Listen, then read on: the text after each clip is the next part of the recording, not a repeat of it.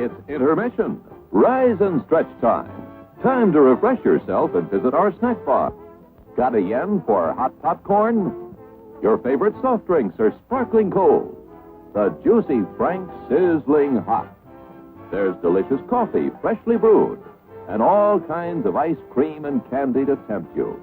Showtime will be announced loud and clear to get you back to your car in time. So stretch your legs. Come to the snack bar now.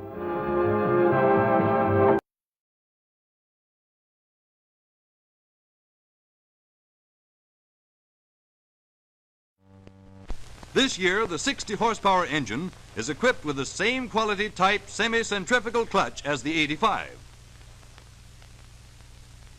For 1942, the 60 has an improved crankshaft. The main bearings are longer, and the pin bearings are larger in diameter, both resulting in a sturdier, more rugged shaft, longer bearing life, and smoother engine operation. And this year, the 60-horsepower engine is on a par with the 85 for accessibility. The low grill, low wide radiator, and the mounting of the fan on the crankshaft give more room for mechanics to work. Improvements all, changes and advances that set a new standard for the low-price field. And remember, these many new improvements are in addition to the proved Ford features that have set the tempo for motor car progress in the past. Every one of these features and improvements are to be found on each distinctive body style. The deluxe four-door sedan, roomier than ever before. The deluxe two-door sedan. The deluxe coupe. The deluxe business coupe, a brand new body style this year. And the new deluxe convertible club coupe. The business coupe has a divided seat back that pivots forward to permit easy access to a big compartment for luggage or salesman's samples. When this space is not used for luggage, 2 additional passengers can be carried on the small auxiliary seats that fold down from the sides. These seats make the business coupe a 5-passenger car. The 1940 Deluxe Convertible Club Coupe has a vacuum-operated automatic top that can be raised or lowered with a movement of a knob conveniently operated from the driver's seat. This costly feature is regular equipment, not an accessory at extra cost. Another outstanding example of the Ford ability to provide high value at low price. And here are the new lower-priced Ford cars for 1940. First, the 2-door sedan. The 4-door sedan. The coupe, with plenty of room for 3 big passengers. And the business coupe. Like the deluxe, this car has 2 small folding seats for extra passengers. Here are the cars for those prospects who demand a lot of car at a low price. They are available with either the 85 horsepower engine or with the 60 horsepower engine at a much lower price. From this brief review, you can see that in 1940, Ford again has made tremendous strides in automobile design. 22 improvements, every one of them carrying a big sales appeal. The big job now for every Ford salesman is to see to it that every prospect knows about these new improvements, as well as the time-proved features of Ford design. At announcement time, you're going to meet more people than at any other time in the year. Let's start carrying the ball on announcement day and keep it up throughout the year. Contact, demonstrate, sell the big new car with the big appeal. It's Ford for 40.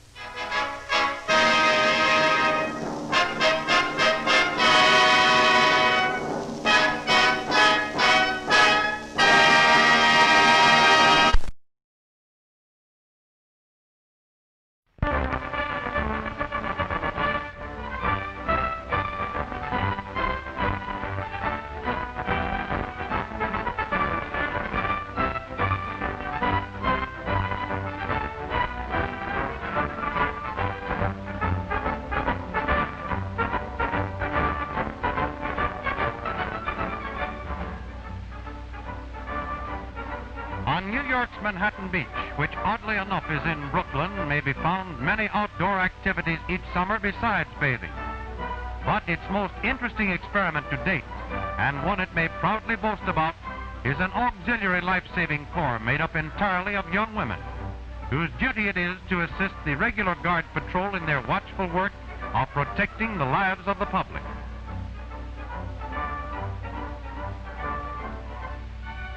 To the office of Recreation Manager, Mr. Clare B., come hundreds of young applicants, all anxious to join the seaside service. After a careful check as to general health and athletic ability, those selected for a tryout are taken to the medical station and given a thorough physical examination by the beach doctor.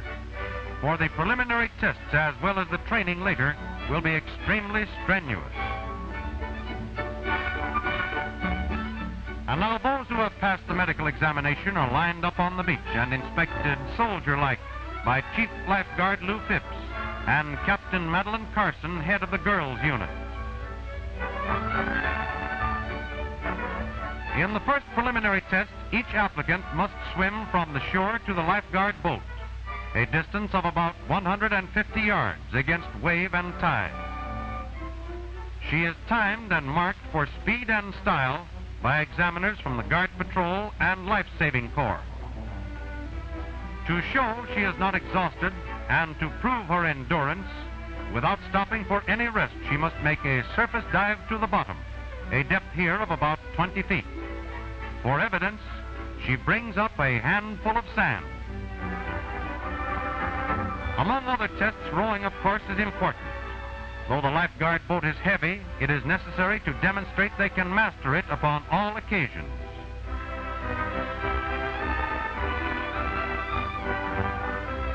Exhaustive tests have eliminated many, but those that remain are now ready to take the training. Instructions begin with the proper method of breaking various holds, such as the front strangle, for a drowning person will grab anywhere and hold on for dear life. Another dangerous hold is the double wrist lock, which must be broken in a firm manner, for otherwise the rescuer would go down with the victim. Two people locked in each other's arms also present a serious problem, unless efficiently handled. After a hold is broken, the right method of water carry requires one arm to be kept free for swimming. And now the girls are shown the right way to carry and to pass a drowning victim from one guard to another, known as the Pony Express. The victim is held firmly and securely to prevent slipping or falling, yet at the same time as gently and comfortably as possible under the circumstances.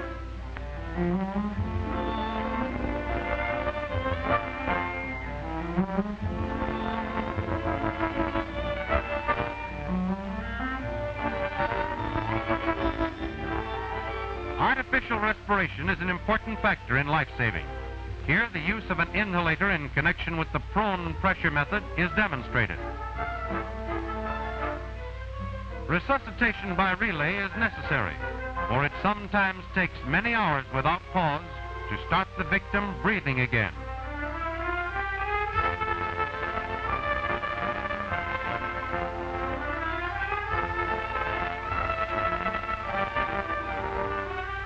The girls now carefully watch how a victim is placed upon a stretcher, always held so that the entire body remains in a horizontal position.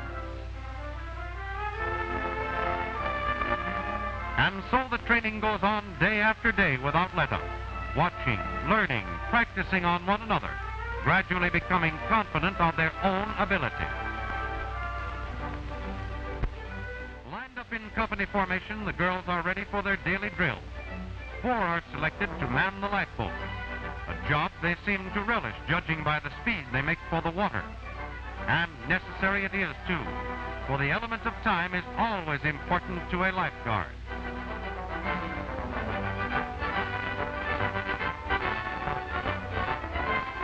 More practice, this time in deep water. She throws out the anchor to hold the boat in position, dives overboard, and rapidly swims toward a make-believe victim, holding her head high so as not to lose sight of the subject.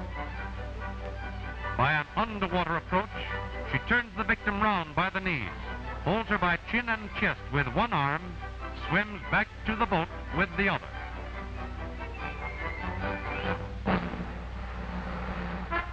Every morning, the troop assemble and take their swimming exercise.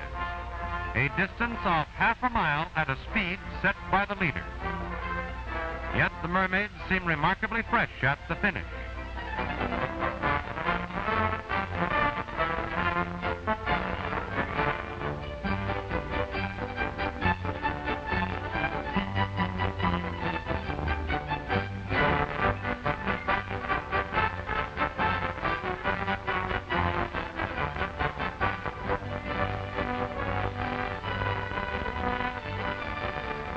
To make sure no one has fallen by the seaside, Captain Carson calls the roll of her company, a company any commander would be happy to inspect.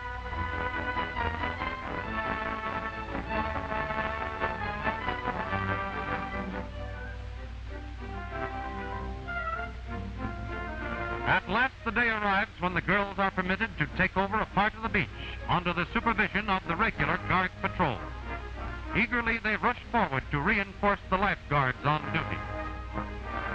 The many hours spent in training and drill now take on definite meaning.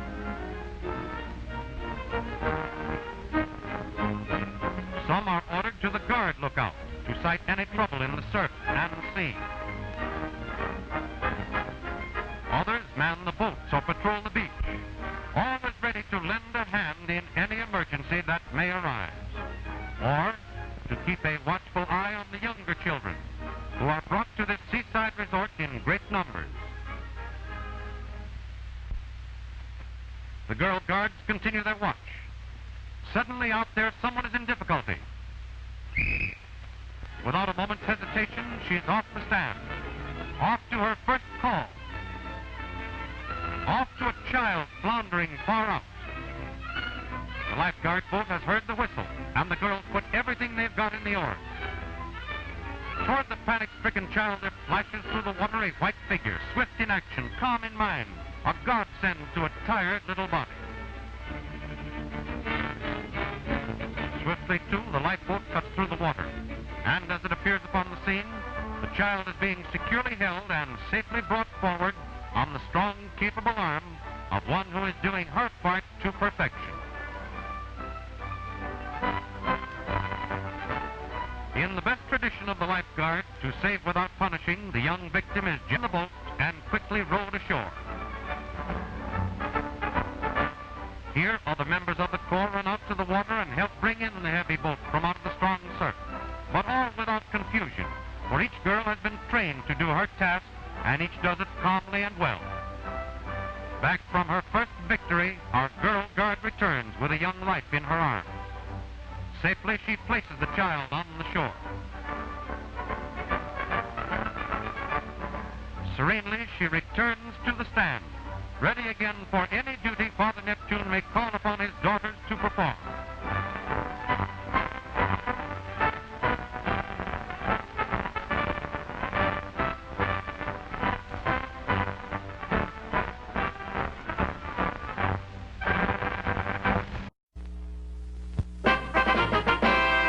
Gallant Sir Snickers and faithful Squire Good attended a tournament there in the wood. Squire polished and shined his master up bright, and then sent him forth to fight the Black Knight. Uh-oh! Squire gulped, for right there and then, the villain hit Snickers, then hit him again. Carry on. The Black Knight then laughed as Squire galloped his way, then downing his visor he charged to the fray, but stopped in amazement. Squire offered from Mars Snickers, those winning and wonderful bars, with laughs and giggles in every bite.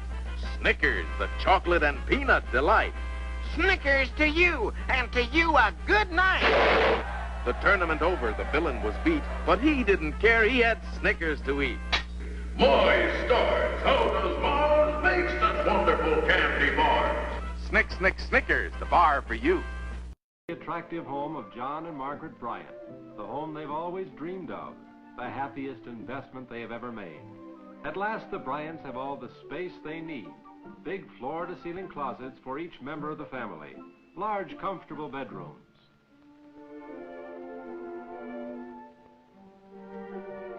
Zoned living areas, a feature in the plan of their home, assure convenience and privacy for various family activities.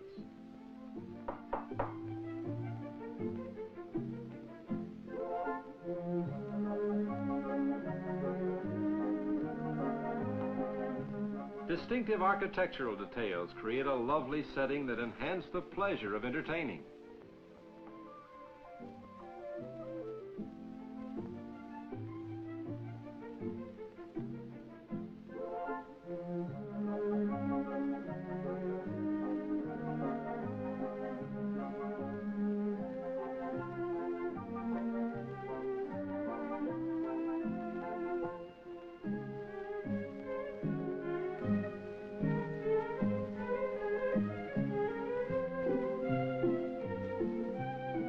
The Bryants have had opportunity for individual expression in this and other interiors throughout the house, in their selection of such things as wall and floor coverings, and the accent colors of fixtures and appointments.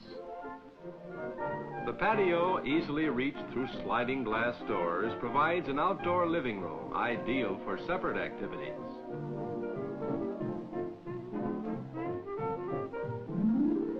At the center of the family activity area, an efficient kitchen saves countless steps and needless effort in the preparation and serving of meals.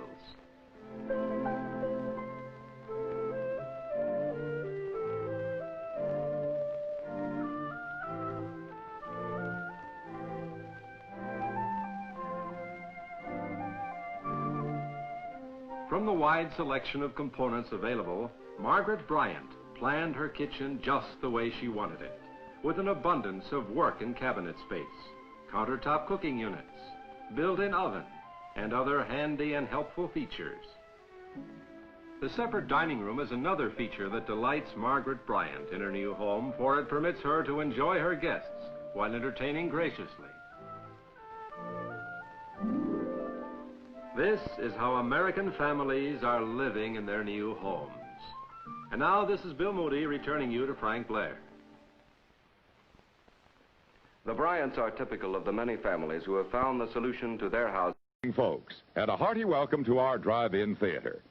We have a wonderful evening's entertainment lined up for you, one that will provide several hours of pleasurable relaxation and diversion for you and your family. Did you fail to dress up for tonight's show? No tie, an old shirt and slacks, a house dress? Well, don't came as you are. We just want you to enjoy yourselves. Don't forget to visit our refreshment center during the intermission or any time. You love the tasty array of oysters. Everything is quality and so good. We hope you'll make this a weekly visit. Bring the family. Bring your friends. There are always wonderful new pictures to see, delightful snacks to nibble, a gay, pleasant evening for all. Oh, a word of caution. Don't drive over 10 miles an hour in the theater area for your safety's sake. And Mom or Pop, go with the kids when they leave the car. We hope you have a wonderful time. Come back soon.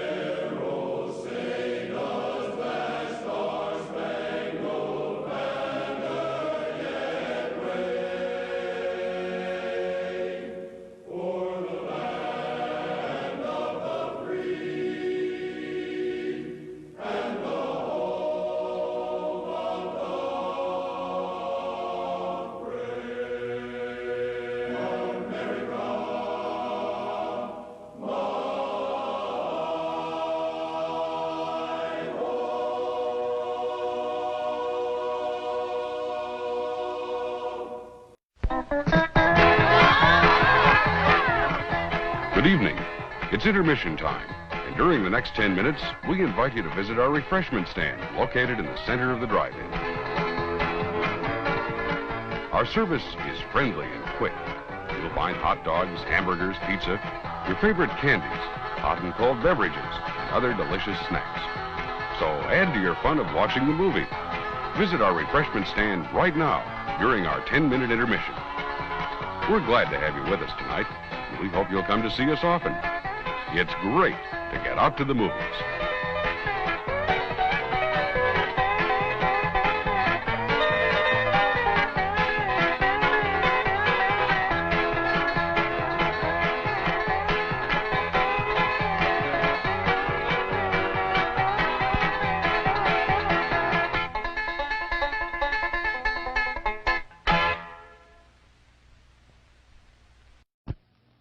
Show starts in 9 minutes. In a beautiful desert canyon not too far away, a strange and wonderful thing happened. But then strange and wonderful things always happen in Snack Canyon. Gosh, it sure is hot. Penguins? In Snack Canyon? Uh-oh, there goes the car. Oh dear, what will we do now? I'm thirsty. This is a job for Clark Crow. Here goes. Have no fear. The power is here. Gather round. Now let's have some refreshments. I'll take an ice cold Coca-Cola. I'd like a tab. Sprite, please. Baby popcorn and candy. There. Is everybody happy? Mm-hmm. Way to go, kid. Thanks, Mr. Crow. You really saved our day.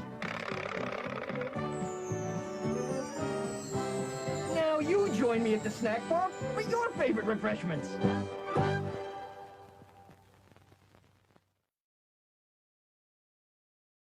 In 8 minutes. Let's all go to the lobby. Let's all go to the lobby. Let's all go to the lobby to get ourselves a treat. Delicious things to eat. The popcorn can't be beat. The sparkling drinks are just dandy. The chocolate bars and the candy. So let's all go to the lobby to get ourselves a treat. Let's all go to the lobby to get ourselves a treat. Show starts in... I'm sorry, sir. This is a private mountain. But I only wanted it. This mountain is reserved for patrons of drive-in theaters. But it's a supply depot for all sorts of good things, which people can get at the snack bar. Like soft drinks, hot dogs, good hot coffee, candy bars of all kinds, delicious popcorn, and refreshing ice cream treats. But I am a patron of this drive-in. Well, why didn't you say so? Be our guest.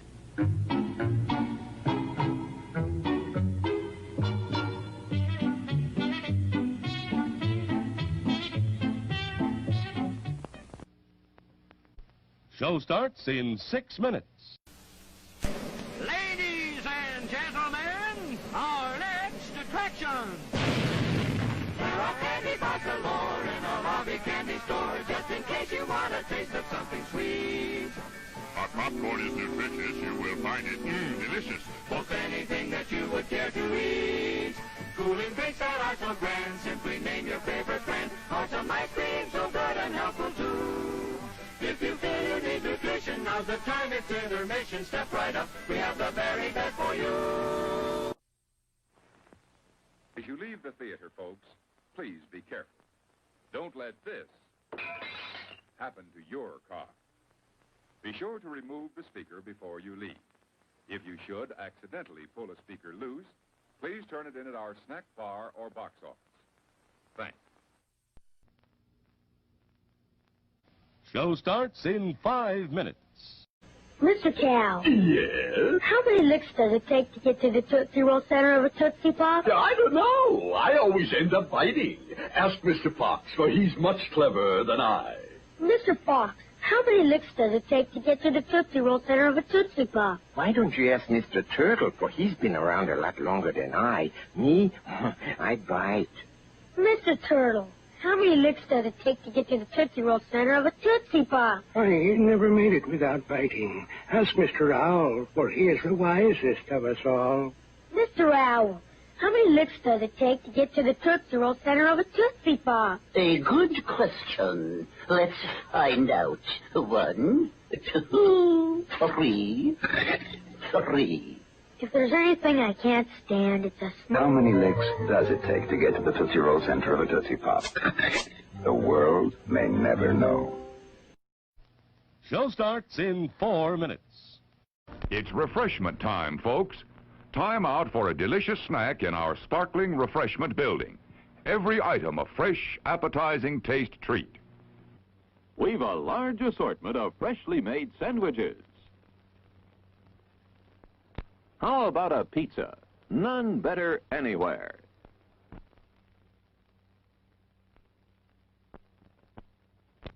Sizzling hamburgers grilled to your taste. Mouth-watering chili dillies. Dog days, hot dog days, that is, somehow have a way of turning out to be fun days. The pop and sizzle of the juicy meat seems to say, come and get me, I'm done to a turn. Yep, hungry or not, it's hard to resist the tantalizing aroma and taste appeal of a sizzling hot dog. The nice part of it is, there's one waiting for you right now at the refreshment stand. Show starts in 3.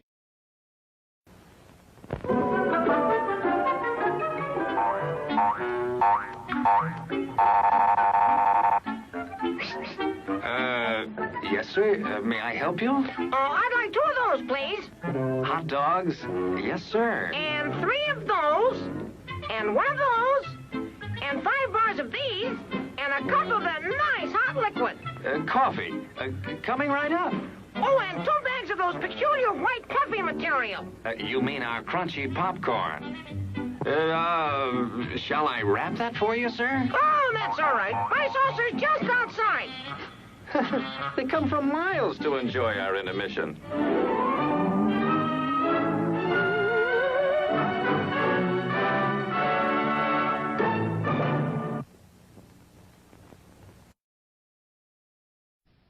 Show starts in...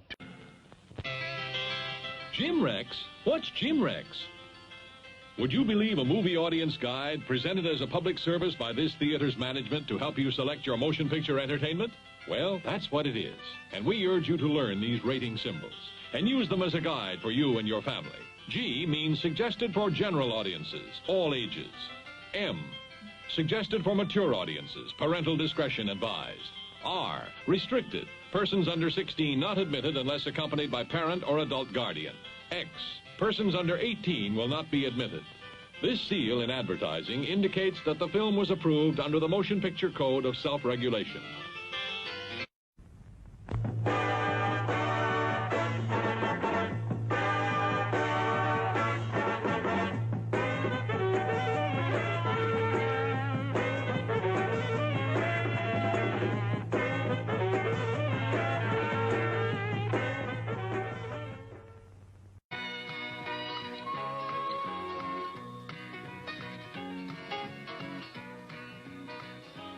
We're now just 1 minute away from the beginning of our next feature. For your convenience, our refreshment stand will remain open after the feature begins, so you still have time to add to the fun of watching the movie. Before we begin our next feature, we'd like to remind you to replace your speaker before leaving the theater. If it is accidentally damaged, please notify someone at the refreshment stand. Again, thank you for coming out to the drive-in tonight. As you leave, please drive carefully and come back soon.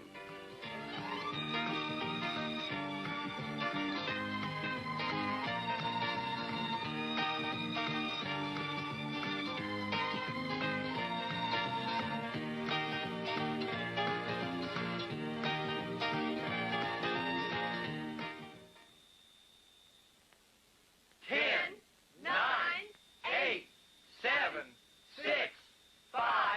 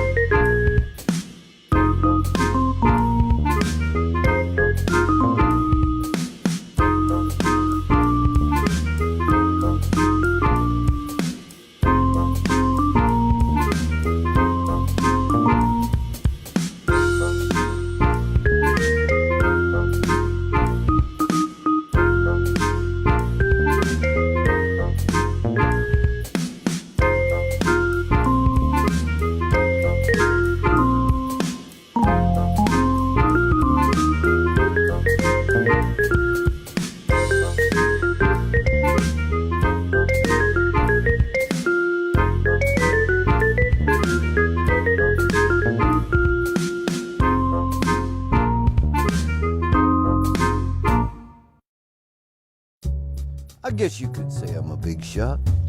What with being on the news and everything, it really wasn't always this way.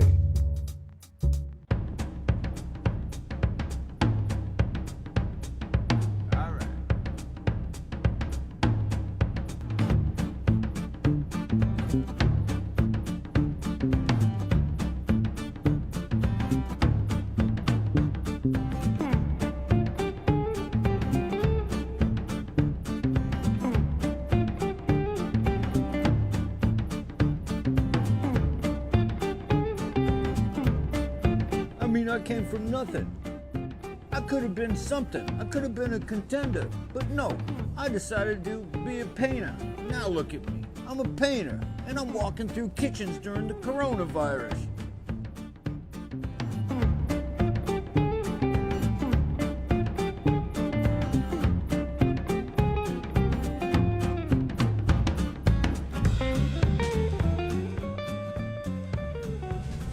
What would you like to drink?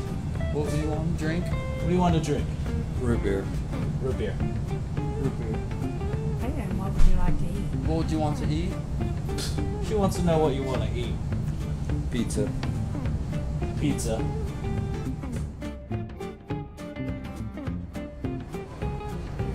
Whoa. Can I have Brad's autograph? Who wants your autograph? All right.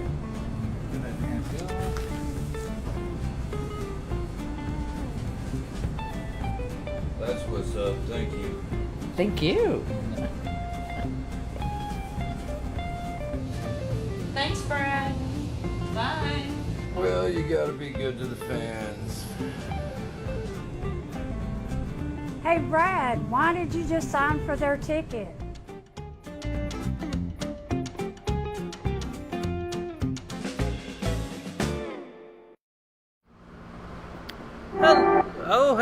Hello, everybody. Good to see ya. Hello, everybody. Mr. Big Shot is refusing to actually refuse. Hey, how you doing? Hold on, you turned your microphone off. Oh, I did? Yes. Mr. Big Shot doesn't No, know I how. didn't. Look. No, I know. It needs to be green. means on. Probably put it in your breast pocket. Hey, how you doing out there? He's ruining the gag we went through just before the show. But Mr. Big Shot over here is refusing to be on camera, so Hey, where's my own camera? I need my own camera to pull this thing off. you have your own camera. It's over there. You're taking all my FaceTime. What can I say? Anyway, so thank you guys for joining. I'm out of here. Where's my agent? For joining the Corona Canvas penultimate episode. That means the episode before the final episode of the season. Hold on, I'm not ready for you. We're having trouble with your new microphone because you keep moving. Hey. Okay, we got a new setup, if you can't tell, for what's the problem? For the A-lister here. I'm gonna start doing some workout videos, so I got me one of them fancy microphones. Mm-hmm. Now I'm in the big time. Mm-hmm. This week you're gonna be able to hear me, all my opinions. If you are so inclined to listen to his opinions. Maybe you didn't know it, but the Fox 4 over here in DFW showed a little story they did about us. Big deal. Big deal. They showed it 4 times, ladies and gentlemen. Opening of the news, 8 a.m. We're rocking over here. Anyway, so we got him on some. There we go. There's your audio. Hey, somebody tell me if I'm coming in echoey. There we go. Okay, I will mute your audio because you probably are coming in echoey if you sit here. I'm But way back here. check it out. Let's cut to the Corona Cam. You can hear me. Oh, it's upside down. Why is it upside down? Hold on. Hold on. You're upside down.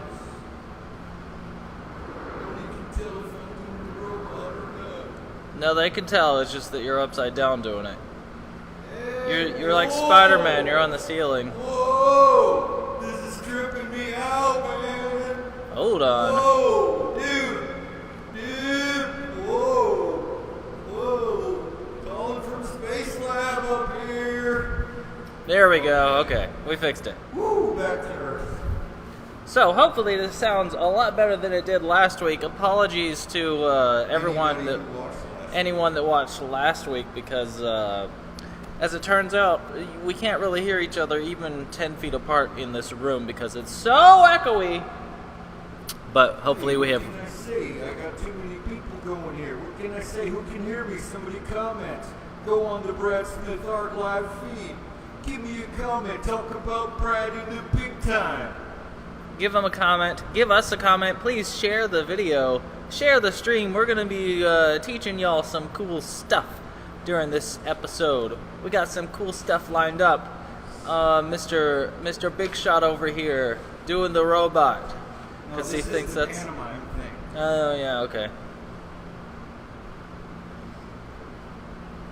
Ladies and gentlemen, you give them new, expensive equipment, and this is what happens. Cameron, how are you doing, my friend? Not great. What's been going on with you this week? I see you never made it to the haircut. Neither did you. Hey, I didn't Nor know should I was anybody. another The time. coronavirus has, not to get talking about that because that's not what this show is, but everyone be What careful is this out show there. about? We have tell reached me. a new spike in Texas, so y'all be careful out there. We're back to Corona hiding. So it sounds like okay. Carol says Mel and Carol are present, and Chrissy says the sound is much better.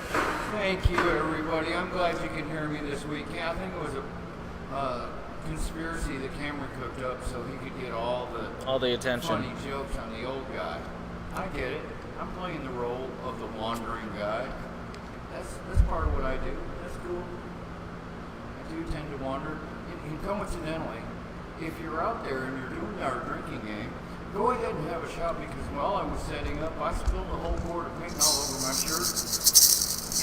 And your in pants. the street and in the gallery. In the gallery, so I spent 30 minutes cleaning that up. that's not actually official rule of the drinking game, but I guess it can fit under a wet on wet because. Oh, and also we're using a slightly different way to stream today, so hopefully the signal, the clarity is a little bit better, which is great because we're making art here, so we need clarity.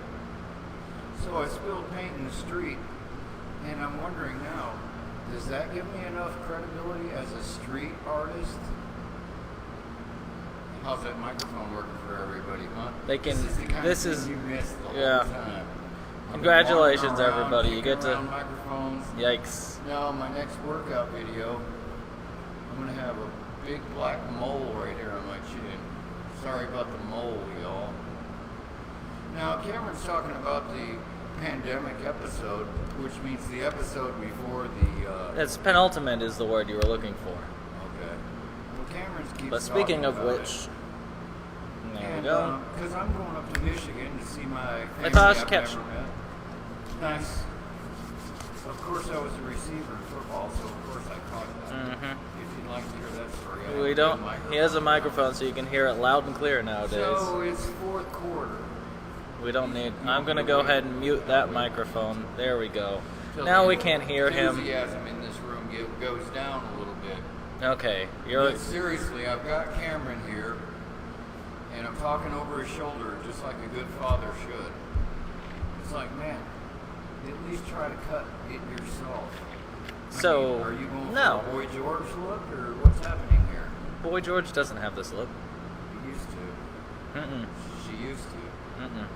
And also, Boy George identifies as male, I believe, or at least I'm non-binary. not trying to be offensive. Hey, I don't know these things. I don't even know if my mobster accent is appropriate. Mr. From Chicago doesn't get it. I mean, Don't do we accents. don't know this kind of stuff here in Texas. We don't even know Italian people. It's true. We know Sicilian. That's about it. We just like the pizza. Speaking of the pizza, if you notice, we got a new sponsor here. Yeah, if you saw our ad from the neighborhood. If you saw our ad, the location that we filmed in is longest running Burleson business Gina's Pizza. Gina's Pizza. It's not pizzeria. I think it's just Gina's Pizza and Pasta or something. But anyway. Pizzeria's a little too fancy. Thanks, Gina's. He's gonna do a mural in there. It's one of. I've been going there literally my whole life. I talked to Gina about it when she was around. She says to me, Brad, you know, over here in Burleson, they didn't even have pizza when I got here in '74. That's not a bad Gina impression, except you're getting rid of a lot of expletives. And she said, like, and that's his censoring noise. She says to me, hey, Brad, when you do my painting of me, make sure my daughter's in there, because she's the one who runs the business. I just got the recipe. I got it from Sicilians in Italy. She had a little more feminine of a voice. A little bit. Sorry, Gloria, if you're watching. Gloria, you are the sweetest lady. Gloria now runs the operation over there. She's the one that was in the video, the long form version of the video. Yes. Available on our YouTube page. Yeah, we didn't have time in the short version of the commercial, but she probably didn't see that if she saw any of it. Yeah, well, I meant to send her a text with it on there, but I had lost her number, so go ahead and drink on that. Take a shot. He lost the number of one of our sponsors. Thank you, everybody. I'm sorry, hey, Gina's.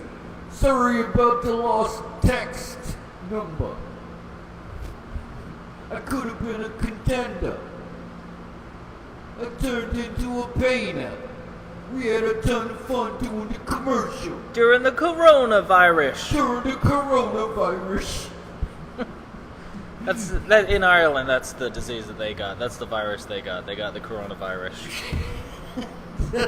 Instead of. Hey, is that what happened to your hair?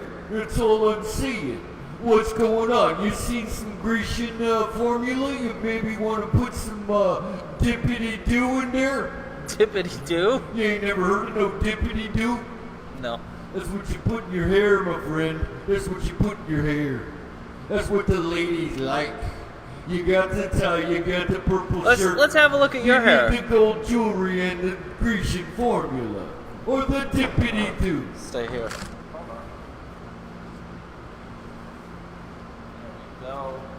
Oh. It's someone who's the professional here, apparently. Oh, okay. That hat changed everything.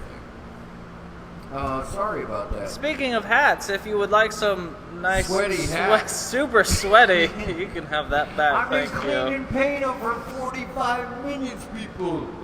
Give me that hand sanitizer again, please. Oh yeah, please take that. Gross. If you would like a non-sweaty hat, but would like to support our show, and you could get a fresh hat and maybe some painting shirts. By the way, y'all, head over to threadtats.com/BradSmithArt. Such an astounding week. Last week. Even though you couldn't hear it, we made so many sales. So many of y'all out of shirts. I had to wear so many shirts this week just to get y'all some new sweaty shirts that Brad was wearing. So they are. Third person because I'm the big time. He's big time. I got on the TV. In the hood, that's called the TV. So anyway, they're ready to get shipped out. Please go to threadtats.com/BradSmithArt. Keep our show on the road, so that we can go to the internet. He doesn't know how it works. He's a big shot, so he doesn't have to join the rest of the world. Somebody sent me some new shirts to paint, and I'm a big shot over here. My mama came and seen me this week. My mama and my sister came in to see me this week. They let her right into the hood, the neighborhood. So anyway, Bradley. Oh no, you can't just keep saying that.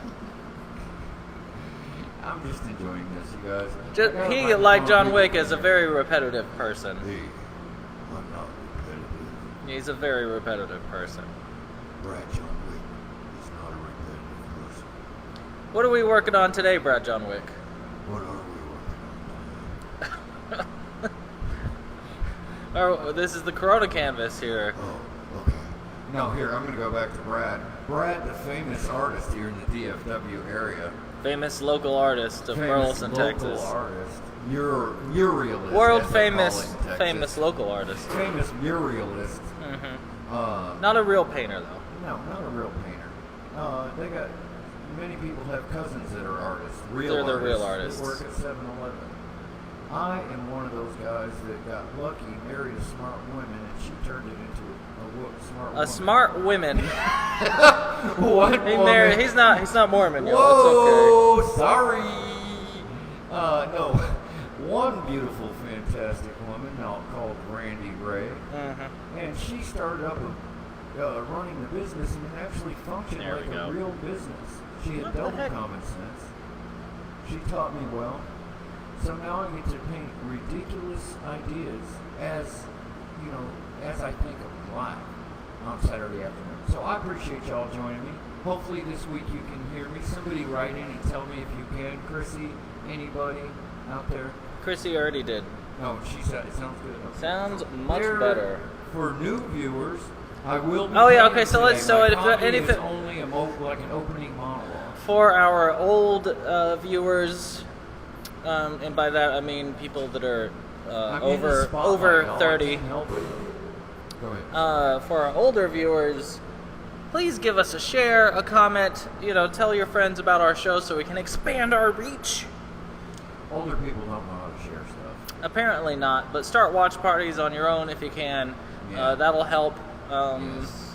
And for our new viewers, Bradley, who are we? I'm Brad Smith, Cameron's dad. And I'm a big shot. He's a big shot if you can't tell. I'm a big deal if you can't tell. Yeah. I could do this accent the rest of the year. I mean, you kidding me? It almost sounds a little bit like one of the Cuomos. Am I a Cuomo or not? No, definitely not. Me and the Cuomos, we got a thing going on. What with as many people as you're inviting over to the studio, or as much as you. Neighborhood. He's my man. He's my governor. How would you say that? Sorry, y'all. I got a microphone, so I'm really kind of going over the top. Yes.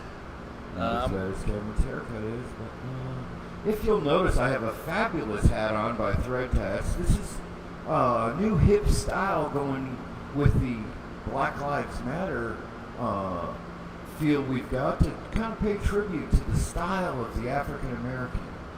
This is sort of what they call a snapback hat.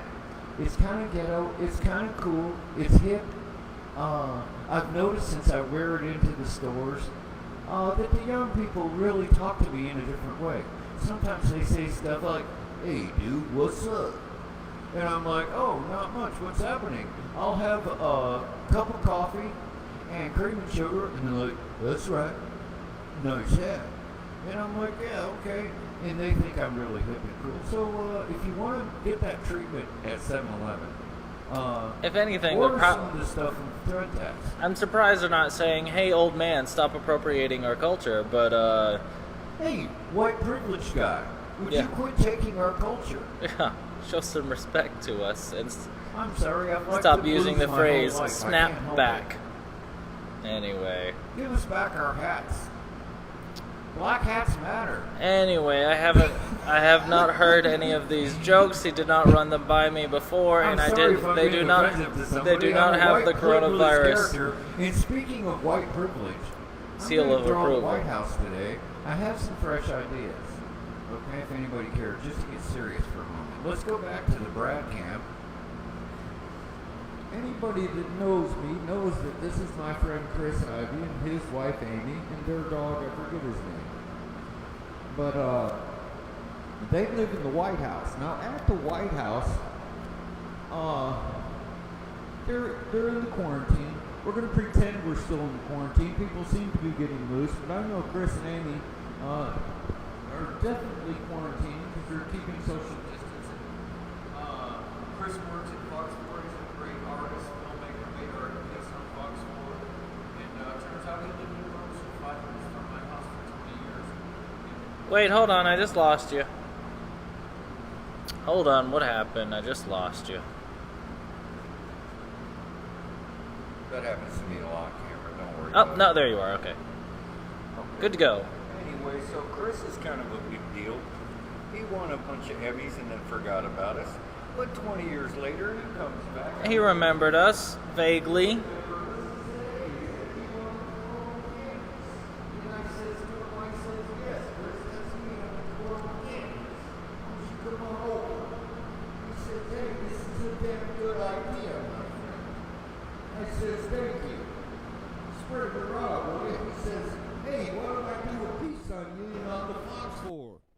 He says, it's a pretty good #1 station in DFW, which is a pretty large market.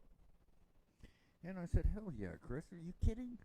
Let's rock and roll. So we just, he came over here and filmed for a couple weeks, and it was super cool. Or no, he didn't come over here, but he only came over here for a couple days.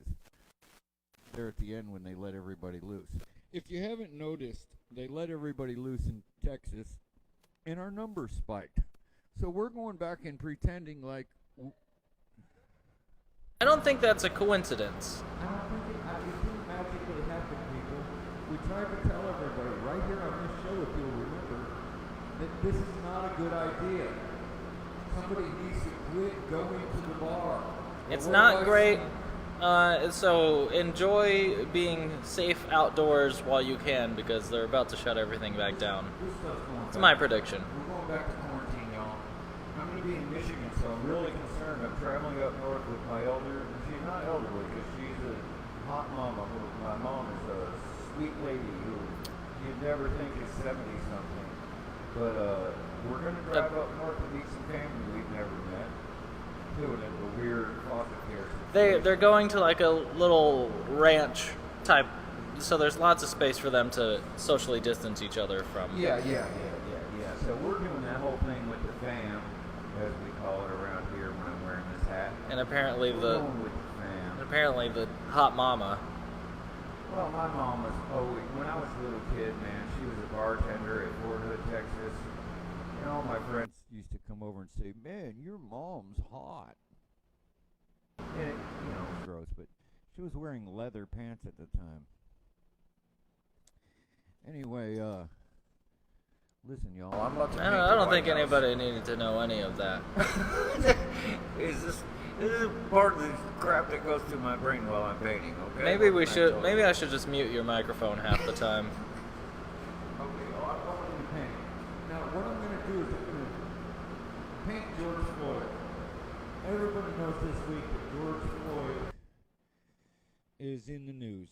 And everyone in every city has painted a George Floyd mural. And he deserves it because this is wrong what happened to him. It's horrible to see. So I think what would be appropriate next to the White House, this is the house where all the white folks live in this little neighborhood. Now Grandma's up here smoking in the attic. Dad's down here watching TV, watching all this chaos. And they've built a barrier around their house. Not any of the other houses, just their house. Because it is like the White House. This is the White family. And I'm not saying they're privileged. They have their own issues. I'm just saying they're white and they've got their own bubble. We're all living in a little bubble. If you follow our little show, you know that I make little, I like drawing this architectural stuff, but also I like having a little bubble of things that are happening. This beautiful mother and daughter are upstairs dancing. Mom's putting her to bed. Sure, they're in the house and not going out socially, but you know, their life's pretty good. This is some other kids that are out playing in the front yard, but there's also kind of a whole kerfuffle going on over here in the next scene, which I will discuss here shortly. So what I was going to do is go ahead and look for a picture of George Floyd. There's a lot of them. Is there? There's a lot of murals, but I want to do something different. You're literally doing a mural. No different of George Floyd. I see. Oh. I need a picture of George Floyd. You have a bizarre... Oh, okay, I see this. He has a weird relationship with Siri, y'all. I don't know if I wanted to see this. That wasn't the photo I was looking for. More photos of George Floyd. There we go. That's a better shot. Okay. You know, this show here is basically Cameron and I doing an art show live, talking about what happened this week. And there's no way you can't hate George Floyd in this. Well, we could have done that last week even, but we're... I don't know. Well, it's still an ongoing... I didn't want to jump on that because I wanted to draw a serious issue to the larger subject, which is police brutality. But it's still all going on, so we'll go ahead and throw him in the mural. Oh, look at this great picture of Mr. Floyd. Show it to the Corona cam. He's here with his kid. Or someone. Can you see it, Cam? Yeah, oh yeah. Look at the hat he's wearing. Exactly the same color as the one I'm wearing. Does it say Brad Smith art on it? It's also a snapback. So I'm just saying this time I'm paying tribute to Mr. Floyd. Although I'm not going to use that photo. I'm going to use...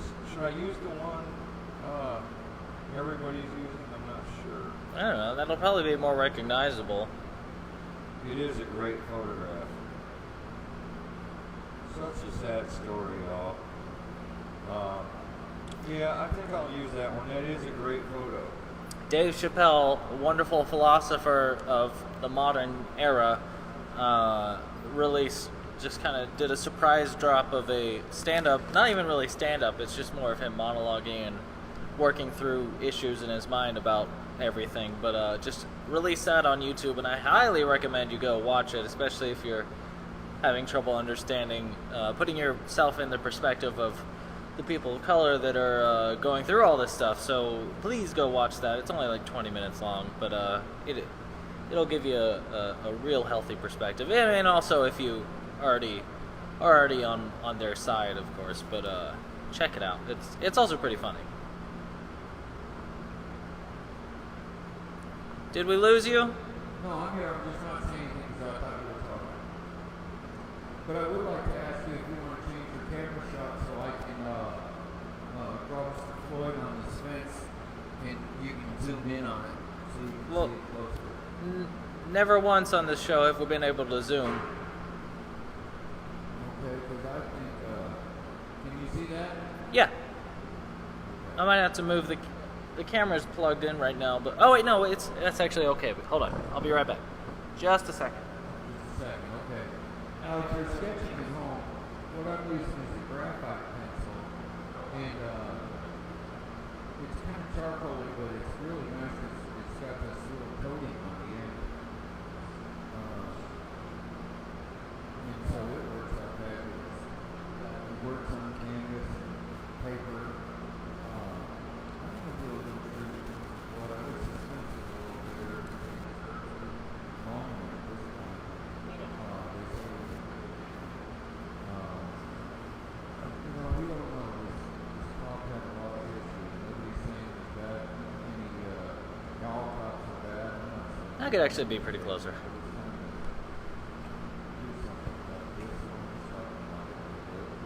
also, this Corona thing is coming back.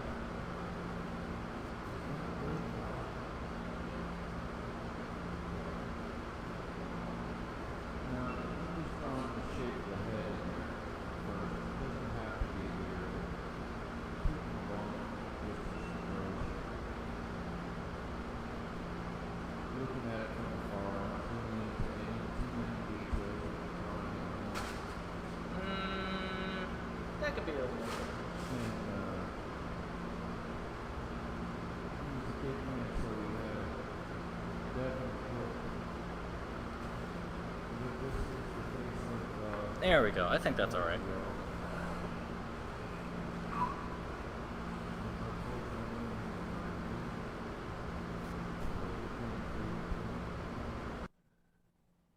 And it so makes me so happy to see artists everywhere painting murals of Mr. Floyd.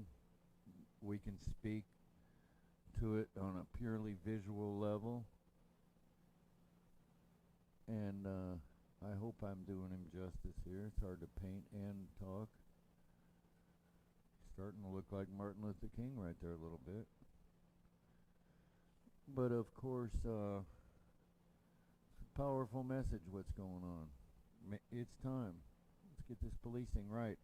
I do want to mention to y'all that I don't really think, not that my opinion matters, I'm just a privileged white guy over here, which is, I'm not being facetious. I know I have a lot of privilege.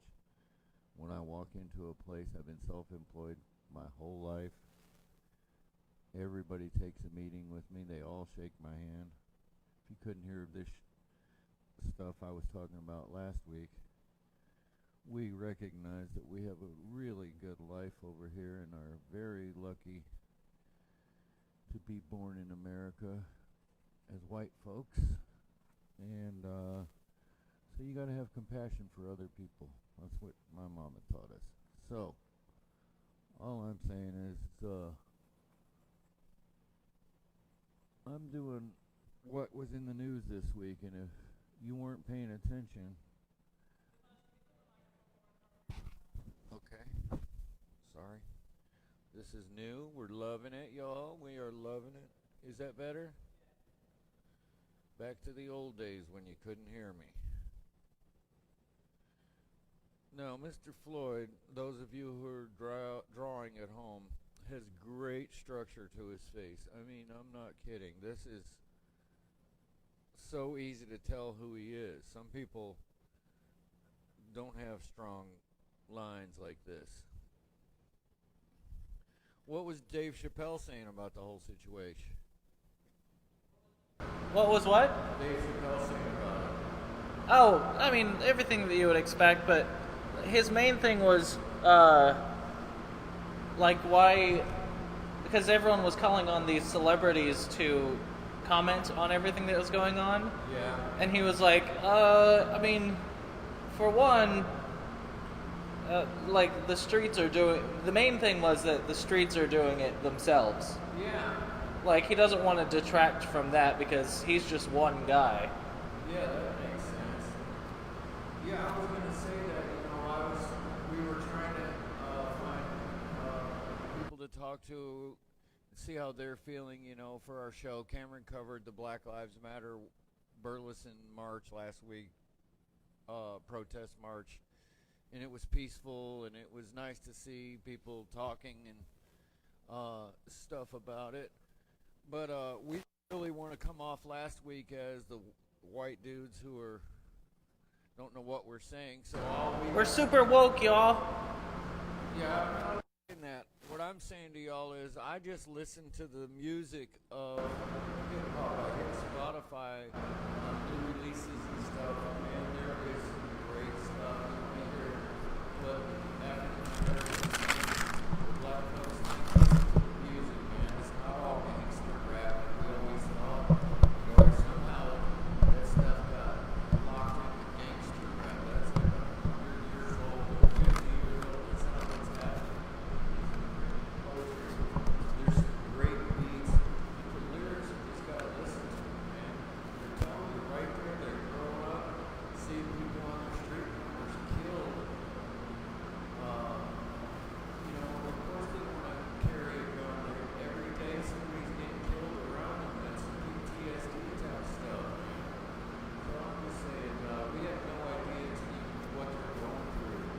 We criticize them. I hear it all the time. People tell me, yeah, well, how they expect to get the rest of the world. They can't even keep Chicago safe. Well, obviously there's some deep-rooted problems. I used to live in Chicago, and I told this story last week. I don't know if anybody heard it, but we were involved in a situation where my school had us white kids go down to Martin Luther King High School in Chicago for one day each year for a couple years, and then those kids that we made friends with came out to our little town, McHenry, Illinois, And we thought we were really cool because we had such a great world. Well, we all went to this one malt shop all the time. And the auditorium thing when we were at Martin Luther King High School, which was a trip because they had metal detectors when you came in, and it was cops everywhere inside the school, so we weren't used to this kind of thing at all. And when it came time in the auditorium, we had a little speech, so I invite these guys. I'm like, you got to go to this shop, malt shop, where we all go, and man, you're gonna think you stepped into time warp. It was just like Happy Days that was on there. I thought, man, we live in such a great little town outside of Chicago. We go over there, and the owner, who I thought was so cool, says, I take them over there. I'm real proud to show off my town, and this is the first place I take them for lunch. And the owner says, get those N-words out of here. I'm like, what? He's like, get those black folks out of here. That's why I moved away from the city. Get away from black folks, and how dare you bring them into my establishment? And this is 1977. So we're all aware. We've seen it. I have people here tell me all kinds of stuff like I'm on their side about this stuff. And so I'm not trying to get preachy, y'all. I'm just saying I've seen it. Now, how does that look with George Floyd, Cameron? That looks just like him. Does it? Good. Yeah. Okay, now what we've got here is a failure to communicate. So what I'm going to do is draw this fence, and I'm going to write on there, I can't breathe. He's shouting it into the white people's house. You following me? And they still aren't paying attention. This is actually the White House. And there's Mike. Mr. Mike. Mighty Mike and I have been working our behinds off this week, y'all. Mike is here. He brought me some lights. Brought some lights later because it gets dark. And if anybody was wondering if El Brado's gone soft, because I've been calling my show off after 7 in the evening. I'm gonna go get the lights set up and stuff. I appreciate you, Mike. I have a microphone to put on you. Oh no. So you're gonna have to say words on television now. There's Mad Mike. Mike's even got a microphone. That's what I'm talking about. Mike's got a microphone. Let's see if he's got anything to say. Mike comes off as really shy, but he's actually a really intelligent guy and a great artist. So, I don't know what Cameron's got planned for the show today, but I'm going to paint George Floyd. Mike, what do you think of my George Floyd over here? I mean, the people's George Floyd.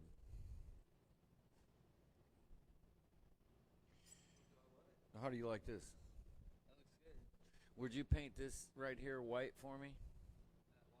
He's going to get you your microphone.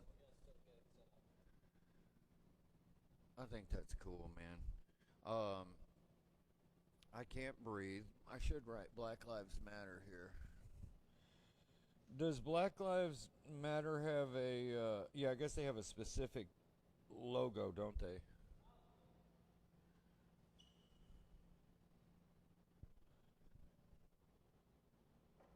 Okay. That is a great picture, y'all. I'm sorry I have to do it after the fact that he's been murdered. This cop had a lot of friggin' problems. It's just not right. So anyway, I'm trying to figure this out. Cameron, you got Mike going? Oh yeah, Mike, what's been happening today, my brother? Got a lapel mic going. Mike's got a lapel mic.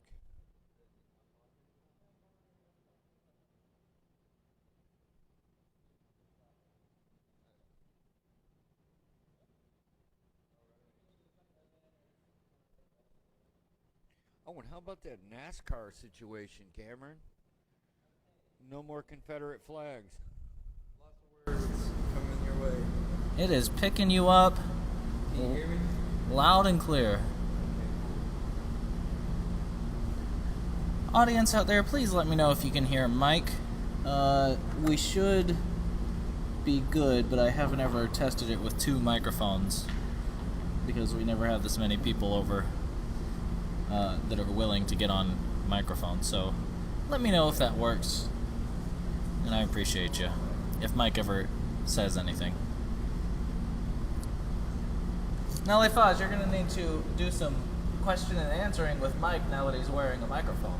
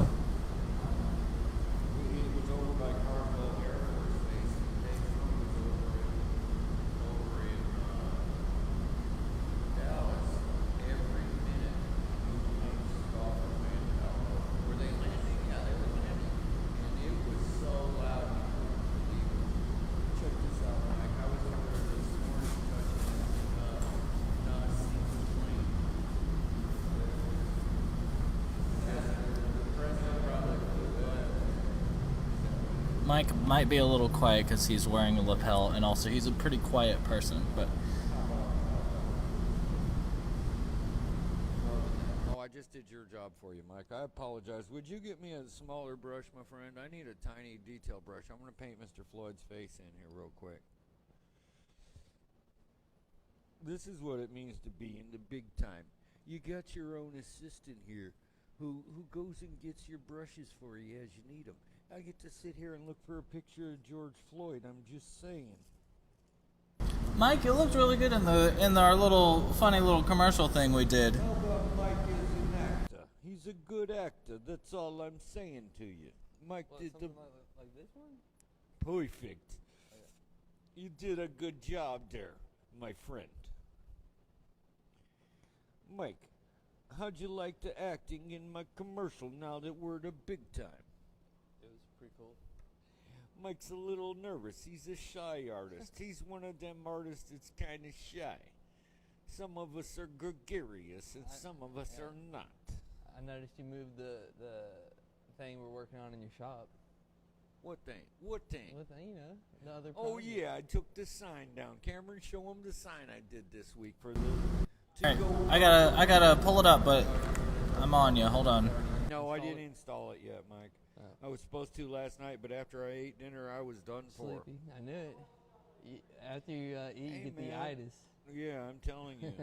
Now remember, Mike, if you go to cussing, we do have small children in our audience. I haven't said any curse words yet. I'm just reminding you from the get-go. And also one reminder, we are also sponsored today by Gina's Pizzeria, the finest pizza. Don't say that while I have a different company's picture on the screen. I said don't mention a different company while you tell me to get a different. Yeah, you told me to. Oh, I did make that order, or request as I would call it. Okay, where's my picture of George Floyd? Are you going to talk about this sign, or is it just up here for no reason? Hey, I don't know where George Floyd went. How do you go? I guess that's a no. All right, Brad. I gotta write George Floyd again in there. I mean, I don't know how this works. Talk about the margarita to go sign. Oh, okay. Well, there's a young gentleman named Matt over here in B-Town. I call that Burleson is B-Town to us in the hood. And no, I better not do an accent when I'm talking about my new client who hired me to do a really super cool sign. And the shocking part is that they even let us sell margaritas, let alone to go. I mean, thank you, coronavirus. When I was Coronavirus drive-through. when I was growing up, Burleson was a dry town. You know, it's just dry until the margarita place is open. And now you get to have the margaritas in the drive-thru in your car. The daiquiris. What do you need? We got it. No, get them quick because the drive-thru is going to be cool though. But I'm telling you, they're going to cut everybody back on all this. George Floyd. Okay, I'm going back to George Floyd. Go. Images. Okay, where's my picture that I was using? There it is. Okay, y'all, sorry about my accents. I was on a roll. You get to hanging around with Cameron, and the next thing you know, he's got you acting. Mike's gonna do some acting. Where's Mike? Mike? Leifage, before you get off your phone, please give the stream another share. Okay, I'll do it. Let me one thing at a time. Yeah, no, I'm just saying, don't, make sure to do it. I gotta find this great picture of George Floyd again. And I apologize if there's AC noise behind my microphone. There's a loud AC kind of next to me. It's the only way we can work in here. I'm trying to mute myself whenever I'm not talking though, but that might be more distracting than it's worth. You guys tell me.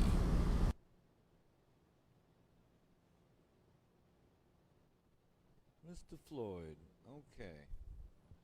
Now, let me paint his face real quick, y'all.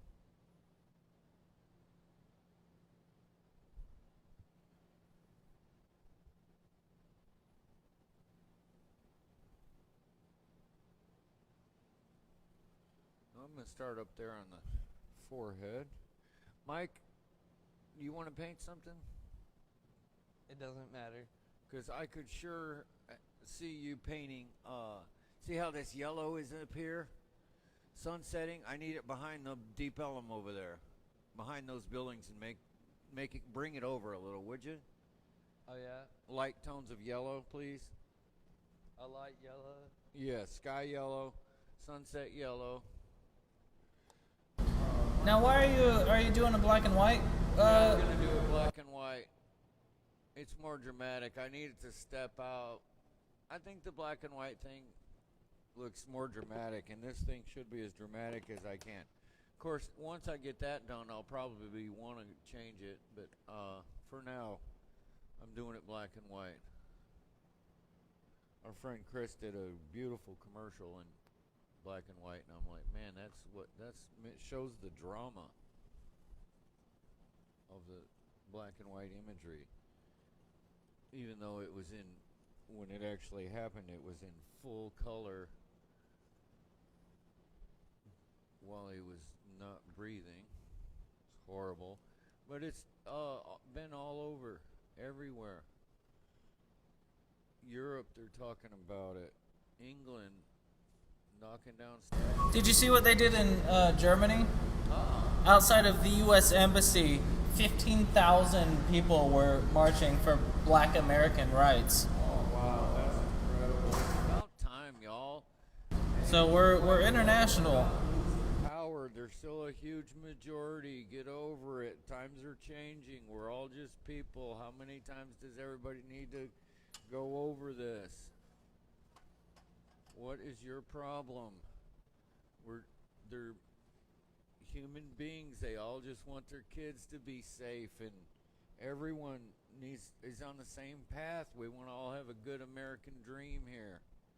I'm living the dream. I admit it. I had a beautiful family and still have an awesome kid. So Mike's my assistant here is also like one of my kids because I've known him so long. Right, Mike? Huh?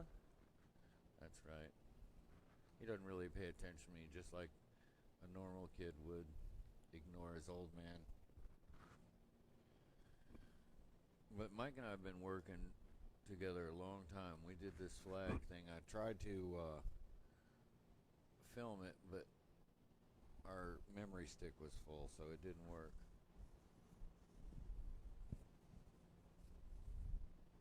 Now what I'm doing is hitting the highlights, but it's going to soak into the canvas.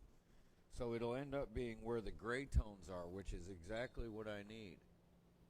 And then I'll go back and hit the highlights on a second coat, and it'll really show up as highlights. See how it's kind of receding into that? This is so fun to be able to tell y'all what I've been thinking while I've been painting this whole time, and y'all can actually hear me. Can they hear me, Cam? Camera can't hear me, that's the trick.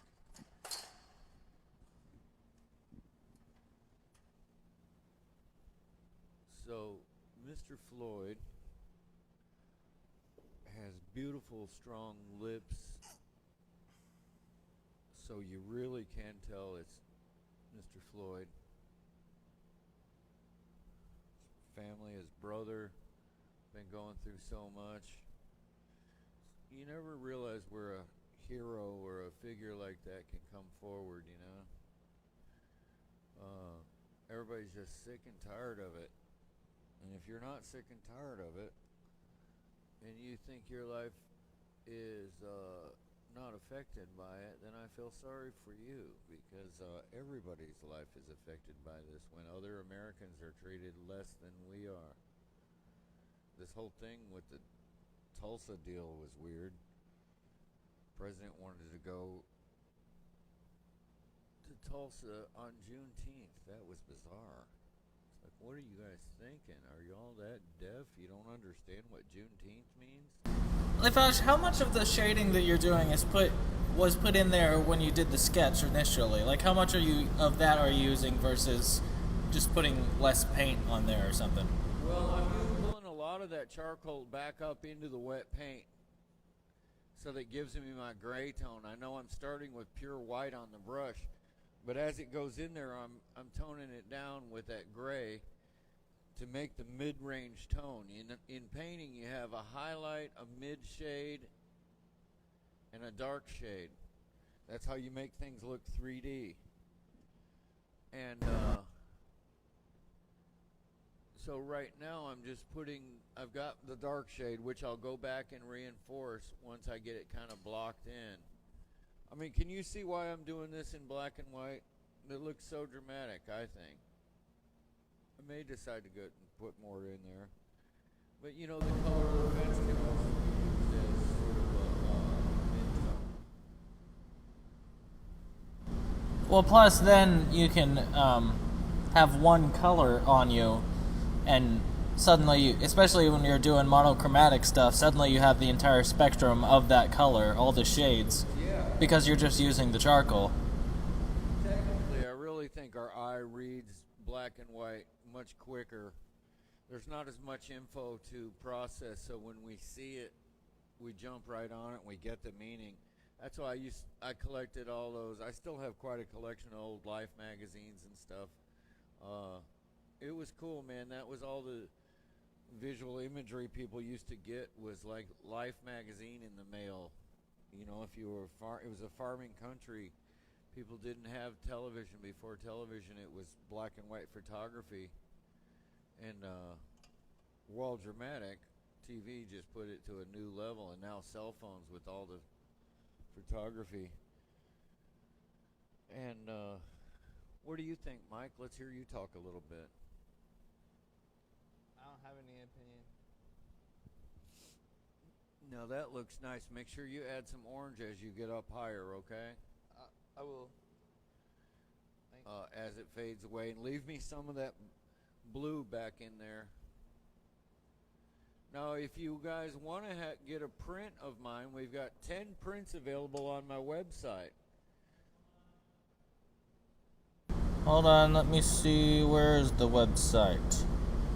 I gotta type up a thing for the website, hold on. My magic web designers over at is it Aquatic Elephant or Aqua Elephant? It's on my website. I forget names of stuff. But these guys are killing it on my website and marketing and stuff. They're coming out with all kinds of products. And now, since I'm going to take a season finale next week, when we come back, we're going to have all this stuff y'all can get. And it is going to be cool. Okay. Sorry, Mr. Floyd, I had to do gross commercialization there. But you know, it is kind of funny when you have the freedom to just paint anything you want, which is what we've been doing here, because sharing ideas with the audience, it's just a blast. And, okay, I'm going to let that dry for just a second before I put the final coats on it. I'm trying to make this look like graffiti. Now, this is the only way I think I would be able to paint this next to the White House. They would probably shoot me. They definitely would tear gas me for this. Because you don't want to protest in case somebody needs to hold the Bible. Sorry for painting Black Lives Matter in white. I'm going to go back over it, okay? Just have to make it really show up on camera. Now, if we don't get hit too bad on this Corona round 2, and come down here to the gallery at Shipping and Receiving, Fort Worth, Texas, near South Side, and come through here and see it, and we've got a stage, and we're going to have a band, and we are going to have a party if they'll let us out, all commingle. Even if all that partying doesn't go on, I still think people could get in here at safe distances and bring their family through. No bumping bubbles, but keep your own bubble to yourself. Now, if I didn't paint Black Lives Matter or something about this week, I would be derelict in my duties as a contemporary artist. I mean, let's face it. This is American history we're witnessing. I think it means more that it's outside the White House, because then that's showing that the white people are not, they're watching, literally right, like 7 feet away, they're watching TV and not even paying attention. Yeah, you're vibing on that now? Oh, yeah. Okay. I know everybody's paying attention, but I've heard white folks say, I just wish they'd quit protesting, and sure, we all wish there was less violence, but man, folks are mad, and they were bottled up from the Corona thing, and they're just been thinking, and they're like, man, do we even matter in this world? I mean, I feel for the black folks, man. They got it rough. Y'all just watch the Dave Chappelle thing. He says everything so articulately, and it's really, really, really good and informative. So anyway, that's my band stand I'm on this week. I'm also talking about, do you want me to tell the Trump story? Should I wait till after our break? You know, President Cam, what do you think? Do whatever you want, man. Okay, well, this week, President Trump came to Dallas, $550,000 for a couple to go to the fundraiser. But, and I'm not going all anti-Trump here at all. I'm not even going to talk about that. What I am going to talk about is this young man that I was getting gas at, once again, 7-Eleven. And this He goes to 7-Eleven a lot, if y'all can't tell. Yeah, we got some fresh coffee over there. Fresh coffee. Anyway, so I'm over at the 7-Eleven, and I'm getting the gas.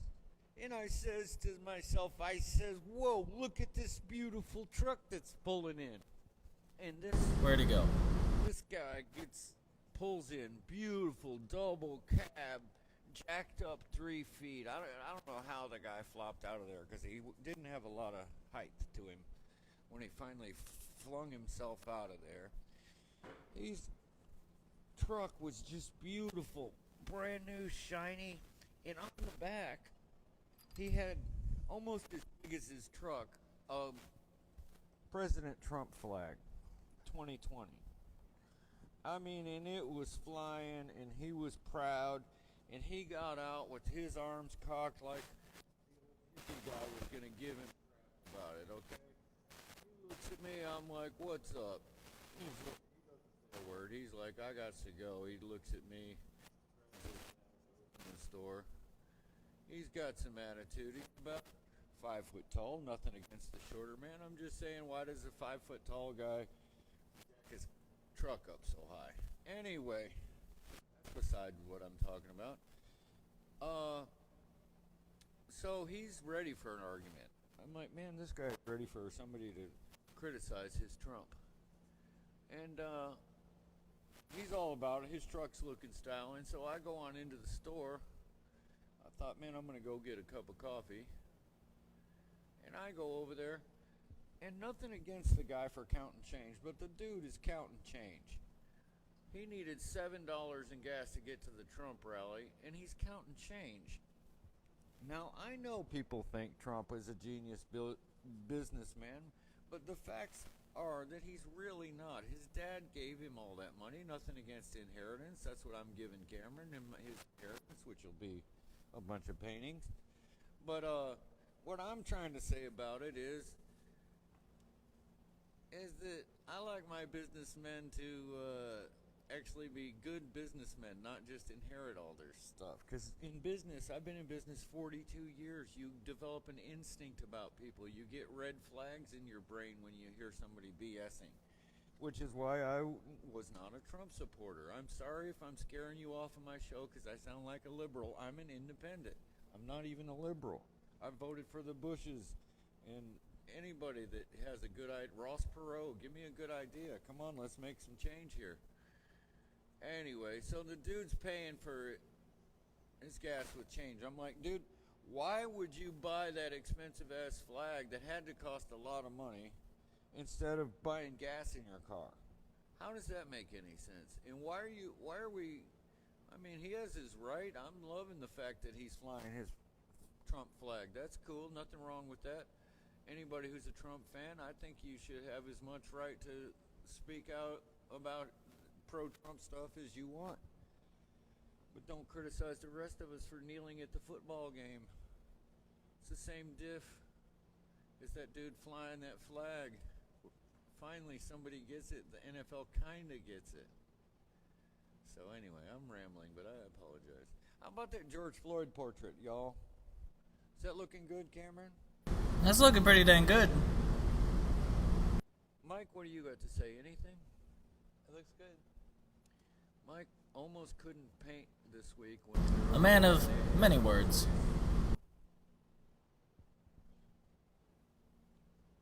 Because those planes were crazy. I can only imagine how people in Iraq feel. Do you remember what Iraq is? It was a place we're still at war. Nobody's talking about it. Anyway. Or about us pulling their troops in Europe or whatever? Oh, well, I don't know what's going on in Europe. No, I know. they pulled a bunch of troops or whatever that we've had there forever. I think it was Europe. It was somewhere. Oh, yeah. Maybe. They did pull some troops over in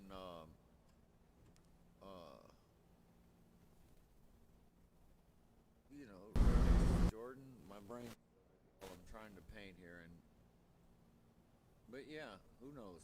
What is this? The Rush Limbaugh show? I apologize, y'all. I got kind of lost there for a second in my head. Now that y'all can hear me, this actually happens a lot. So how does that look, y'all? Does that look cool? Anybody digging it? Anybody vibing on that? It's looking good. Okay, I'm going to go ahead and put I Can't Breathe in another color, probably like orange. I really want to stand out. The sun is hitting me over here, so I'm sweltering. You're sweltering? Well, I'm sitting right directly in the sun. As it happens, you know. Look at that. He's big time sweltering. Hey. Hey, Black Lives Matter. Hey. Now, how about that next to the White House, huh? Now, Cameron, one thing I would like you to keep in mind, if I can get you over here to move this camera, that would be nice. I'm gonna now paint the old white guy in the, which is basically me watching the TV and not noticing, because I got a Western to watch today. Hey, maybe I'll watch The Sopranos again.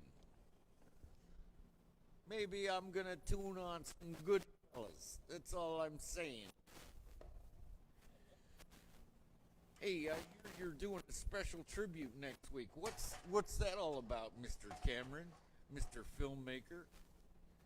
Anybody who doesn't know my boy, he's a filmmaker. He makes the movies for the TV. We're not going to be talking about what our plans are for next week because that would be spoilers. People, I don't want to spoil next week's episode, but it's the final episode of season 1 of the Corona Canvas. And then El Brado's going back to Michigan where the mob begins. Okay? I'm just saying, my dad was all mobbed up and grew up in Michigan. And it didn't turn out so well for him. Other than he had 3 beautiful kids. Who all somehow became arty farty.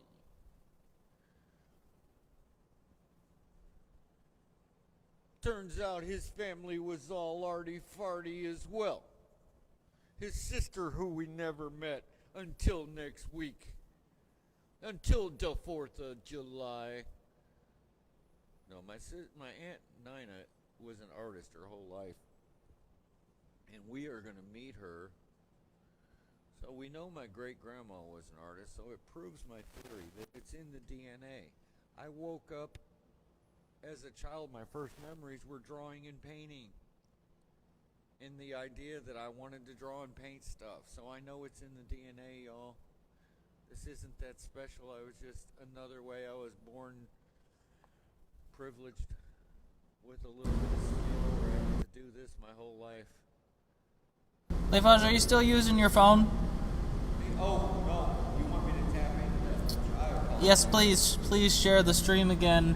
And as you do that, I'm going to mention that if you would like to support our show, please visit bradsmithart.com, buy some prints. There are 10 prints available right now. And you can get them in select sizes, and they'll ship them directly to you. You can also, if you want to buy one of the painting shirts that Mike and my dad are both wearing, Mike is wearing the button-down form, and my dad is wearing a regular t-shirt. You can go to threadtats.com/BradSmithArt. Please give our show a like. Subscribe to us on YouTube if you can. Go to Facebook as well. Please share our stream. That helps the algorithms fix everything. Please turn down your phone.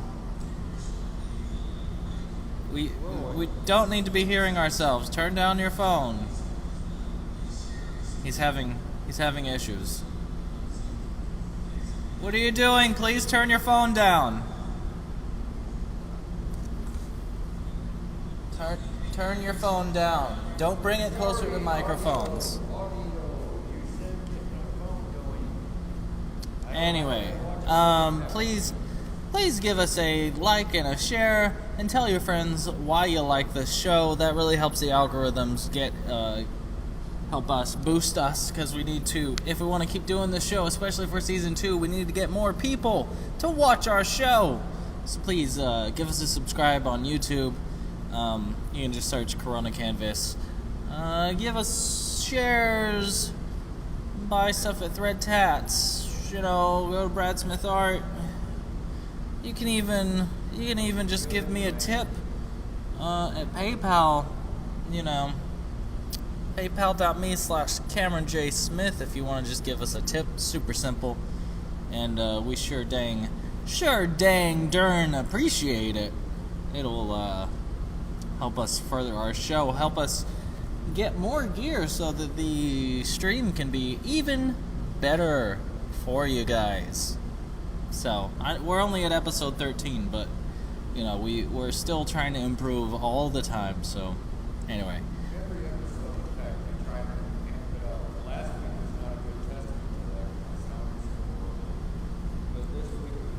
But that's why we invested in microphone gear. And despite it being the worst audio-wise, we're still sold a lot of merch, so we sure appreciate it to anybody that bought some merch. And if you buy merch, and if you buy a print, there's a good chance that you'll be lucky enough to get a Brad Smith original sketch or something coming along with it. So.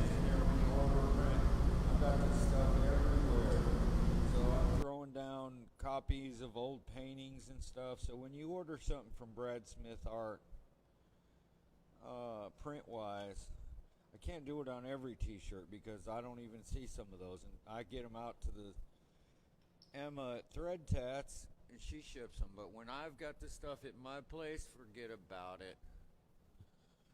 Okay, now listen here. I'm gonna do real serious here. I can't breathe. Okay.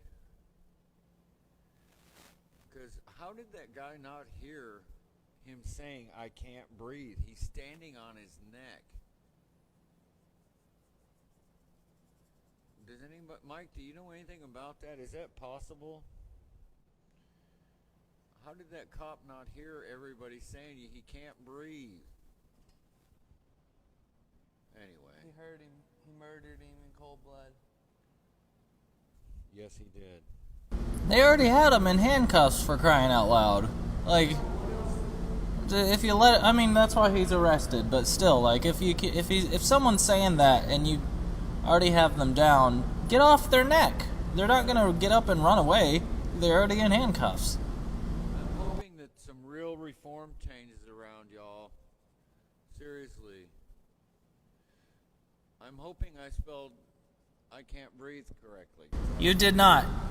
I can't breath. Oh, I gotta have an either. Oops. Breathe. See, this is why the artist doesn't always. I can't breathe. Breathe. Oh no, I can't breathe. Oh no, what have you done? Oh, cerveza. Cerveza is how you spell it. You should have thought about this beforehand, Brad. Hey man, spelling isn't in my wheelhouse. I don't spelling. Okay, anybody did You literally had your phone looking at the. spelling. That's just like a white guy doing a mural about George Floyd, and he doesn't know how to spell. Okay, I can't breath. I can't Brett. I can't breathe. What are you trying to spell? Breathe. Well, you're gonna have to probably remove all of whatever it is you tried to spell there. You need to put an E there. There's no room for the E. At the end, I see. I did it wrong, y'all. I'm sorry. One time I had a count with Miller Beer, and I misspelled cerveza. Those longtime fans here know that that was a bad move. They had already printed 50,000 prints of this thing. But Leifos, you're kind of smearing everything. It's not really. I know, I've got to let it dry. Let me come over here and Mike, look how beautiful. Can anybody see that? Cameron, would you move your camera back so they can see Mike putting the sky in behind there? That is beautiful, Mike. Mike is totally killing it. Mike Six Hustle on Instagram. Also a fantastic drummer and poet. Oh, thank you. People don't realize Mike produced hip-hop albums when he was 19. Can you hear me? Oh, y'all, this is not working on the camera angle. Okay, so what I'm going to do is go ahead and draw Mr. White in here. Okay? I can't move the camera because it's plugged in, and this is what happens whenever he goes off book. You know, coming home to mom and dad. So what I'm going to do is paint Mr. White watching TV. Although, of course, he's not watching the news. He's watching a Western. Because it doesn't really affect him. Now the corona does affect Mr. White because he's now working from home. If he looks like Mr. Jack in the Box, that's because he's got a big old white head. Nothing against white-headed people. I'm just saying this guy is unaware that there's a problem going on in the country. Oh, wait. Let me see. He's too busy watching westerns where real men will take the law into their own hands. Yes. Where the natives really were not treated that well. Let's make a bunch of movies about that. No, it's an American tradition. You mean the Mexicans that they got to play the natives? Or the Spanish people that got to play the natives? Because they couldn't actually cast any? Well, they would also paint your skin darker if you wanted to look like an Indian. Or in native. Okay, this dude is watching this big screen TV. Maybe I should make it, since it's the White House, he's got a bunch of big screen TVs. What do you think, Cam? I think that that television is a little too rectangular. Oh, too rectangular? Just a little bit. Okay, well, that means I bring this line up. Yeah, that's about better. And it's on his big wall. And let me see, you think maybe he's tweeting? Even one of my favorite uncles this week admitted to me, even though he's voting for Trump because he's a businessman, that he tweets too much. So that was a big step. If you'll admit the president might say inappropriate lying on the thing, we're going ahead and calling it like it is. Not to get too political, but there's a lot of lying going on. Anyway, also something I wanted to say about season 2, we are going to be doing a election show. So season 2, if you have any ideas for a long-time watching viewer, this is what, week 13, Ken? Yeah, 13. 13? Yeah. Lucky 13.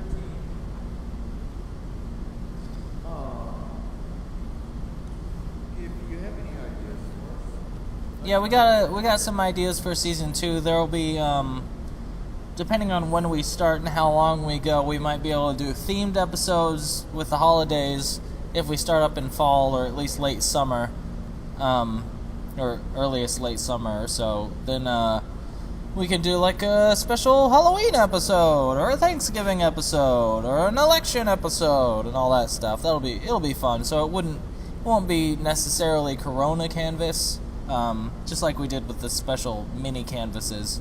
Because if Corona keeps happening, we're not going to be able to get canvas, so we'll have to get creative. So if you can put your creative juices to work, get them flowing, we'll certainly listen to your ideas. And I'm sorry that his camera is lagging here a little bit, but it's working sometimes. Please try to tune in next week and tell your friends and family. As our season finale, we're planning a very big show. Okay? Not only are his camera, his fancy feet with him, Mike and I are going to paint Mike doesn't know this yet, but we are going to paint a protest march with like 1,000 people on it. Where is that going to go? That's going to go to finish this mural off next week. I've got 20 more feet. So I am going to paint. You don't have canvas for that. I'm going to go buy drop cloths at Home Depot that are 10 by 10. And also the next piece was supposed to be the country. I know it. They're going to march to the country. You following me? All right. Well, you should discuss these bombs that you drop with the rest of the cast and crew before you drop them. But that sounds fine. When you're in the big time, you get to make these decisions all on your own. I'm the king of the Corona canvas. You're King Corona? We already illustrated King Corona. I guess y'all are both clowns, so that's fine. That's representative of you. Big old clown face and clown hair over here. Hey, when you're in charge, you tell me. No offense, Bradley, who will be watching this tonight. Tell me what to do in the acting, with the comedy. I tried to, man. What do you mean you tried to? You've done it a million times. It didn't work.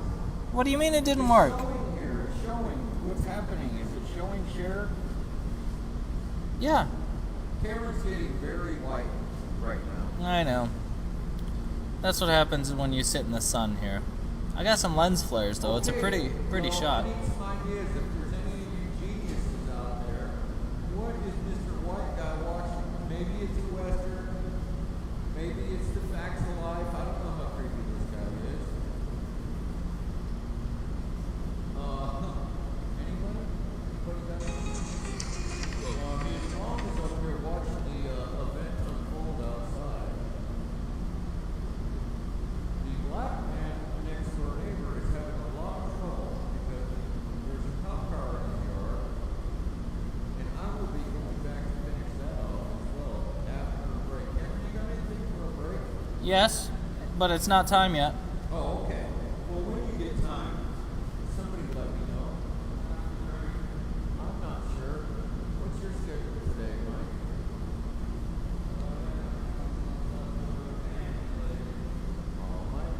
Mike's mom's out of town.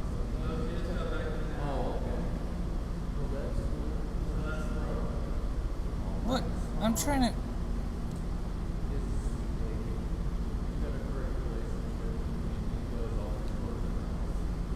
I'm trying to share this thing on his Facebook, but it looks like he did not share the right thing. We discovered a new side of Mike. He has can you not be talking about your acting ability, Mike? Okay, but I'm going to brag on him for just a minute. He got to play in this movie we made for our each weekend with Bride Walk at But mine enjoyed it so much, we're expanding his role in our next commercial for our That's all I'm teaser I'm going to say. Is that enough, Mike? Is that cool? That's awesome. And so we can't wait. We're all about this, expanding on your skills, man. You know how much fun it is to do comedy? We all watch TV and stuff. We all like to watch this stuff. It's so much fun. Look at that white lady upstairs. Anybody see that? No. Okay, well that'll be funny when the camera decides to show it. Now, listen, do you think the guy's got a blue wall and a red striped sofa? Is he a real American? Mr. White? I think Mr. White has a red sofa. And the reason I'm thinking red is because he's a very patriotic guy. He could even be a veteran. And I have to say, I'm proud of the service members who realized that the right to protest is what the deal is. The general that came out and said he should have been on that walk with Trump to hold the Bible in front of the church. You gotta admit the military are some great people. They sacrifice a lot to help us. Let's show them some props. And police too. They're all coming together. They're making things happen. We got a great country here, folks. Let's not let it go down the drain. Let's get out and vote. Never been more worried about our democracy surviving.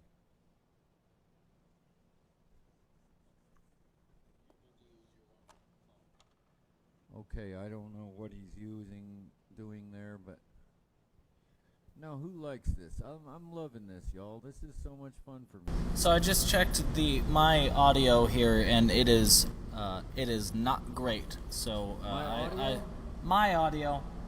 Oh, I'm sorry, Cameron. I took all the good microphones. So I apologize about that, but it's the AC noise in the background. I will try and remedy that as I can.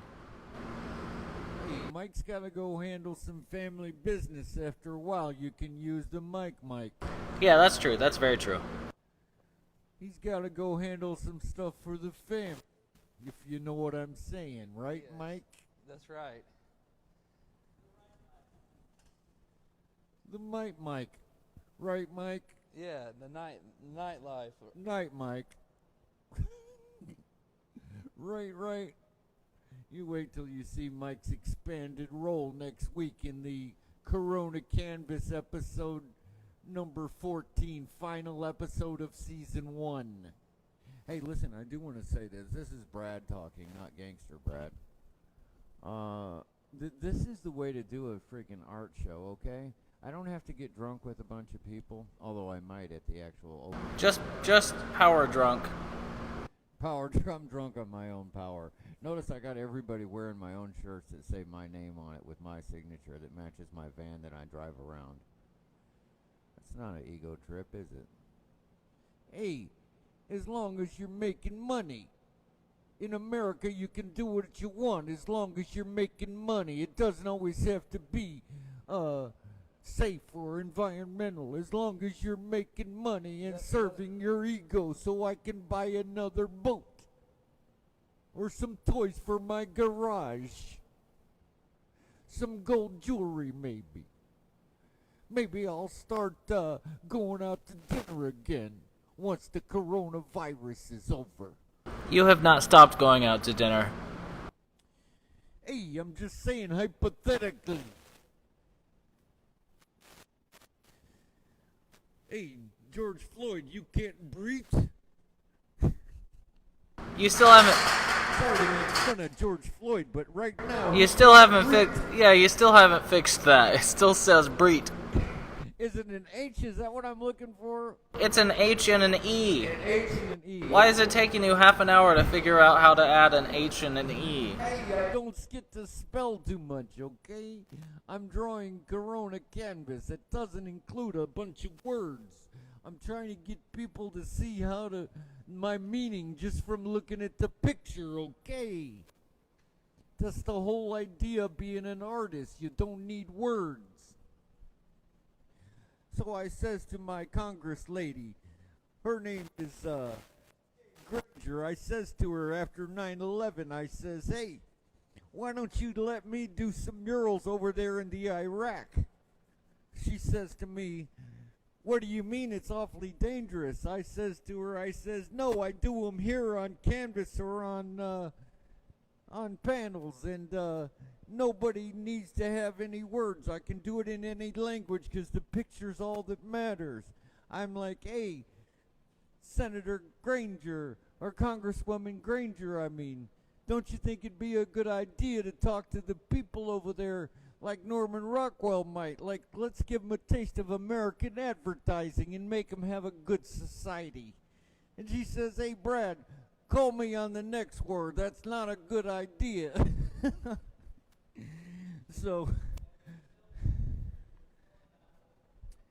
I'm just saying, I do realize as a privileged white guy artist, I am allowed a lot of freedoms because I do know a few people. I get lucky sometimes and I actually run into them and I have conversations with them.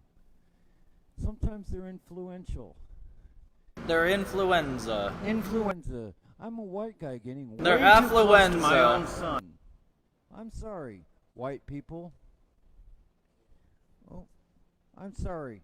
Here's my KKK hair. No, I'm kidding about KKK. I don't even know anybody in the KKK.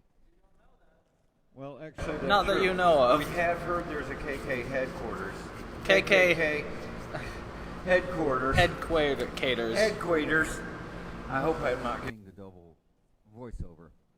But listen, while I'm in the light and trying to draw attention to myself, because that's, in America, it's called capitalism and branding. Notice Thread Tats makes these fabulous hats.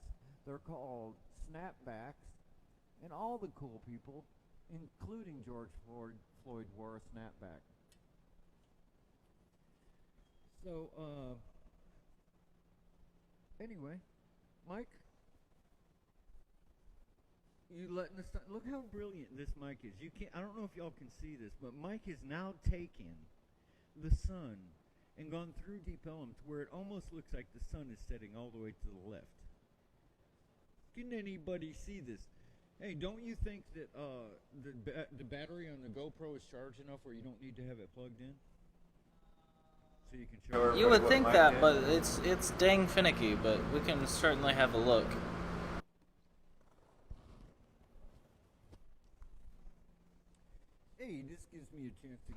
FaceTime all on my own. Hey, how about this? My next workout video is gonna be pretty sweet. Have I driven away my whole audience today with all my making fun of mobsters? I know my mobster audience has already left the scene. But thanks for joining us here in our art show. We're at doing the Corona Canvas at Shipping and Receiving Tilt Gallery, where many art shows have occurred. And at some point they're going to free us up to all commingle and have art shows together. But for now, you're getting to know me, El Brado, Brad John Wick. Oh, sorry, here's Cameron. I can't talk about that. And we got a big episode next week. I mean, it's going to be huge. I'm working all week on next week's episode. Usually I start working on this episode at 2 o'clock on Saturday afternoon. Next week, starting tomorrow, writing jokes. There may be a monologue involved. Now look how cool Mike did that. I mean, are you kidding me? Oh, they're not seeing it, you guys. You got to see this. Okay, let's have a look. Is it ready? There's probably going to be a lag because I had to move it so far away, but it's close enough. I mean, all this. Is it working yet? All this Mike just put in. Can y'all see that the sun is setting all the way over there, so it's orange. But as it sets down here, it gets more and more white and comes all the way back to here. Of course, Big Tex can't catch the coronavirus, so he's saving the day. Cameron, what time is our break? Because I need to reset for a second. I think it's time for a break. Okay. What'd you say? Oh, I need a break now. Okay, he's becoming whiny, so I guess we're going to take a break. Hey, there's Blake. He's going to fill in timing, for me. good timing. He's brought a female. Ladies and gentlemen, let's welcome the first female to our show. I don't think that's true. Hello, Kelsey. Thank you for coming over. We still do. I'm doing an Italian mobster. I apologize. We're not sure why. Well, we know why, but No. we're not sure why he's still doing it. Blake is on our marketing team, so this is going to get really exciting. You have good timing because he was just getting tired. I was just getting tired, so now I can take a break. You're digging what? We're on the records. Oh, really? Yeah. Oh, are they for sale in there? Yeah. What? Eddie's got $2 sales on records. Nice. Selling the record. Sweet vinyl down here at Shipping and Receiving. Is it open to the public or just in-know people like us? Maybe. Okay, well, I just announced it. I'm going down there. Mike, you gotta go get some vinyl down there. Brad Smith, come sit and talk with Blake for a second. Okay, Blake, come over here and sit. Let me wire you up. Let Get me him wire a you up and microphone. then mute myself. This week we have fantastic microphones. Cool. It's Blake Brewer from, is it Aqua Elephant or Aquatic? Aquatic. Okay. That's why I can't remember it, these big words. I They're at thought Aqua so. Elephant and nobody can find them. But now, Blake is the genius behind our marketing ventures, right? Am I right, Mr. Algorithm? I don't know. I don't know if I call it genius, but I call it genius, man. You're just absolutely appreciate that, man. fantastic. I can't work with I don't work with numbers at all, so it's really cool that somebody explain to the folks what you do basically over there. You own a company. yeah. So we do marketing, advertising, web design, and kind of everything in between. And these guys come up with ideas like I come up with ideas about paintings. They love brainstorming. They sit in their office. They got a guy over here doing web design. They come up with big ideas for, you do. It's like walking into my art studio over there. So I love your art studio. Coolest art studio ever. They did, painted and they're so here in the big. building. So, like, our building over here has got a recording studio. I mean, we built a community over here or what? Oh man, it's so cool, so tight knit. And how long have y'all been in here? We've been here for 5 years. 5 years. Inside Wow, of here, and nice. we've been doing it for like 10. So you've done your 10,000 hours by now in it. Easily. and do y'all do marketing for anybody, right? I mean. Yeah, we work for from Fortune 500 to local mom and pop shops. Oh, that's awesome. And you saw my murals around here, and I was painting outside, wasn't I, when I first met you guys? Yeah. And tell us how cool I was then. It was so cool because we were actually looking at you painting the Statue of Liberty holding the AR-15. Oh, and we're okay. like, that's the coolest thing in the world. Nice. And you came over and told us like what we were all kind of contemplating over there, and you kind of came and talked to us and like just told us what it meant to you and everything like that, and got our perspectives on it. It was awesome. If you come to the neighborhood, I stand up there and wait for people to walk up so I can talk about myself a lot. So feel free. Hey. Sometimes I'll sell you a shirt with my name on it as well. And I'm buying one. Oh, off my back? You want me, yeah. this Can I one? get that one? Yeah, you're welcome to. I've got another I'll shirt buy in the that one car. right Okay. there. Emma, I'm taking this sale right direct. Okay. You may want to wash it because I did sweat my Bohiny off earlier. Although I did also spill fresh paint right here on the side. Anybody that can see, this has got a classic. Take a shot. Anyway, if you've watched the show, Blake, have you watched the show really? I mean, be honest. Be honest. 100%. Okay, 100%. That's what we say now. When I'm chilling on that Saturday, what else am I? This is perfect. That's what I think, man. Just chill. Y'all get drunk. Do whatever you want. I'm on sabbatical from drinking because somebody gave me margaritas a couple weeks ago, so I learned my lesson. So we just had a couple margaritas. What? Where was that, we my went friend? to Tricky Fish. Tricky Fish. Now, this is how trendy our neighborhood is. What is Tricky Fish? It's a seafood joint. We got some oysters, sat on the patio, and Whoa. had a margarita and some beers. Aren't you the coolest dude ever? Landlocked DFW, what it's known for? It's fresh seafood. Nice. So, well, that's cool though, man. So it's a Saturday night, right? It's early, right? Yeah, man. You're about to crank up the party. Now, I have already told everybody. I don't know if I've told you, but next week is our season finale, and I'm going on vacation for a couple of weeks. And then when I come back, y'all are already offering prints over on the website, aren't you? Yeah, I noticed 10 of your favorite paintings of mine are on the website available for sale, right? Buy a print, or are we just selling the main one from the Corona canvas? I know we're selling all 10 of those prints and Corona ones, and if anybody has a favorite, we can add it to the site. No problem. They can purchase it.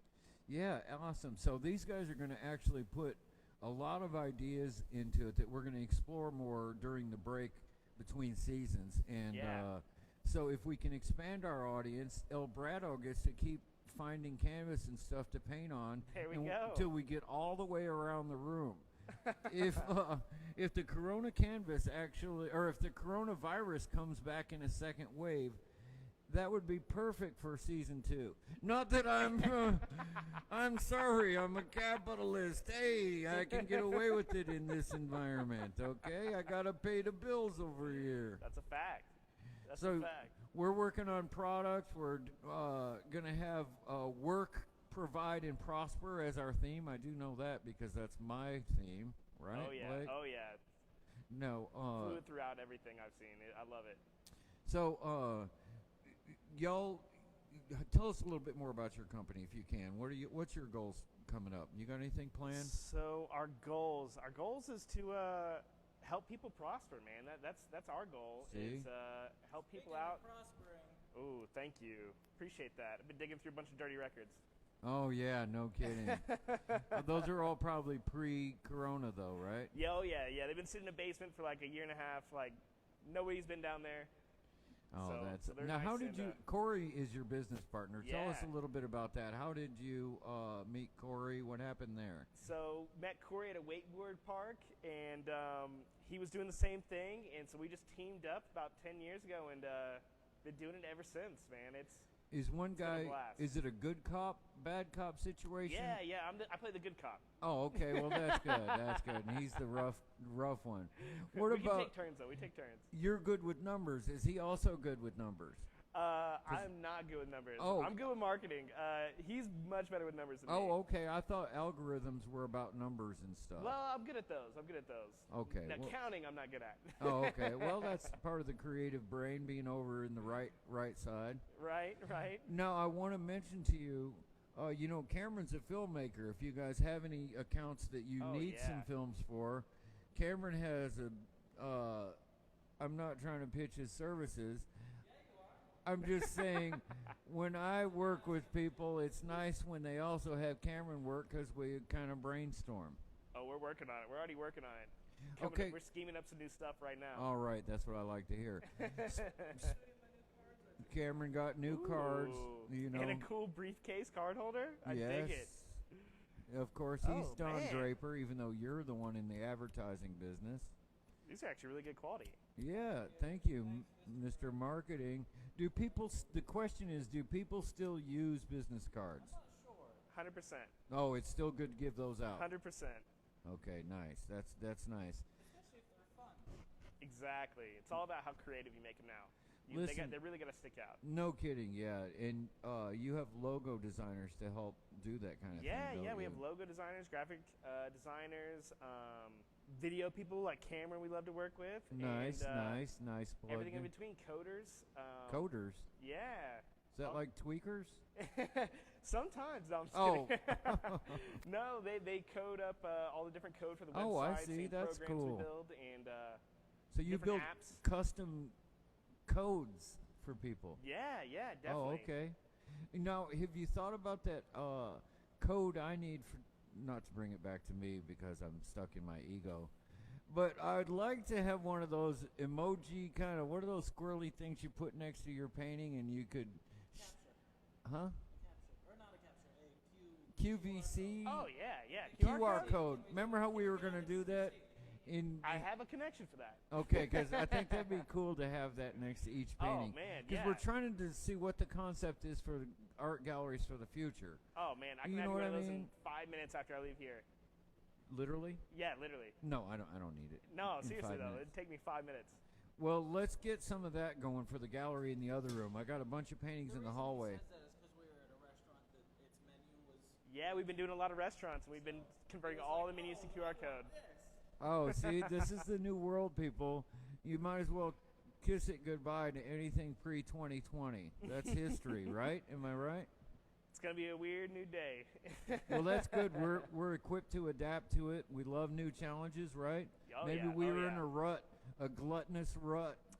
Everybody was bitching at each other. Now look how well we get along. I love it. I love know. it. This is good stuff, man. Who could even believe there's an election coming? Shoo.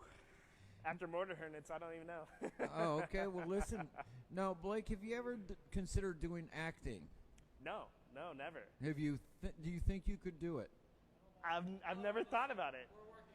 Because Oh, next yeah? week is a big week for us. We're doing a big project for Cameron. Oh, cool. And well, we holla at your may boy. need actors to do extras. And do you know anything about stunts? Can you jump from a moving car? That's really what I'm asking. Now that might be a little difficult for me. Okay, no, we really do need actors, and I do want you to watch a John Wick movie or two. Ooh, I love Just John to Wick. get in, oh, you do? You Oh, know yeah. who John Wick Oh, yeah. is? Okay, Yeah, I just Keanu, my boy. I just watched John Wick the first time in the last couple of weeks, so yeah, Brad John Wick may make an appearance next week. That's all I'm saying. Not to blow Cameron's surprise, but somebody did insult my dog and steal my drawings. We don't know who it was, but we're gonna I know I'm retired, but I'm gonna get to the bottom of it. I'm about it. What? I'm practicing my John Wick for no reason at all. I haven't shaved for 2 weeks for no reason at all. This is you after not shaving for 2 weeks? Yeah, I'm sorry, I'm an average white boy. I don't need to shave all that often. That's embarrassing. Yeah. I'm a grown-ass man, but I don't shave as of Oh yeah, man, we're in. We're in. aquatic elephant. Look him up on the internet. Spencer's big into it, so he'll be all about it. Spencer! Spencer's the man. Okay, Spencer. Shout out Spencer Pierce. Oh, yeah. Oh, I got you, Spencer. Okay, I already got a role in mind. I'm not the director, but I can speak to the guy, and maybe we can make that happen. Know a guy. Hey, he's big time. That's all I can say. Hey, I'm supposed to be painting, so let me go show you what we did, Blake. You got a minute to hang with this? Yeah, man, I got like 5 minutes. Let's do it. Now that I've been on, you got 5 minutes for me. Yeah. Oh, okay. Now that I've been on the Fox 4 times, coincidentally, because they repeated it so dang good. Now That's the coolest thing. Now that old Brad, what's his name?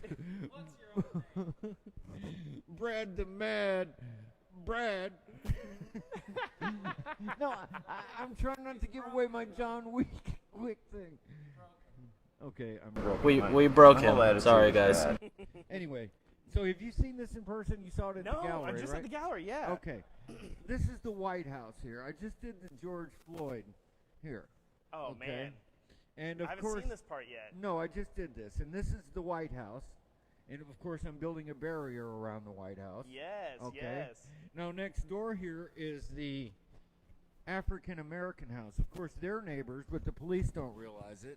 He's out cooking. He's a POW. And these are supposed to represent the... Have you ever seen on those cop shows when the lights hit the front of a house? Yeah, and it's just yeah. every color. Oh, I'm hoping that kind of looks like that. It does totally it, does. Terrell? I feel it. Okay. Well, of course, he's just I love the barbecue barbecuing, pit. but the cops aren't sure. But we're not sure if this is Antifa or an actual cop. You It's hard to tell You nowadays. can't tell. But, of course, there's a brick in here that busted out because everybody's rioting. Now, this is going to be another police officer here, and he's kind of not getting into the scene. He's not down with what this guy's doing. Yeah? He's kind of playing over here, okay? We don't know what...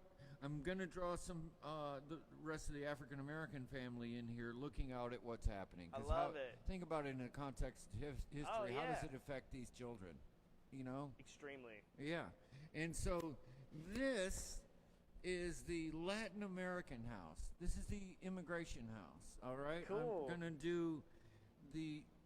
Based on demographics, we know we have a lot of white folks. We have 22%, I think, African American.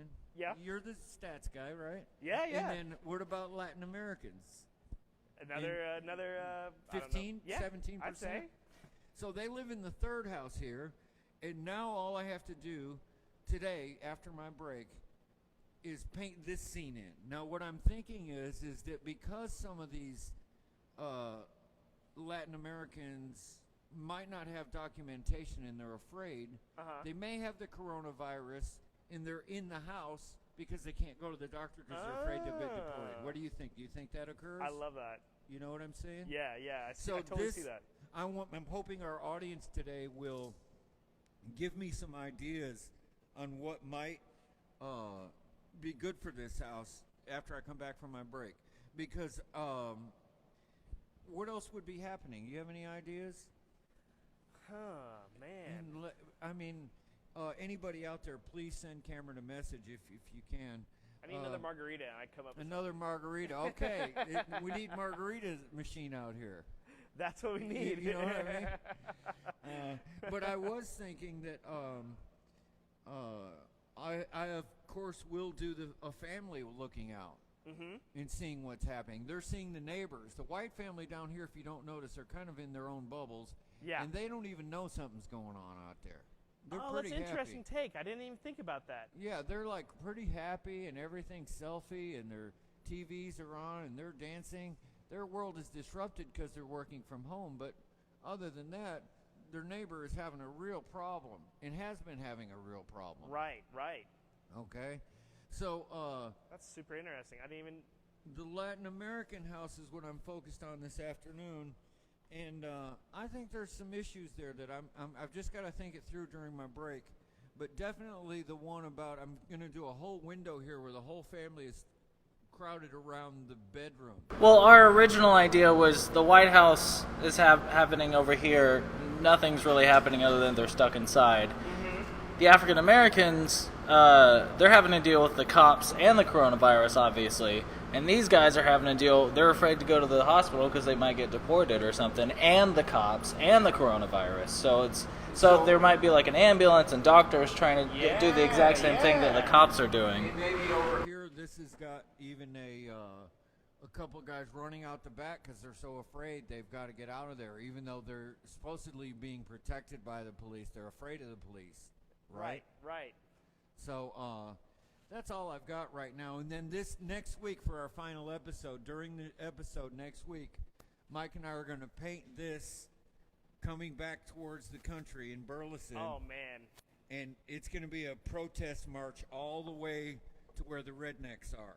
That don't clearly know, not Burleson specifically, but out in the country where they don't take Corona seriously and they don't always take, although I have seen a lot of progress.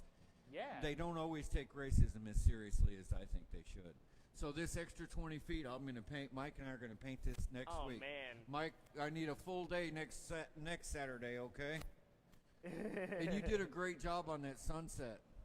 It's awesome. Y'all Blake, sunsets you know are my Mike. favorite. Have you met Mike before? Yeah, of course. Oh, yeah. What's up, brother? And he's wearing the Brad Smith merch. I've got a shirt that says Brad on it, too. So anybody that wants their name, I don't know why you would want my name on your shirt, but it comes on all of them. Okay, I'll go change shirts. Hey, y'all want to see a sale here? I'm going to give him my shirt. Unless you want more paint on it. Do you want more paint on it? Man, yeah, you finish up it. Okay. I want the full deal. All right, the rest of the day I'm going to get paint. Finish it up and wash it. I'm so excited. I'll even wash it. Oh, man, you rock. Hey, if you keep saying that, I'll even sign the back of it for you. Ooh, So now how we're cool talking. am Now I? we're talking. I mean, my ego's not getting too large at all. This is what happens when you have marketing guys that you're working with. They keep talking to you like you're a big thing. Hey, I'm big time. I'm big time. So Now, how would we go about making a Brad Smith art line of art supplies? That would be pretty dang cool. Like a kit or something that people can buy, like a starter's kit or something. I got some Brad Smith art coloring book, adult coloring book, you know. we get all excited about this. And you ask a marketing guy, they're like, "Oh yeah, something to think That's about." what I live and breathe, man. You're on Marketing. a date with a beautiful woman. Would you concentrate She is, isn't she? on your date and quit thinking about marketing, for God's sakes? I'll just bring her over to this television show. No big deal. Yeah, I'm not trying to impress my date at all. Let's just put her, show her. Friends having a broadcast with 2,000 people watching my date. Anyway, so we are ready to go to break. So thank you for joining us. How long is this break, Cameron? 45 minutes. Okay, y'all come back, 'cause I gotta eat something. I haven't eaten yet today. I know it. We're gonna have a margarita, so who knows what's gonna crank up after that. No, I'm on a drinking sabbatical. I can't have a margarita. The drunk man said. No. Okay, we'll see. Can Brad resist having a margarita at lunch? We'll see, okay? Y'all come back. Thank you. We will be back in 45 minutes. Please join us. Stick around. There's some real fun little newsreel stuff from the 40s and 50s that I found for the intermission. Come back. These are some of our people from the neighborhood. And yeah, thanks, guys.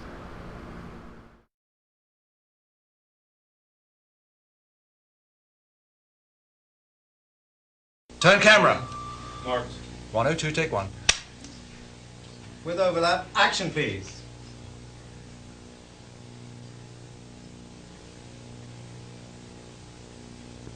Action awesome, please. He doesn't do anything?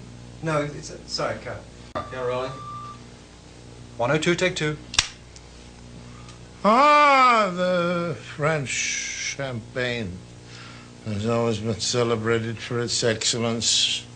There is a California champagne by Paul Masson, inspired by that same French excellence.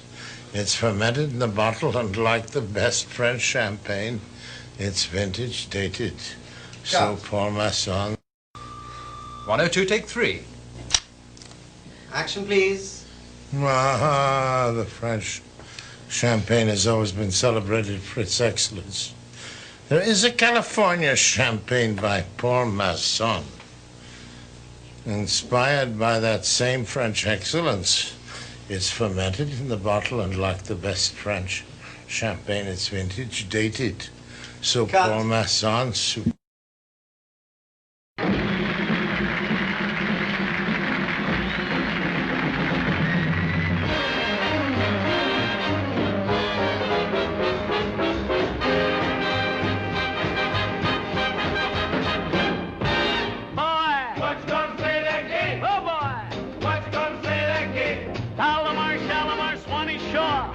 Let me dig this jive once more, boy. Rattle down and get. Oh boy. Rattle down and get. Now can't you hear those hep cats call? Come on, boys, let's have a ball. The jim jam jump, if the jumping jive makes you dig your jive on the mellow side. Hep hep.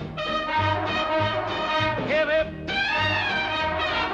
The jim jam jump is a solid jive, makes you 9 foot tall when you're 4'5". Hep hep. Hip hip. Now don't you be that inkle-roo, get hip, come on, and then you follow through. You get your study full, you make up the jaunty jump like the gators do. Jim Jam jump is a jumping jive, makes you like your eggs on the Jersey side. Hip hip. Hip hip. The Jim Jam jumping jive makes you hep hep on the Mahala side. Boodly boodly boodly biddly bumpity goodly giddly bang bang bang bang da da. Now I've told you about the jumping jive. Jim Jam jump the jumping jive. You got to dig this mellow jive. Yes, yes, you dig it on the mellow side. A boodly boodly boodly boy. Boodly boodly boy. Biddly biddly gay. Boodly giddly bumpity gaga. A boodly jive boy. Going to ga gang the bomb bomb. See the night boy.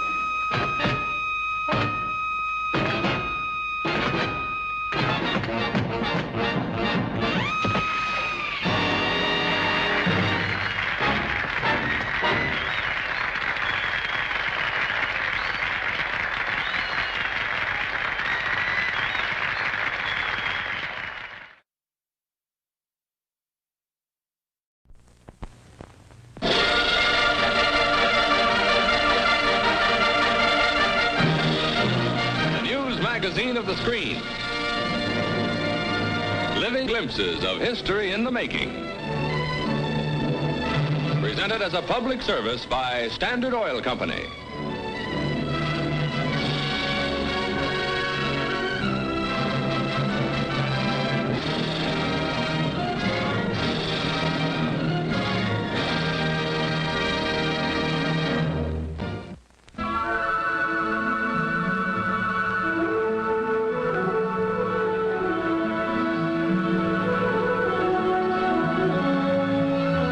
Tiny bits of art, postage stamps, are exhibited in Milan.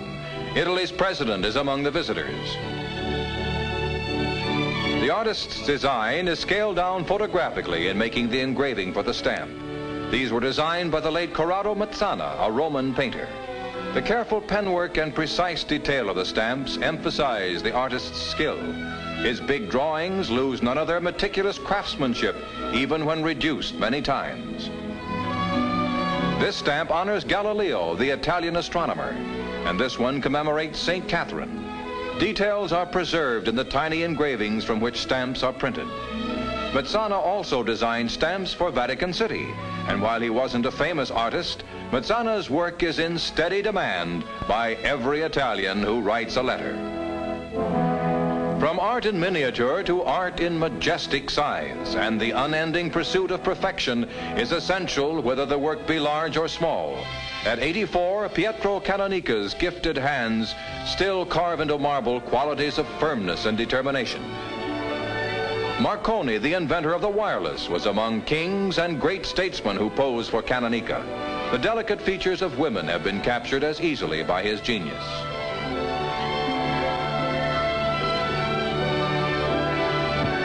Heroic proportions mark some of his work, as in this equestrian statue of a king, and even slaves were his subjects. This was executed in Russia and tells the story of land slaves freed by Tsar Alexander III. Such work won Canonica undying fame. Almost alive, aren't they? Riding out of the past is the last Tsar of Russia, Nicholas II, and his family. Nicholas asked Canonica to execute this work at his court. And babyhood's fleeting charm lives forever.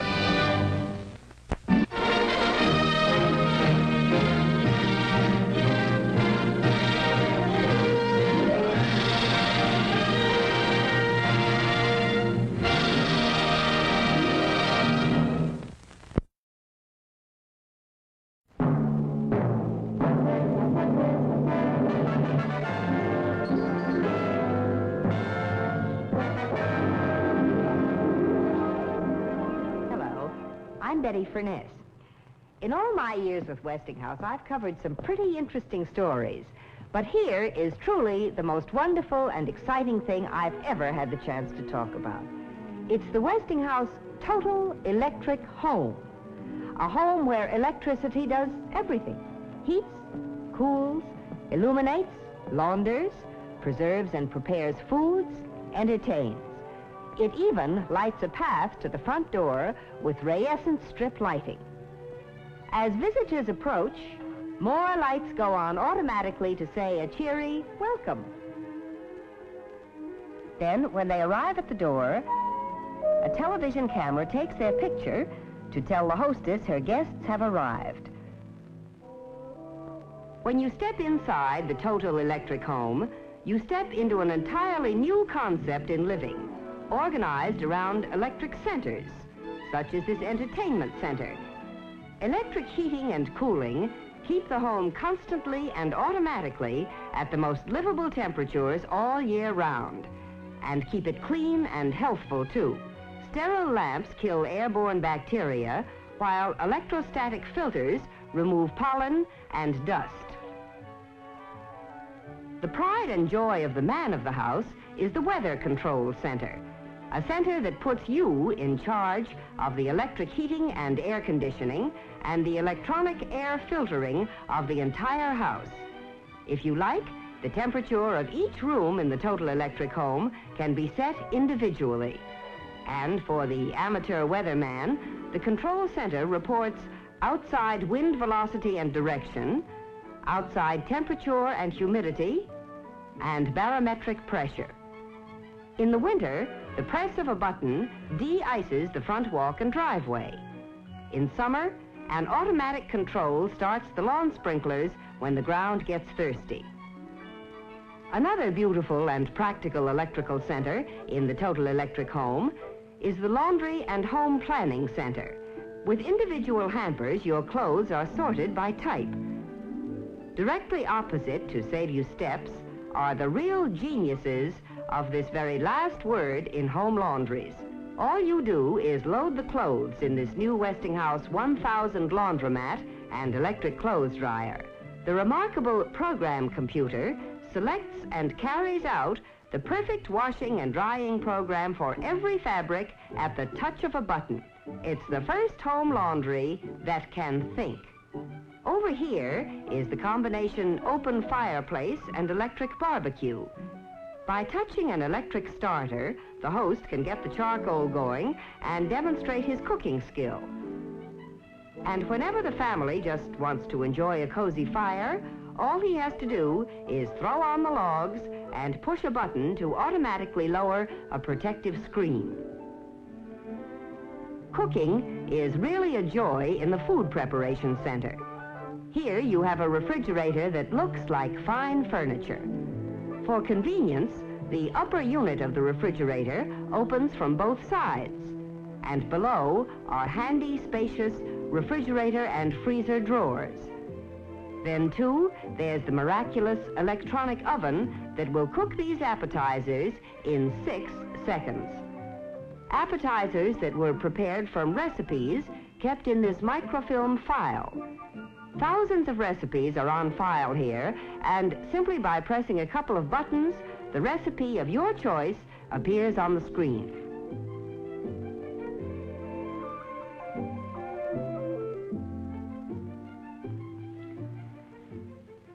The entertainment center of the Total Electric home is a whole world of built-in pleasure. Never before has so much fun been organized in one convenient and compact area. Fun that the entire family can enjoy together. For the young in heart, a button selects the latest hit record and plays it automatically.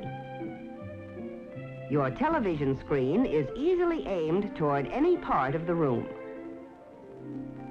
And for a pleasant background of stereo classics, just press for your selections and put them on the Westinghouse Stereo Fidelity set with special speakers that surround you with music. Almost every form of home entertainment is centered here. AM/FM radio, tape recorder, slide projector, games of all kinds in drawers that roll out at a touch. There's even equipment for showing your own home movies, those personal dramas and comedies written, starred in, directed, and produced by you. A sliding wall of the entertainment center conceals a built-in projector that glides out into the room.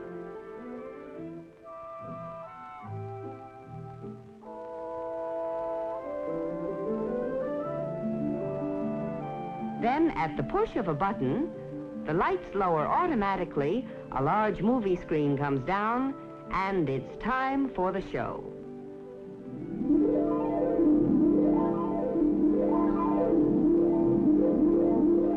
Now, let's take a look at the Health and Beauty Center of the Total Electric home. The center that keeps you feeling as well as you look.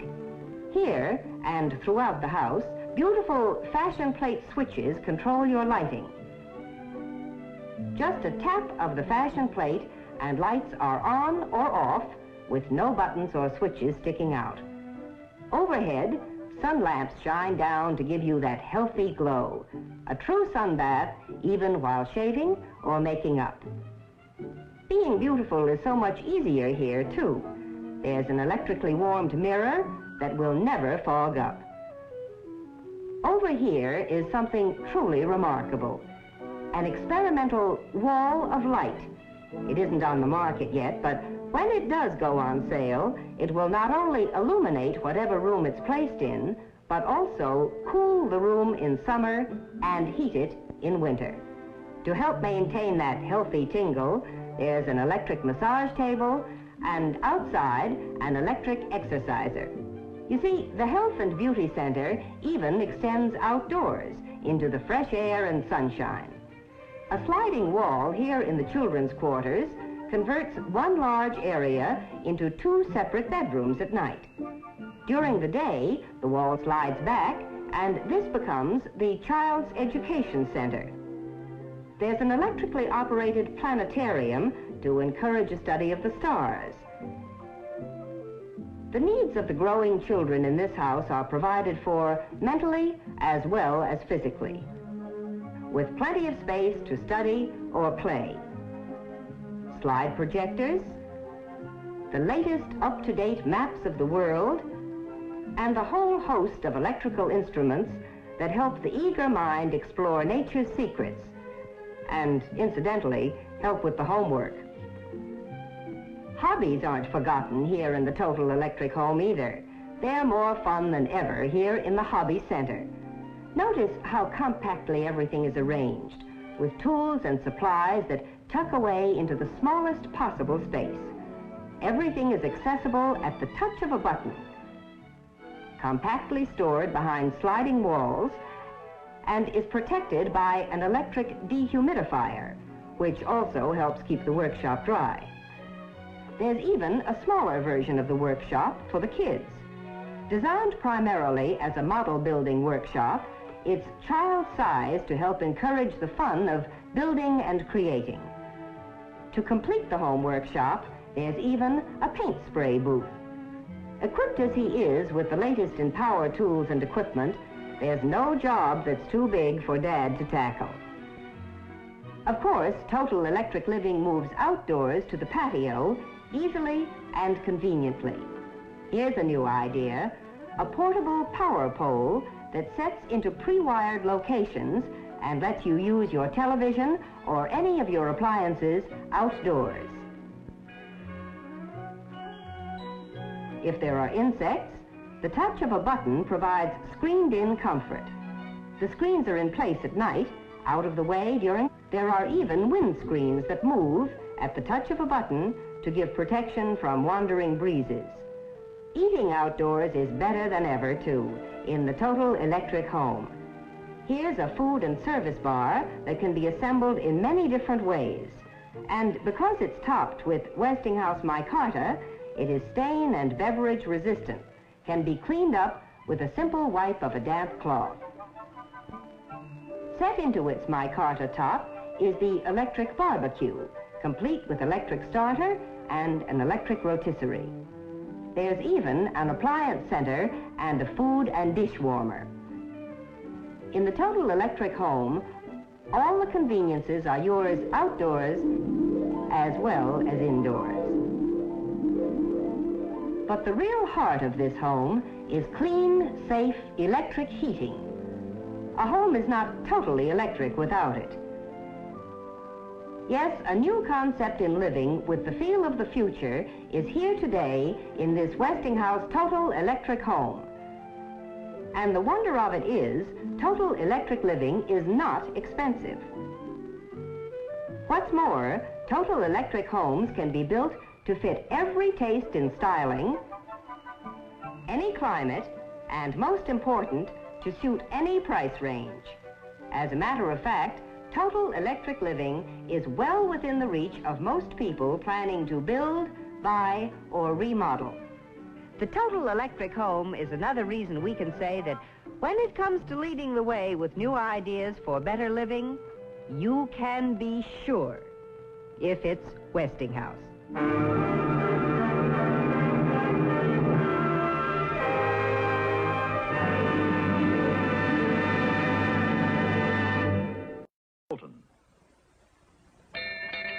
Old Spice means quality, said the captain to the bosun. So ask for the package with the ship that sails the ocean. Yo-ho, yo-ho.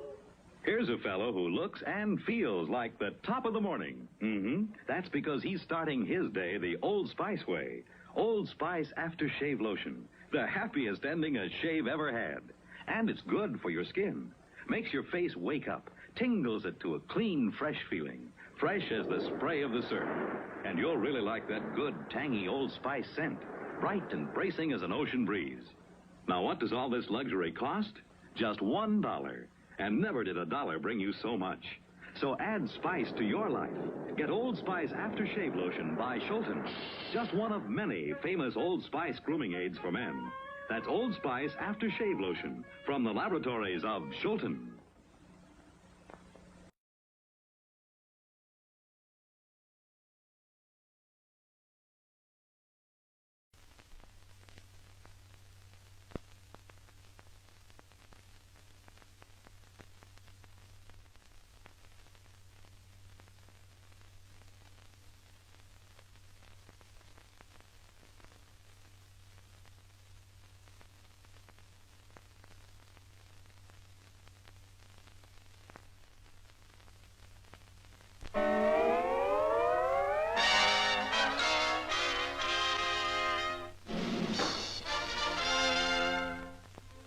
Dear Sally Lou, this is it.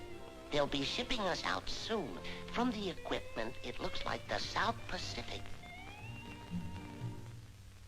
This is confidential. So I'm sneaking this past the censor.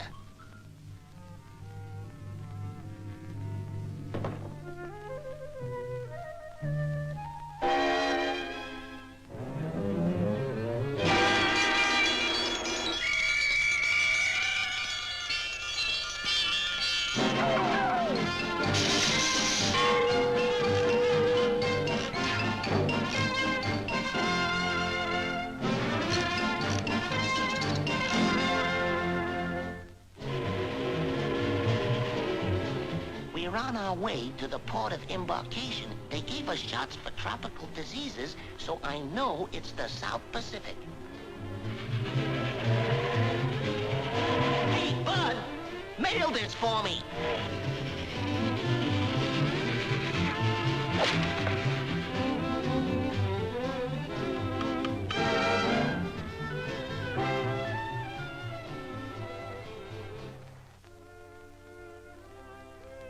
Can't afford the terrible one.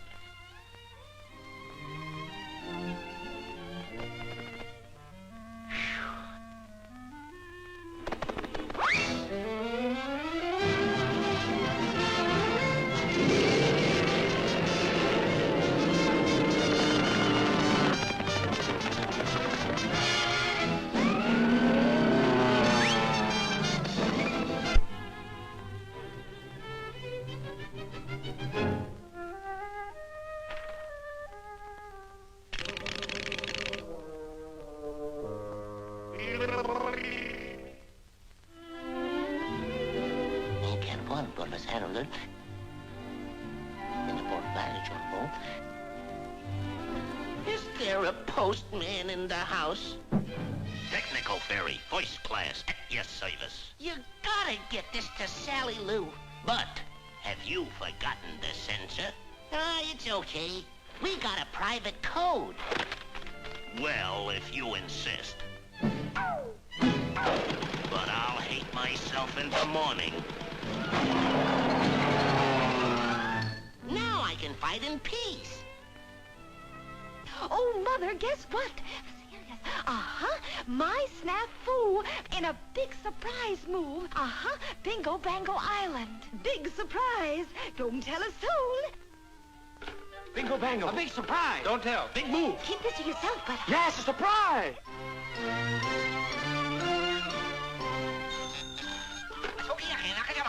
Snafu, Bingo Bango.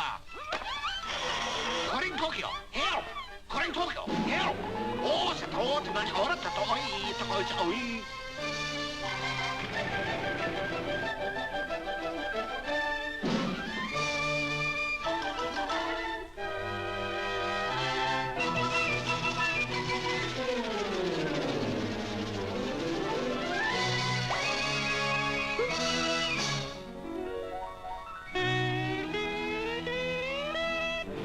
Boy, oh boy! We caught them with their pants down.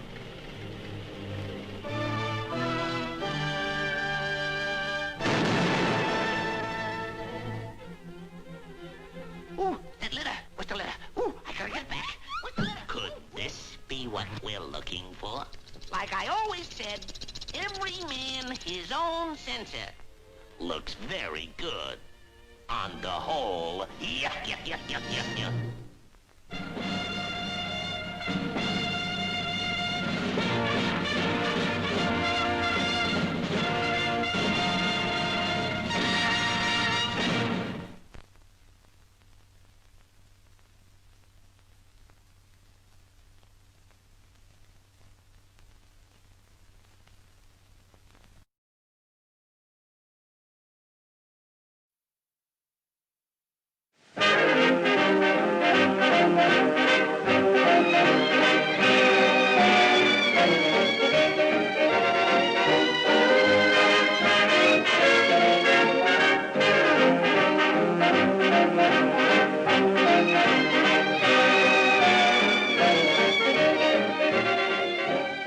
It was a great day in Hollywood when the Columbia University football team visited the Warner Brothers studio. They've just won a glorious victory over the Stanford University boys in the annual Rose Bowl tournament, and they're on the one a lot to celebrate. And who do you think is on hand to welcome them? None other than Busby Berkeley's dancing cuties who took time out from their work on the Wonderbar set to greet the gang. To the victors go the hugs and the kisses, and all those boys taking it big. It's a good thing the score was only 7-0. Imagine what these girls would have done for a score like 21-0. There's Captain Cliff Montgomery getting his share of the spoils. And Bashful Brabus, the fellow who scored the only touchdown of the game. Boy, it's a great day for these fighting lions from New York. The gang loses no time in making Ginger its mascot. With the assistance of Joe, Ginger, Dick Powell, and Gene Muir, Captain Montgomery and Senator Kurt Newell show them how they did it. Ricardo Cortez gets a demonstration of how Montgomery got the black eye. What a shiner! Warner Brothers were all set to give Monty a screen test, but not with a black eye. Did you ever see a movie star with a real shiner? No, sir, and you never will. Like real heroes, the boys take a chance and visit Busby Berkeley on the Wonderbar set. They just want to see Berkeley. They weren't even thinking about the girls. Much. Montgomery passes. Out. Or almost out. McDowell is headed for the safety zone, and Braminsky fumbles for a handkerchief. They just can't take it. They just can't take it. Well, they're going to try and get the screen test of Montgomery after all. Here he is being made up by two very charming studio girls. They've covered his black eye with grease paint and his nose with powder. Now, isn't he the dandy? My, oh, my, what will the boys back home think of this?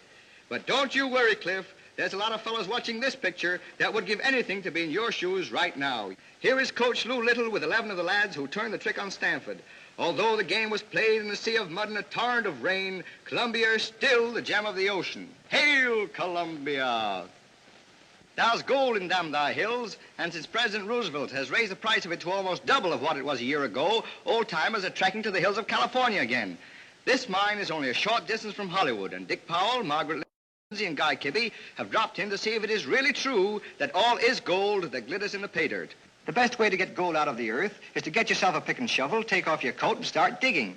What poise, what rhythm, what nonsense. After you've gone to all the trouble to get a wheelbarrow full of dirt, you've got to wheel it to the nearest river to find out if you've been digging in the right place. Some fun. It doesn't cost much to start a gold mine. All you need is a few sticks of wood, a couple of nails, your grandmother's wash tub, and a big garbage pail, and you're in business. This mine goes 70 feet straight down into the earth. A few miles from here, a fellow started digging a hole like this in January, and after months of hard labor, he found he had dug his way right into Mae West's boudoir. You see, success comes easy to some folks. With a good-looking girl like Margaret Lindsay on the job, it's surprising these boys can keep their minds on their work. But Guy Kibbe's wife has ordered a new ermine wrap, and he has to keep digging, or else. That contraption Dick Powell is rocking is called a cradle. As he throws the water over the dirt, the stones and sand are washed away, and the gold falls through the wire screen onto a little ledge. The next step is panning, and here's where Grandmother's washtub comes in handy.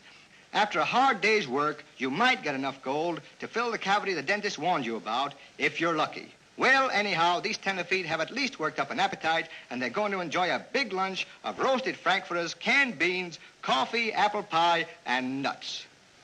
Here's Joan Blondell, back before the cameras again, fully recovered from her recent illness that kept her away from the studio for over a month. She's one of Hollywood's best-loved stars, and everyone is happy to see her up and around again. What about it, Joan? I want to take this opportunity of thanking all my friends for the lovely wires and messages I received during my illness. And believe me, it's a great feeling to be back at work again.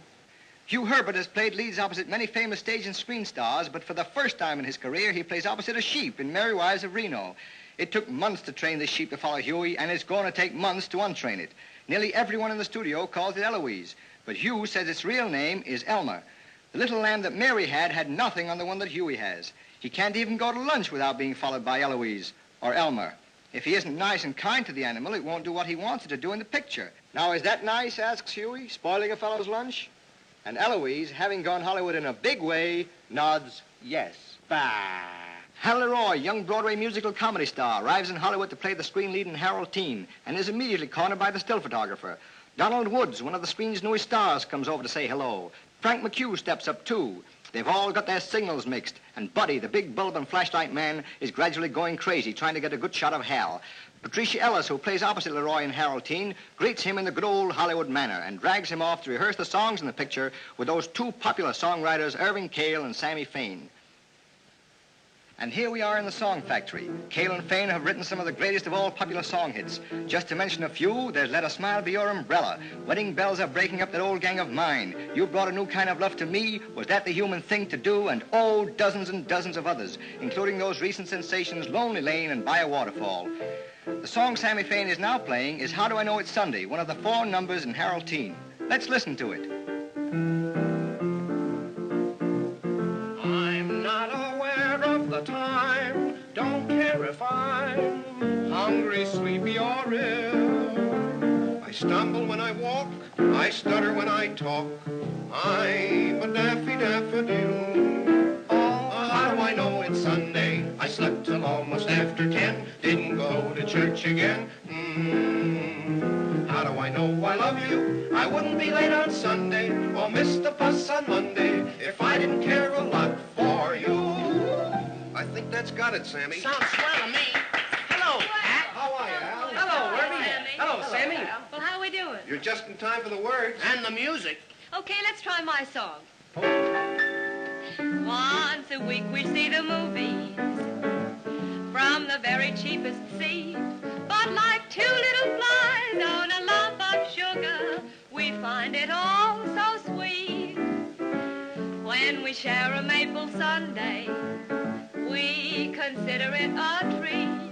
But like 2 little flies on a lump of sugar, we find it all so sweet. Maybe tomorrow morning I'll open up my eyes to find our dreams have all come true. But till tomorrow morning, I'm gonna be employed making love to lovely little you. Life is ever milk and honey in the moonlight when we meet. And like 2 little flies on a lump of sugar, we find it all so sweet. That was great, Pat, great. Thank you. Now let's see you on your step. You know, the Hal Leroy Hop. Oh, no, come on, Al. I don't wanna. Oh, no, I don't wanna. You know why I don't wanna? Why? Because I don't wanna. Oh, go on. All right, I will. Sammy, that simple and sweet number, you know? Play it, Okay. boy. I listen to a lonely bird. I memorized the tune I heard. To every note I wrote a word, simple and sweet.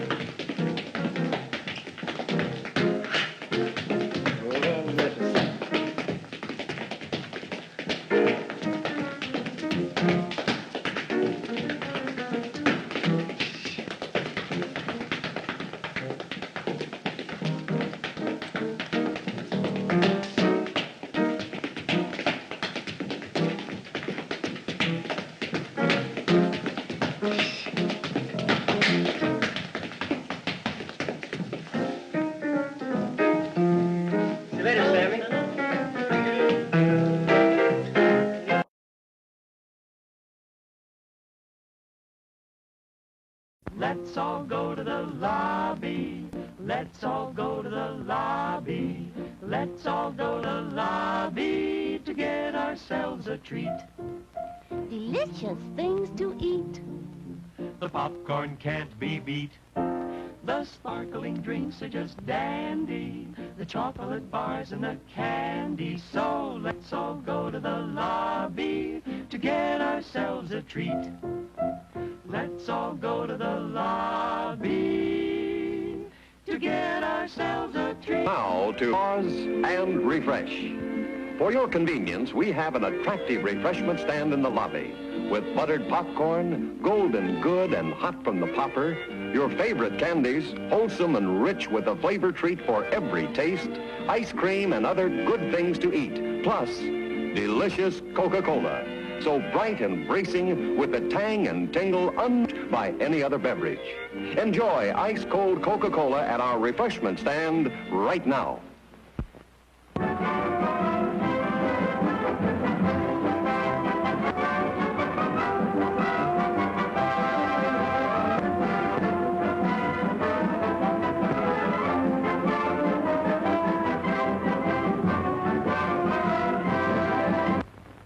'This way, just step right into the greatest show on earth. In the center ring, our top attraction, your money's worth. Come see the dancing elephants, the biggest thing on wheels. Ah, the little boy's first circus. I wonder how it feels. With wonder does this magic land fill his whitened eyes. Look now, there the zebras. This show's a real surprise. The polar bears arrive on cue. On bikes they sally forth. They're mighty cool, but then it's true. They're from the frozen north. And now the clowns will stop the show with your most kind permission. A rocket flat so you will know it's time for intermission.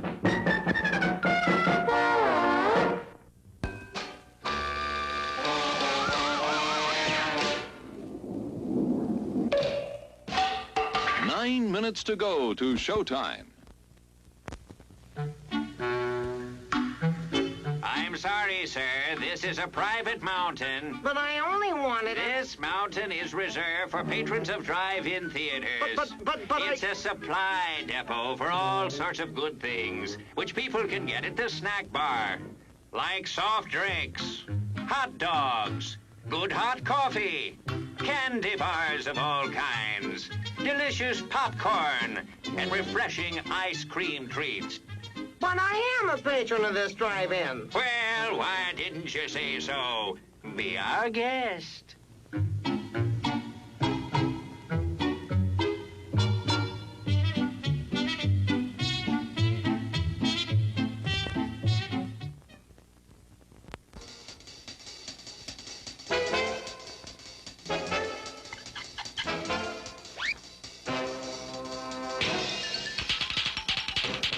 Minutes to go to showtime.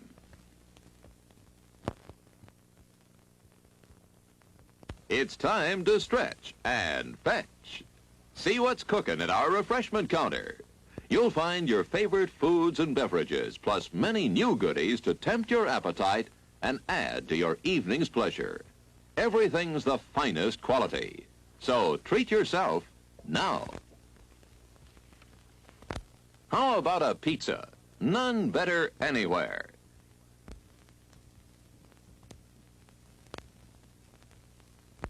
Sizzling hamburgers grilled to your taste.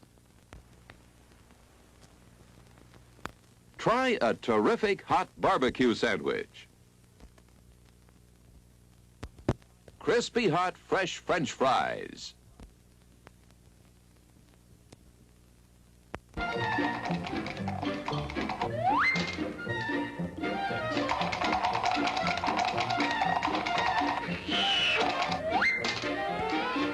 Seven minutes to go to showtime.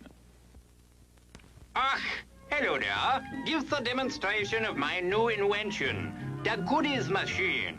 Special for patrons of this drive-in, the machine turns out delicious hot doggies one after the other. And thirst-quenching sodas also. Gives popcorn of the most tasty kind, plain unbuttered. Candy too, crunchy and dandy. Steaming hot coffee and ice cream too. These goodies are at a snack bar just waiting for you. Mmm.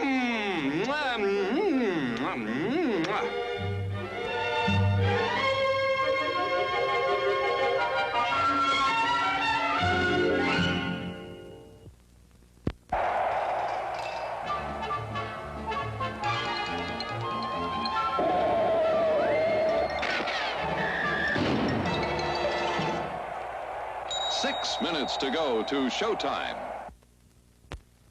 We've a large assortment of freshly made sandwiches. Mouth-watering chili dillies.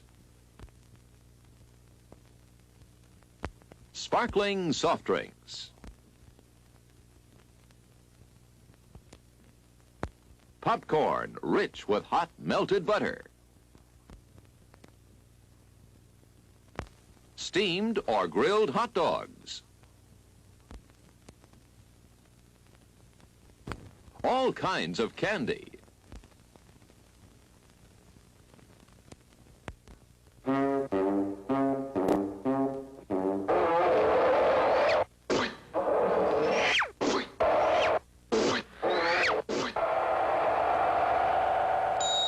Minutes to go.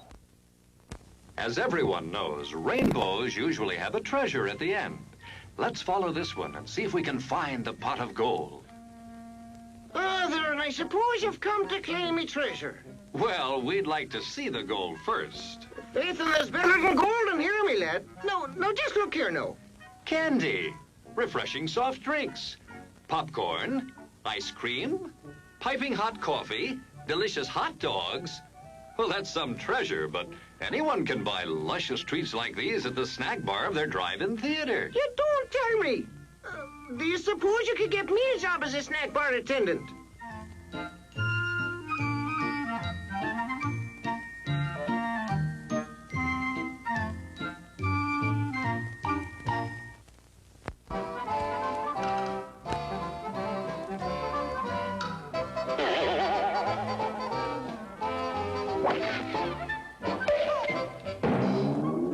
4 minutes to go to showtime. It's intermission. Rise and stretch time. Time to refresh yourself and visit our snack bar. Got a yen for hot popcorn? Your favorite soft drinks are sparkling cold. The juicy Frank sizzling hot. There's delicious coffee, freshly brewed, and all kinds of ice cream and candy to tempt you. Showtime will be announced loud and clear to get you back to your car in time. So stretch your legs. Come to the snack bar now.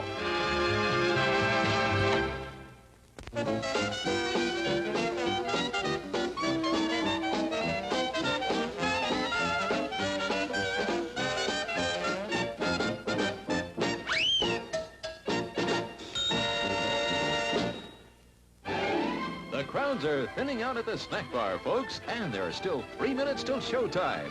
You can easily make it for something that'll just hit the spot. How about it? Don't waste a second of refreshment time. You'll find such an appetizing assortment of refreshments at the snack bar, you won't be able to decide what to ask for first. All of your snack bar favorites are there, including fresh peanuts, hot popcorn, and candy of all kinds. And believe us, you've never eaten better hot dogs, crisper French fries, or more delicious buttered popcorn.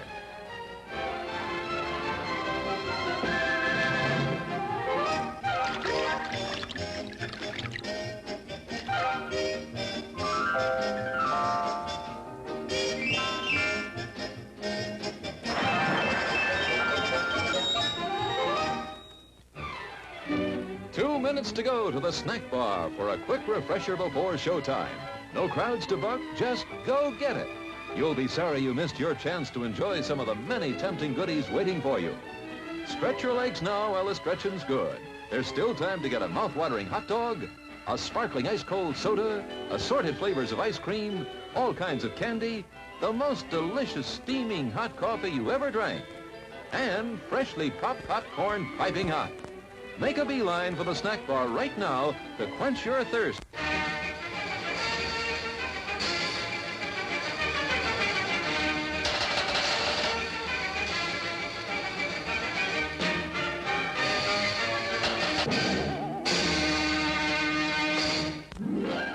One minute left to top off the evening with a treat from our snack bar. Still time if you hurry. Last call for refreshments, folks. Go right this second to get something good to eat and drink to enjoy now or during the rest of the show. The finest quality ingredients are in the fixins of the delicious foods you'll find waiting to tempt your appetite at the snack bar. Extra special good hamburgers, wonderful donuts, ice-cold thirst-quenching drinks. Pizza generously sliced, steaming hot, fresh coffee, ice cream in many flavors.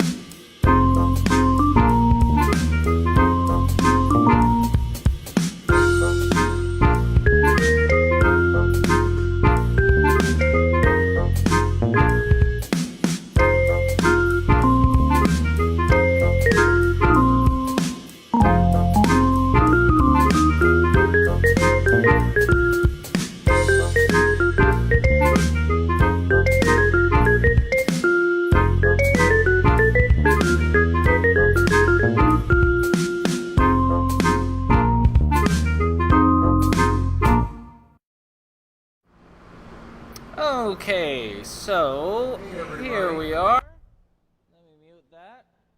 Check, check. All right, my lapel is a little quieter than it could be, but you know what? That's okay. That's okay. Well, he might mine be seems talking. to be No, working that's well. better. If I put it right next to my throat, that's better. And if I speak loudly, and forever hold my peace. Projection, Cameron, projection. Projection. Use my diaphragm. Okay, so we're back. Thank you guys for joining. We have much better audio now. Yes, that, we do. We only need these two microphones. We're going for about another hour and 11 minutes. It's about till 7 or so. All right. Till we get tired. But thank you guys for joining us. Once again, if you're new, this is my father, Brad Smith. How you doing out there? BradSmithArt.com. Check it out. He's if you can't tell, he's a painter. He's done this thing. We got quarantined together, so we've been doing. Sit back down, because now. Okay. Oh, just showing off the paint. We got quarantined together, so. So we're stuck we together. We started making the Corona canvas as kind of like a documentary mural piece. I'm a filmmaker, so I do like lots of that kind of stuff. I ran out of films to show during the intermissions, so we're strictly on newsreels and. Oh, you're just like the big networks who don't have any programming backed up. Ooh, oops, sorry, y'all. I'm sorry. They say they don't have any content. We make up content every week. Yep. Some of it good, some of it you can't hear. Some of it you can't hear, but we hope you can hear us now, because this week we invested in these microphones and his microphone.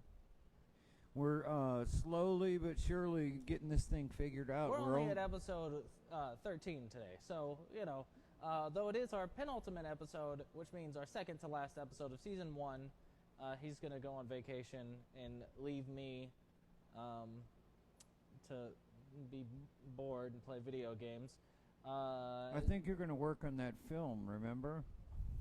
Didn't you say you had a new idea you wanted that actor to work with you? Yeah, but that's going to take an hour to edit. Oh, okay. I thought you were going to spend the whole 2 weeks. No. Well, you need some time off too, Cameron. We've had a busy year, as everyone has. Cameron's still going to be doing something, so when I go up to Michigan to see my lost side of my family, I'm going to film that, so we'll have that editing to do when I get back.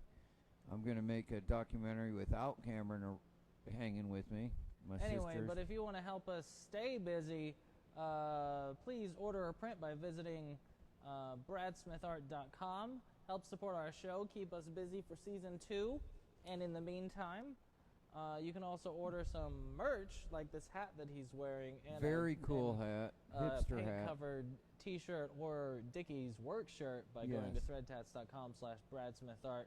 If you were here just before our break, you saw one of the elephants over at Aquatic Elephant, who handles our marketing stuff. So go to the website, order some prints. They're responsible for all that, and they do such great work. We're so glad to have them. But yeah, there's some of my favorites on there too available, and any print that goes out of here, I'm gonna sign it. So you get a signed print for whatever the price is. I think they're $150 up to $2,500 and stuff. So meant to do. Depending on how cool and hip you want to make your apartment or your office, we'll make a print on canvas for you if you want. You can hang it in your hotel lobby. How about that? Hotel lobby, can't go wrong with that. Yes. Or or you can send us an email and he'll make one custom for you. Yeah, that's true. I do survive. Mostly people don't maybe don't realize this, but I make my living on commissions. So all this other stuff I get to do, I don't have to try to make a living doing it. I can sell it or not. It doesn't matter. I'm going to make it anyway and leave it to Cameron after I'm dead. So he can sell it if he wants to. So we're going to he's going to give you all some art tips. He's been light on the art tips today, but we're talking about more content, and he's been doing a lot of accents. Sorry about that. I wanted to apologize. Oh, and also, so I apologize for apologizing so much. Interrupting. First of all, no, he doesn't apologize for that. But sorry about the. Speaking of apologies, so as you may have noticed during the break, there are. I like to get these newsreel things, and I got this one that was from the U.S. Department of this or that for the military to be like propaganda to self censor your messages because loose lips sink ships, that whole thing. That was super racist. And I mean, obviously we're not pro that, but it is cool to see like the difference. Like that was just something the military made, and it was widely accepted that terrible racism. It's almost as bad as scheduling a rally on Juneteenth. On Juneteenth in Tulsa. Who would do such a thing? Do such an insensitive thing? Anyway, so I apologize if you saw that and didn't understand the context that we're putting that in history and showing that. We were not condoning it. We're not condoning that, obviously, because it was terribly racist. But it's, it was made. The point was that it was made by the War Department for our troops' eyes only, and not allowed to be shown to the general public for pretty obvious reasons. But anyway, moving on from that. So that's that. Here's what I'm going to do. What do we got going on over here? Here's what I've got going on. I'm going to get back into the Black House and the Latin House, okay, because I'm going to draw some faces in the window looking out. Lights behind them. Because we're not trying to get too socialist here or anything. I'm just talking about this stuff. Because what a relaxed place to talk about it. An art studio where we're making art about what's going on this week in our reality. This is look at this wide angle. This is crazy.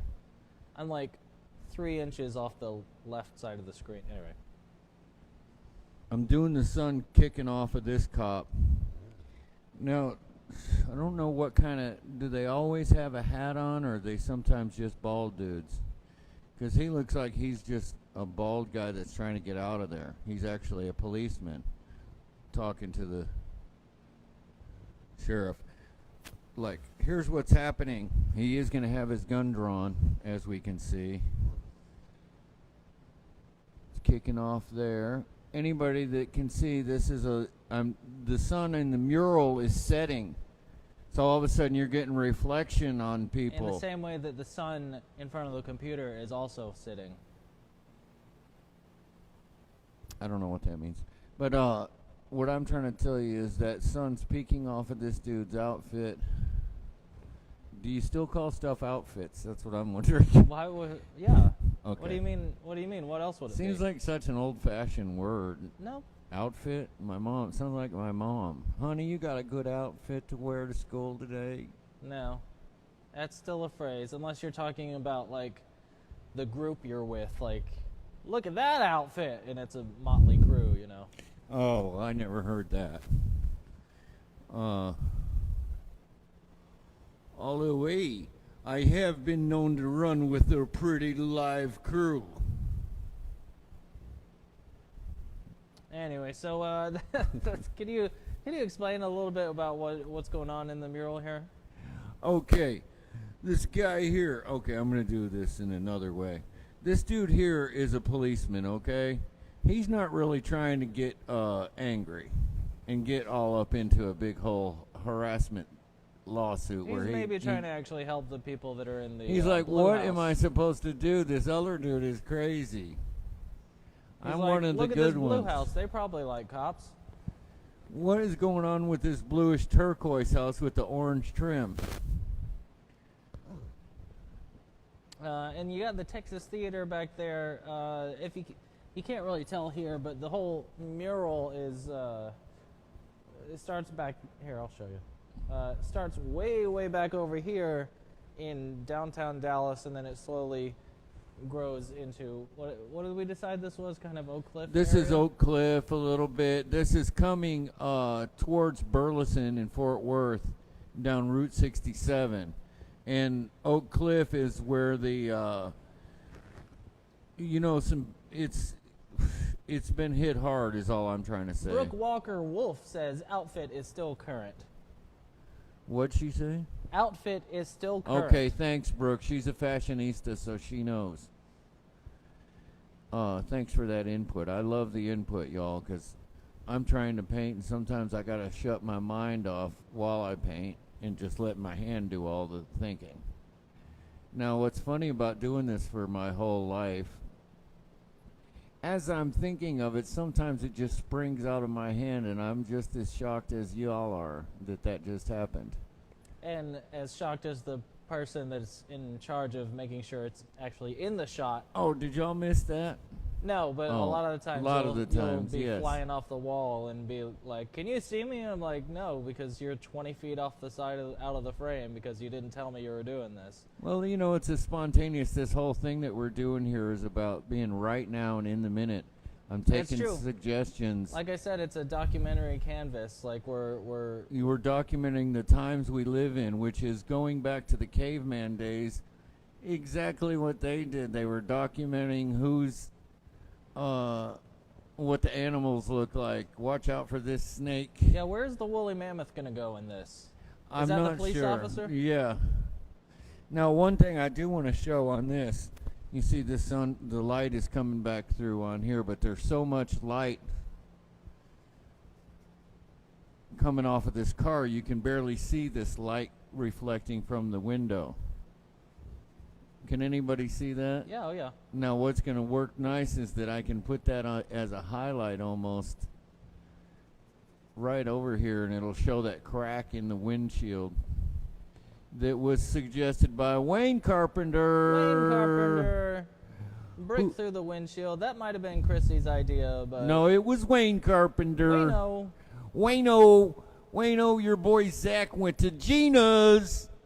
Our new sponsor. Gina's our new sponsor. Thanks to Gina's. If you, I guess I could roll that again, but pizza from the neighborhood is all I'm saying. Check out if you're ever through Burleson, go to the Burleson's longest-running restaurant and business. It's been there. What do they say? Celebrating 49 years this year. Yes. So El Brado's doing a mural, big time for Gina's. Big time. Big time. Maybe season 2 will film me doing it. Oh, the mural over at Gina's. That'd be cool. Live from Gina's. As it turns out, using our Wi-Fi hotspot on our phone is pretty good quality, so we can literally do this anywhere in the country. This show. Yes. As long as I'm there and I know what I'm doing. So good luck getting him to learn how to. Don't be surprised if I do a remote from Michigan. Hello, Michigan. And you watch. I'll have their accent down before you know it. You could do like a little painting thing with Nina. Oh, Nina. Hey, it's an invitation to my Aunt Nina. She's an artist. We got to do us at least an abstract, Nina. We'll go back and use some of your paint. I don't even have to buy paint. She's got some serious paint over there. That's all I'm saying. That might be a special between-season episode. Yeah, you know, I'm getting having so much fun off of this. Doing this stuff, there is no telling what I'm willing to do. I got my 2 sisters who are kind of high-tech. My mom, who is about as high-tech as I am. So, we're going on a road trip, baby. We're going to stay in the car and eat drive-through. I don't know what we're going to do about the bathroom situation. Stop by state parks and... I keep wanting to put my drink down. Because state parks with the mask on. We're going to do it because I've got to get up there. I've never met this side of my family. And so we're driving our asses all over the country. We're going to go, if it's possible, we're going to go to Memphis because that's only about 6 or 7, 8 hours here, depending on how fast we can go.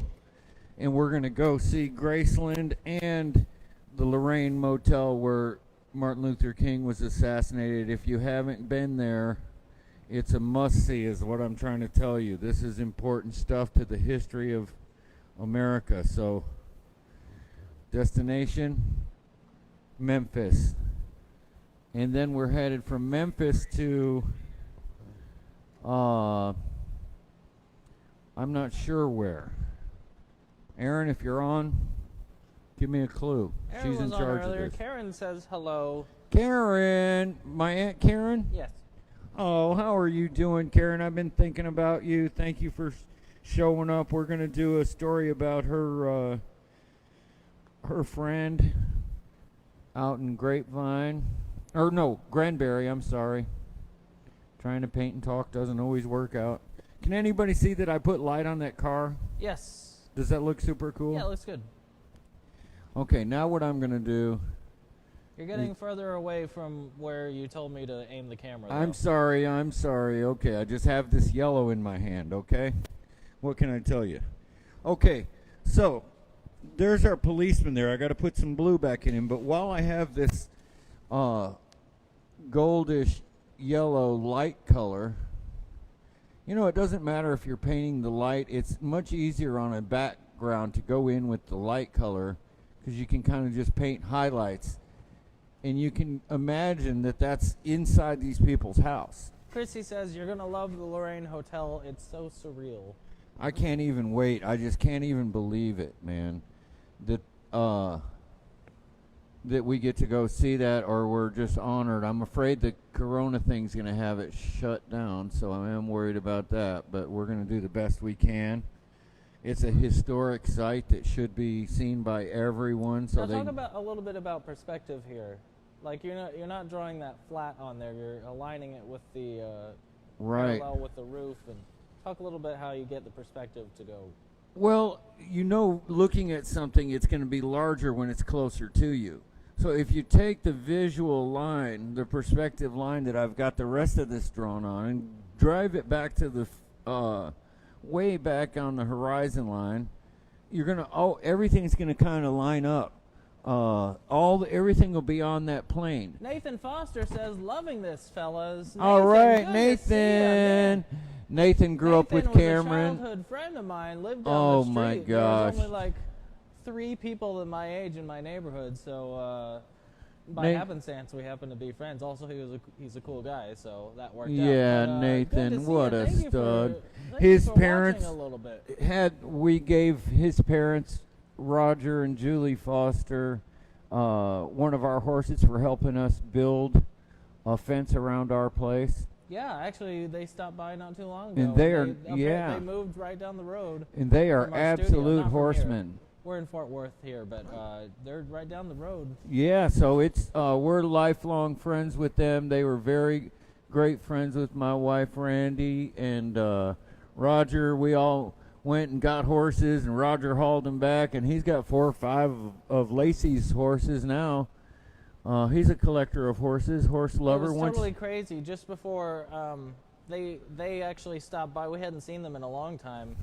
But just before the celebration of life for my mom, they stopped by like an hour before because they had just heard. Nathan, I think you're actually the one that told them that they passed away. But I hadn't seen them in years, probably over a decade, and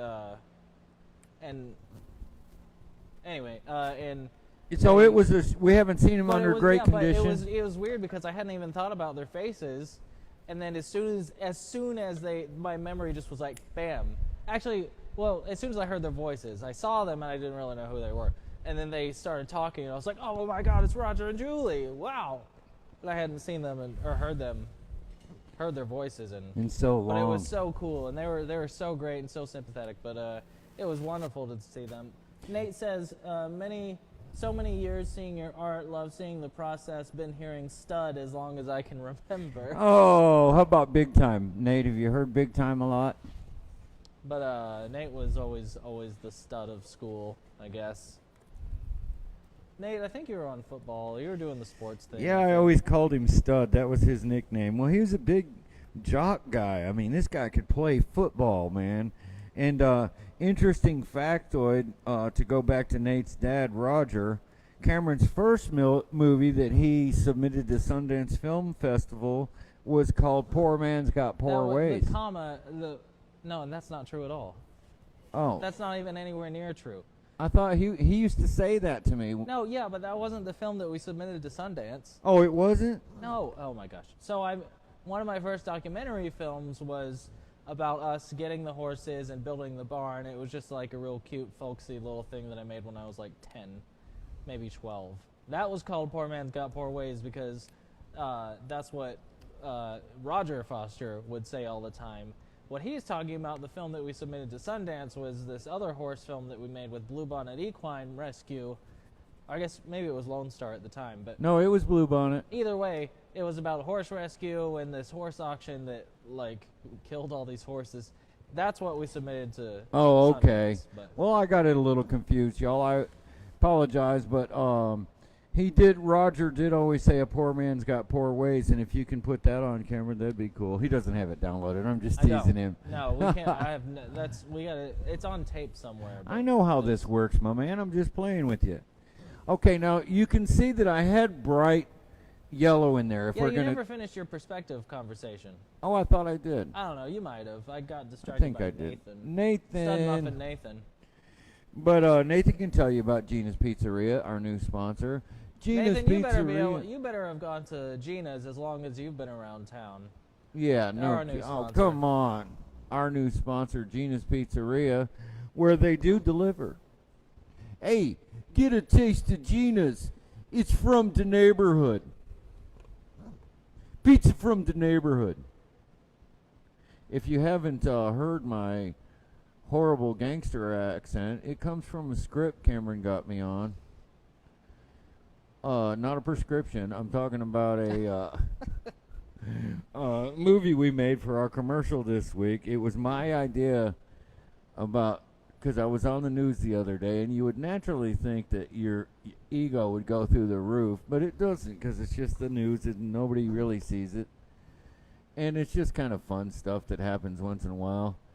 And so I thought, man, wouldn't that be funny if my ego got totally out of control? Because he's big time. Because I'm big time now. I'm on the evening news, or was it the morning news? Anyways, all I'm saying is that people were calling me all week. They're saying, Brett, I just seen you on the news. What'd you do this time? Nathan says, longtime lover of Gina, sponsored my Little League baseball team, a staple in our community, no doubt. No doubt. No doubt. Gina's, the best pizza in Burleson. I'll go ahead and say it. Best pizza in Fort Worth, or DFW area. I'll go ahead and say it. In fact, I went to art school in Chicago and Brag about it. was an expert because I worked at Jake's Pizza with my friend Jeffrey Myers, delivering pizzas while I was in art school. But we tried all the pizza. We had Pine Moor Pizza in Crystal Lake. We had all the fantastic thin crust, thick crust, whatever you want.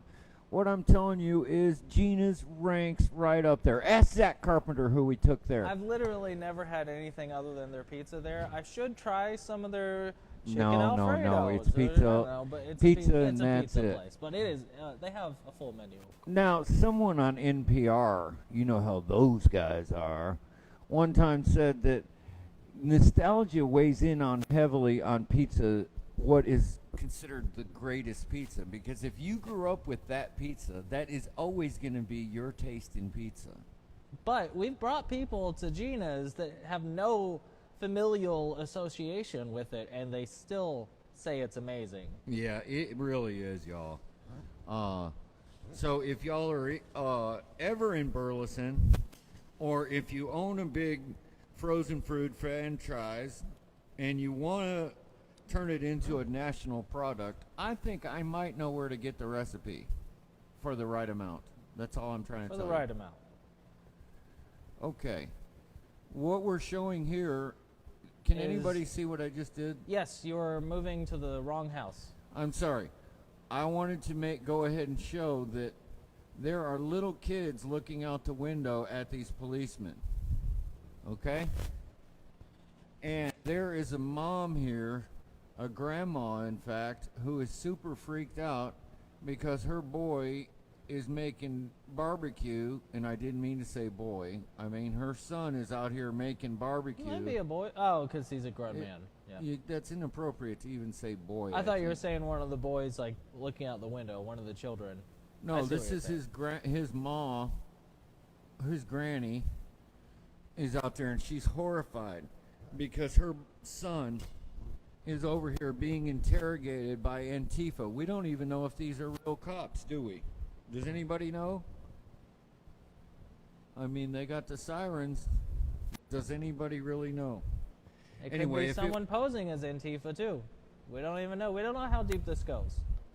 We don't know if Antifa is even a real thing, or is it just hate groups that claim to be Antifa. Now, I don't want them coming to my house, so I'm not saying I'm on board with any of it. But that may be why we're broadcasting from the gallery now, with all locked doors. Just saying, we're trapped in the world between the KKK headquarters a little to the south of us and to the north with a whole nother group that we don't even know who they are. I'm blonde hair, blue-eyed. I'd be fine with the KKK coming and hanging out. Well, I wouldn't be fine with them hanging out with me, but I'd be safe, probably, unless I opened my mouth, in which case it probably wouldn't go so well. But from the outset, they'd be like, oh, that guy's probably on our team. Look at him. Now, Cameron can't even restrain himself when his own favorite uncle comes over and is pro-Trump, so don't let him kid you.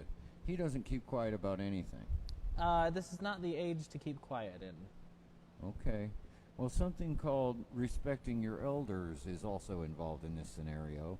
Believe me, I was showing restraint.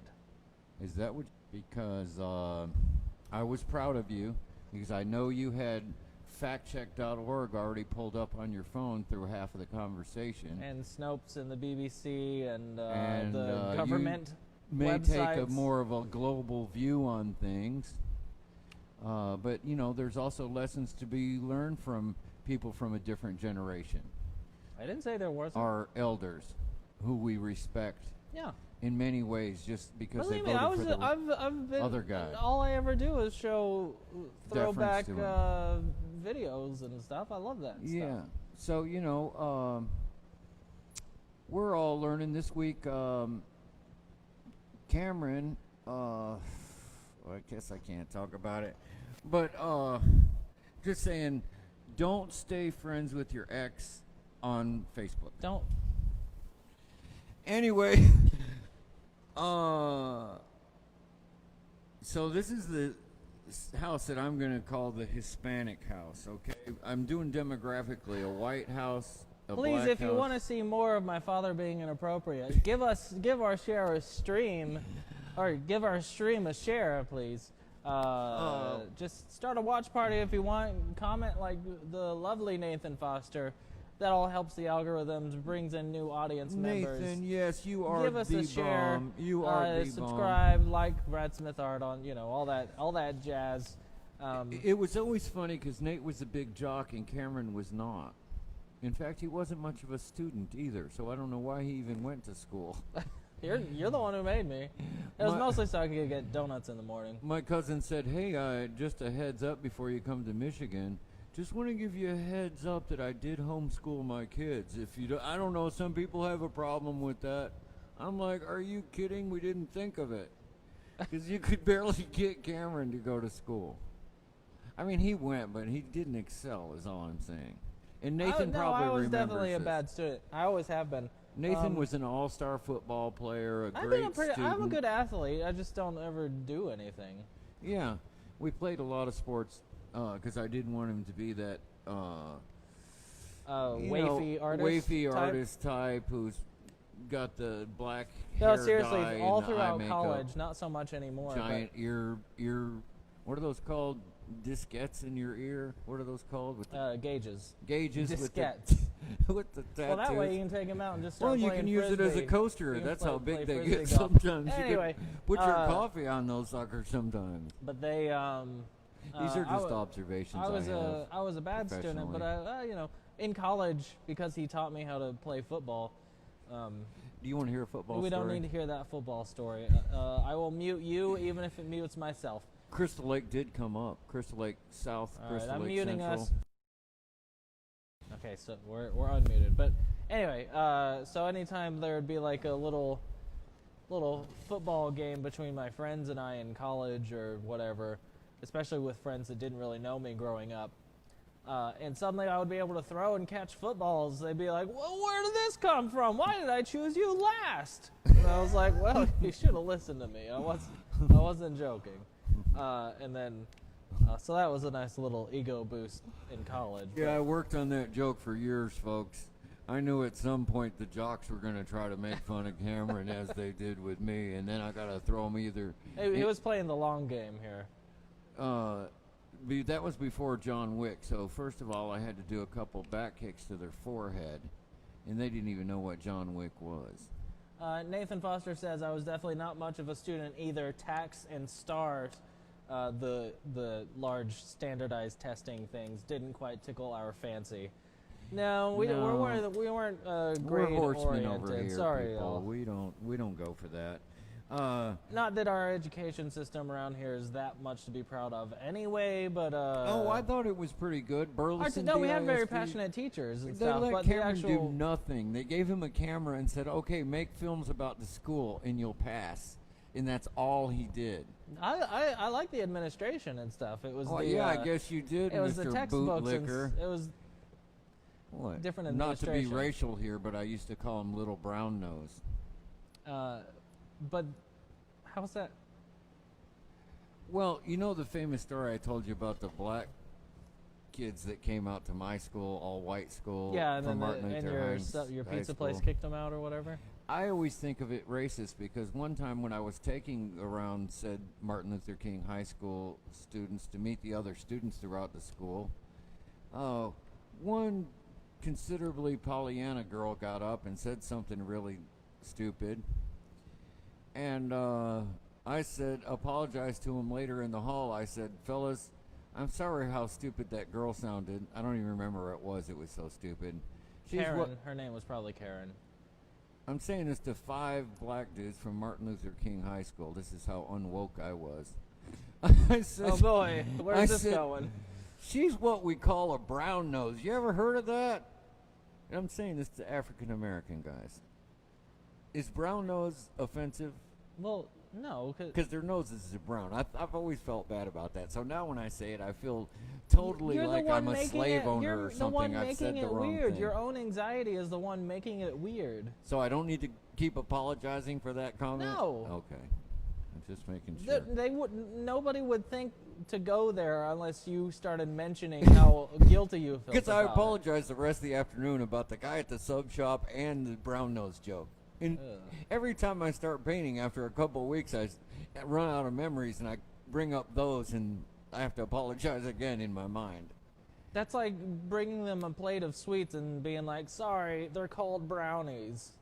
Like exactly. Like that's offensive, man. Nobody You can't bring up brownies during the Black Lives Matter rally. Nobody would put 2 and 2 together until you go in there and ruin it by your own anxiety for being too woke.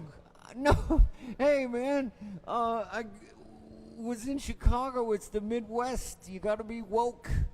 Even though I found out people in my own all-white town weren't actually woke. No, they were pretty bad. I was just so relieved to get away from the South, where they were so unwoke. It was ridiculous. There were riots in our junior high in Belton, where I was, living at the time. So race was a huge issue. I got to Chicago. I thought, oh man, this is post-racial. We're up north. They're not going to be racial here. And I believed that for the first year I was living there. Mm-mm. And actually, they're It's just everywhere. as racist as It's anybody. everywhere. Whereas Minneapolis is in Minnesota. You think they're racist out there? You think they're blaming Antifa for all the destruction? Not that that's racist. You think they're Trumpers? Mm-hmm. Not that that's always meaning you're a racist. I don't think he's racist at all. He loves the black people. He said, what do you have to lose? Vote for Trump. What do you have to lose? You're in poverty. He's done nothing. He's done more for the black man than anyone in history. That whole economy is all him. It has nothing to do with President Obama. President Obama did nothing. He didn't work with the Congress. He got nothing passed. He was barely in office, passed everything through presidential orders. He got nothing done. The economy, I know maybe he started a little slow. Maybe George W. didn't do the best of job, even though I still have an open invitation to George W. to come and paint on my show. Nothing against you, my brother, but the economy was a bubble that burst on your watch because we had a war going on. Anyway, so I say to those people, Obama saved the economy. Sorry to be pro-Obama here. I did vote for the man. This is a roller coaster. Is what Weird this is. transition. I'm in front of the Black House, okay? I'm sticking up for my African-American friends. You weren't about 15 seconds ago. I'm sorry, my ADD kicked in. Yo, I'm not. His actual opinion started showing through. Anyway. No, I was being facetious on all that previous monologue that I went on because we had a discussion this week about this very subject. Yes. And I was saying, Nathan Foster says, I experienced Chicago for the first time last September. Loved it. It was a work trip, so I feel like he didn't get the experience he could have. He wants to take his wife there. Any suggestions? Oh, Chicago is fantastic. I would go to Second City. We used to hang out at Second City, which is probably where... That's where all the improv and the comedians are. Probably why I like improving so much, because we got in free because we're in art school in Chicago. Not why he's any...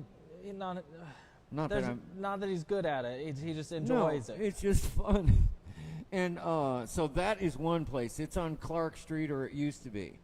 Now, I haven't been back down there in a long time, but the lakefront is beautiful. Everything about Chicago is fantastic. There's Uno's Original Pizzas over there.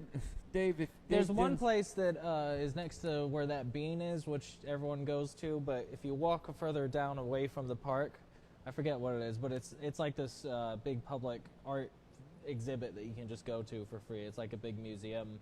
Oh, go to the Art Institute, man. There's everything there. The architecture in Chicago is incredible because they had to rebuild the city after the Chicago fire. So they actually took their time and just made a masterpiece of a city. I mean, they really thought it through.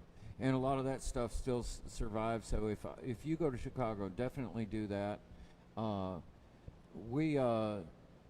I went to high school there, and it was a great place. We lived out in Crystal Lake, Illinois, and so we are considering going by there. I hear marijuana is legal. I got to see that for myself. In Crystal Lake? In Illinois.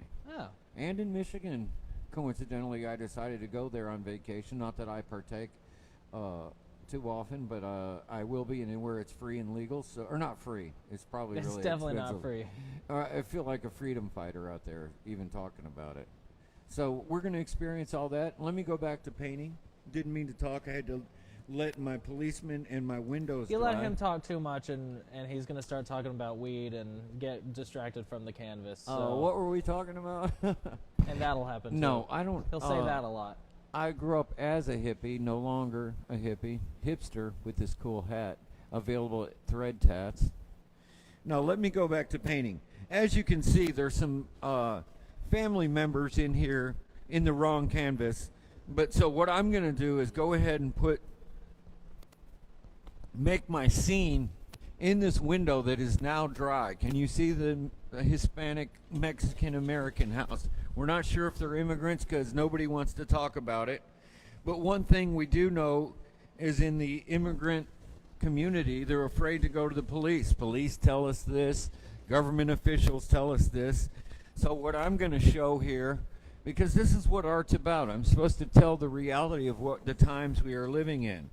So here's the coronavirus. How does it relate to corona? The coronavirus. Okay. There's a guy here. He's a Mexican American. He might be an immigrant, but I know he's got his whole family around him. And he is very sick. Okay? And he's got the corona probably. He's an older gentleman. And scoot your chair a little bit, that you're blocking the view. Am I blocking the view? I'm sorry, y'all. I'm on the wrong side. There we go. Perfect. Okay. So one thing that's a problem is that he's pretty sick here. It's a big problem. And he's pretty old. How are y'all liking this new audio setup, y'all? What's up, y'all? You can actually hear me. Eventually, maybe season 2 we'll figure out how to put a camera on his head. That would be crazy. Y'all don't want to see that view. I can promise you that. But so there's people tending to this gentleman, okay? But there's also people in the room that are very sad and kneeling. because he has something wrong, but he can't go to the hospital because he's worried about getting arrested and deported. So can you imagine the fear? This is what I'm talking about last week that nobody heard, about walking in another man's shoes. Now, I know some people think there's a huge immigration problem, but in Texas, it's part of our culture. You know what I mean? This is, I'm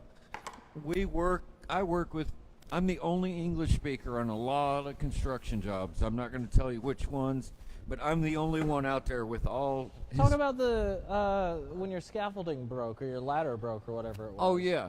One time I'm in a house, we're all rocking to some Mexican-American music. No, okay. I don't assume. I like to hear other music once in a while. And I built my own scaffold because I didn't bring a helper that day. I thought I'd make it nice and efficient. I was doing some artwork on a ceiling.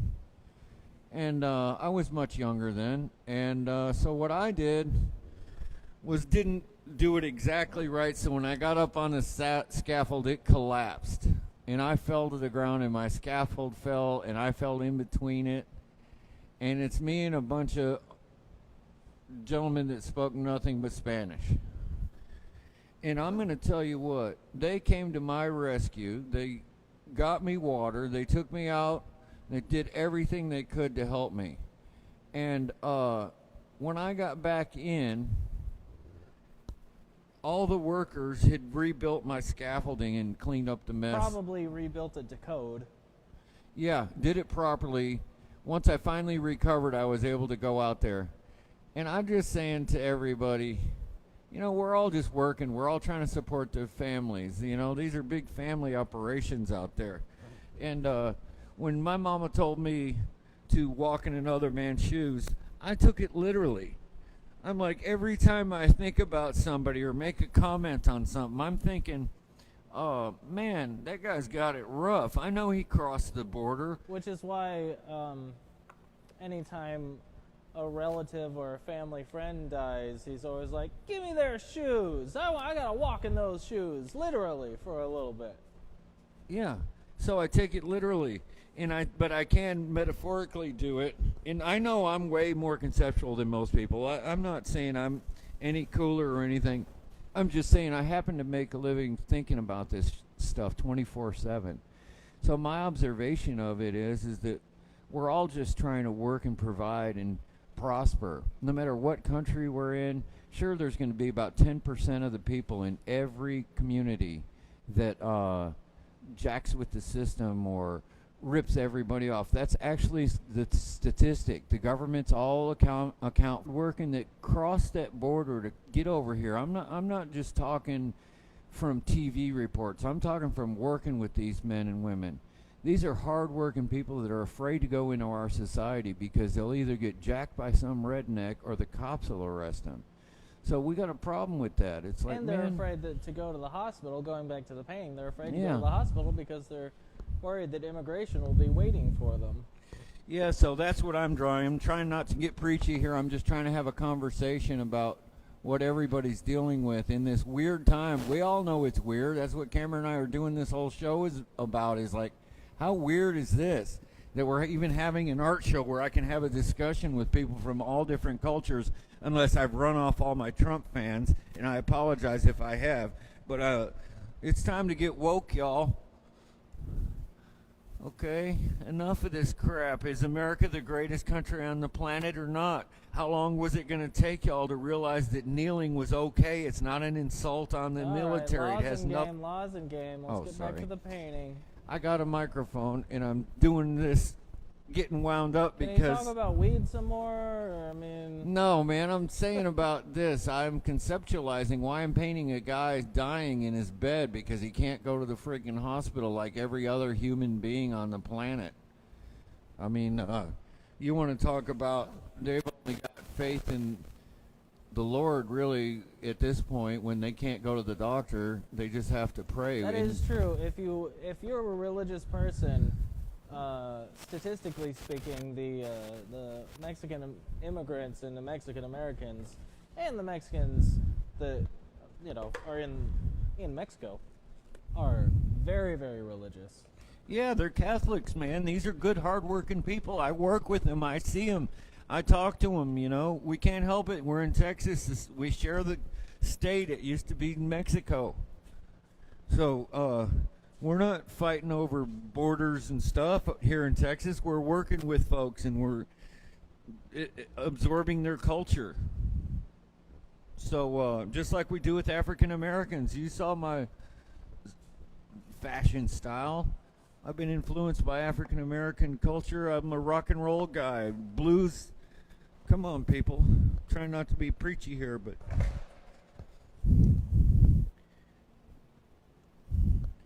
anyway.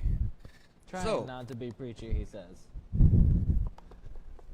Can anybody see what I'm doing? Now I'm going to start putting outfits on these folks because I want this to look like his wife standing So next. why is it that you're not sketching these people in first and you're going straight to painting? Oh, just because we've only got an hour or so. Sometimes it's fun just to kind of put the shapes in there, and I can always come back in detail. Like, I'm just, you know, your eye sees it and tells the story to your mind. And then if you want, you can zoom in on it. But actually, there's, speaking of just doing shapes, that's actually an art style. One of my hit record friends does, I don't know, I'm looking her up. She, on Instagram, there we go, yeah, she does very impressionistic portraits of people, and they're super dreamy. Some of them are more detailed than others, but they're not. All right, well, I got that on camera. Sorry. But they are really, really cool, and they're not sketches or anything. They're literally just splotches of paint. And you like it? Yeah. You come look at it. See, some of them are less. Oh, wow, that's cool, yeah. See, it still reads as a face. I don't have to necessarily put all the details in there. That's what Picasso realizes, that you don't have, once cameras came around, we didn't have to do that anymore. Than that, but I want to commission her to do, this one's really cool. I want to commission her to do that is cool. A poster for my dream concept film.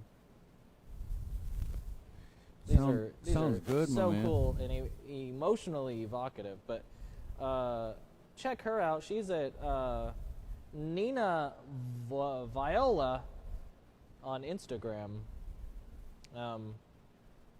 But that's essentially what he's doing. Not doing the sketches, not getting super specific with the details, just kind of putting it in there. And yeah, the idea is to get the idea around out Nina there. Viola.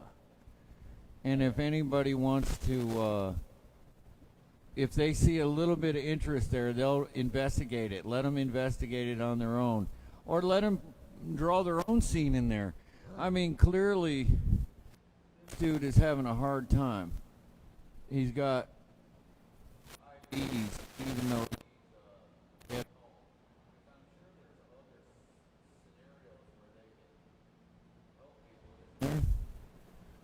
Probably. I mean, like, don't they have underground doctors that go to houses? How does this work?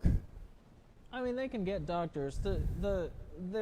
It's against the law for them to actually get arrested at a hospital site. But there's the idea that can happen, and also they can tail them there. So like as soon as they leave the hospital, they can get grabbed. Oh, so they really don't go. But on hospital grounds, they're not allowed to do anything like that. But so I wonder what they're doing during this pandemic thing, you know? It's kind of weird. It's like they're probably dying in numbers that aren't even being reported because they're immigrants and whatnot. They aren't even on any registers. We don't really know how bad the numbers are. Sorry that I'm just not realizing that. This is the deepest dive I've taken on it, but it's not a good situation.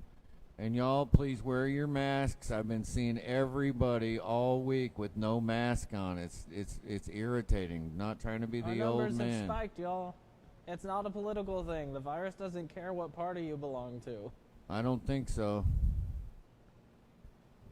So y'all, please wear your masks. They opened us up back for Memorial Day, and the numbers coming back from after Memorial Day are not good.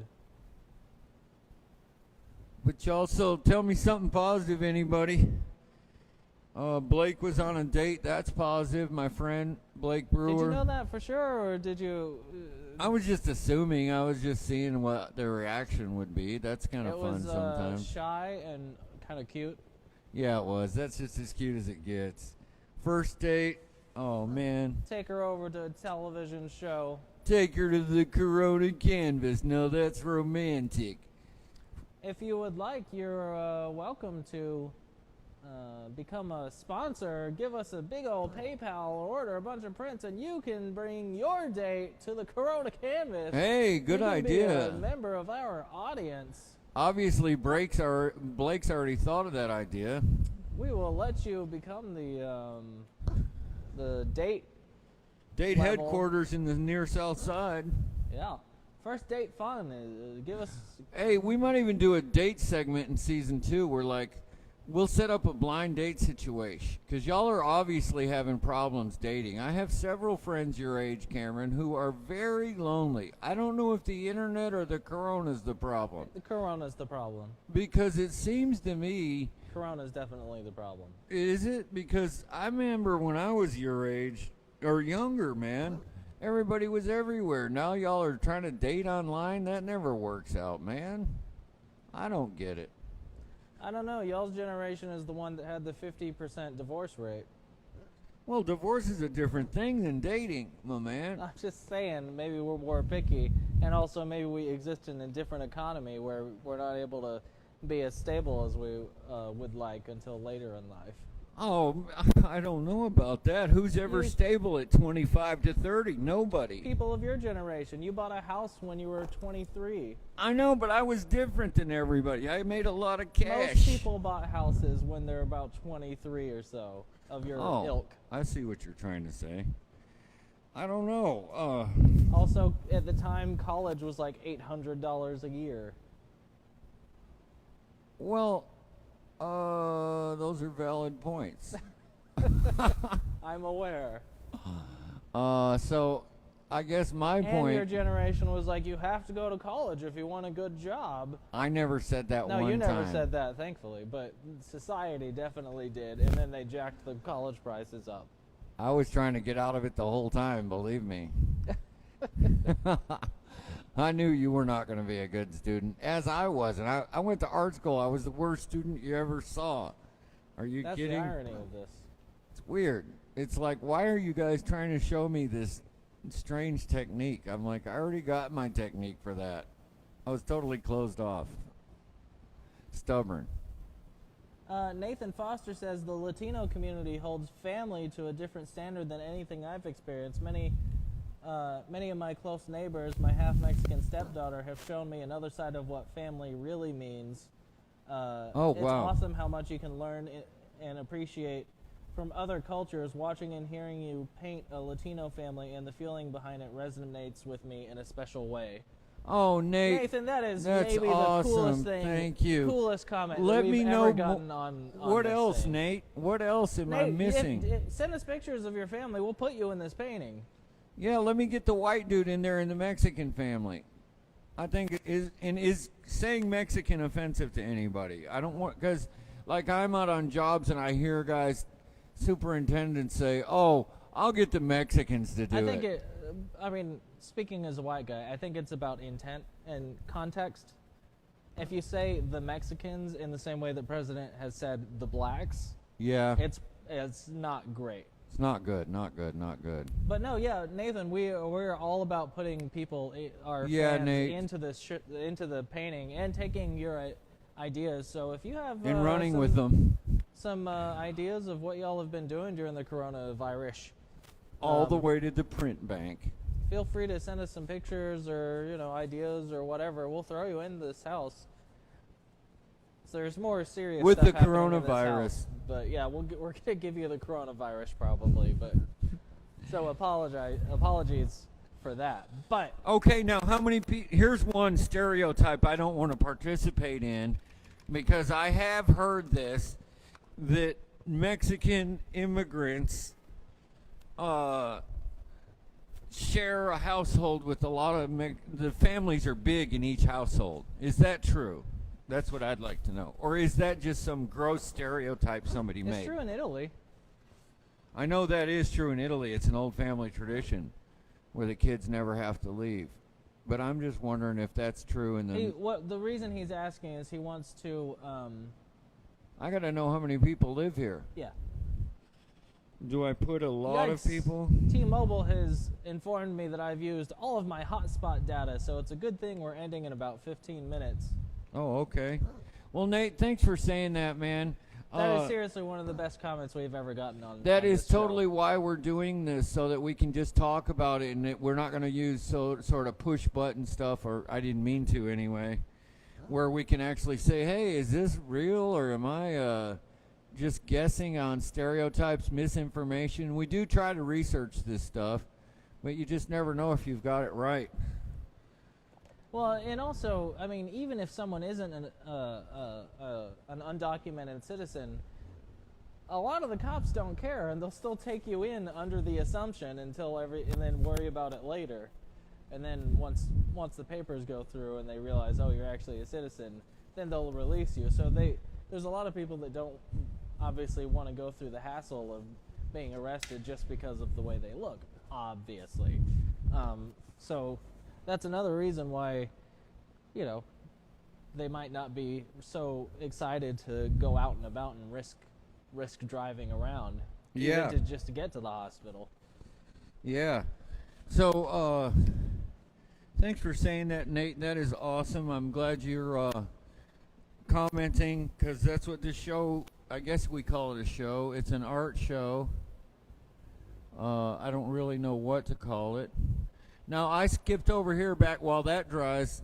I've only got 15 minutes left. I wanted you to see, Cam, what I'm going to do here is highlight the original color. Tone it down a little? Tone it down a little bit, because as much as I love all these bright colors, they come off a lot softer on the actual surface of the house. Like, since paint is opaque and I was already painting over a darker surface, I'm going to go ahead and add some orange back into this house. Well, and also, I noticed this when we came back in here. It looked really, really cool whenever you were painting it on there because it was still so reflective. Yeah. But you blended it so well, the front of the house at least, that it looks like that's just the color, like it's just a purple house. Yeah, I know. That's one of the problems. But it's not supposed to be, okay? No. So what I was thinking about is going ahead back here and putting a little bit of their color back in here. He's okay. behind me here. This is not. The sun is setting, so there is some yellowish going in there. And what I was thinking of is that cop lights kind of come out from here and go up here and add this sort of light to the thing.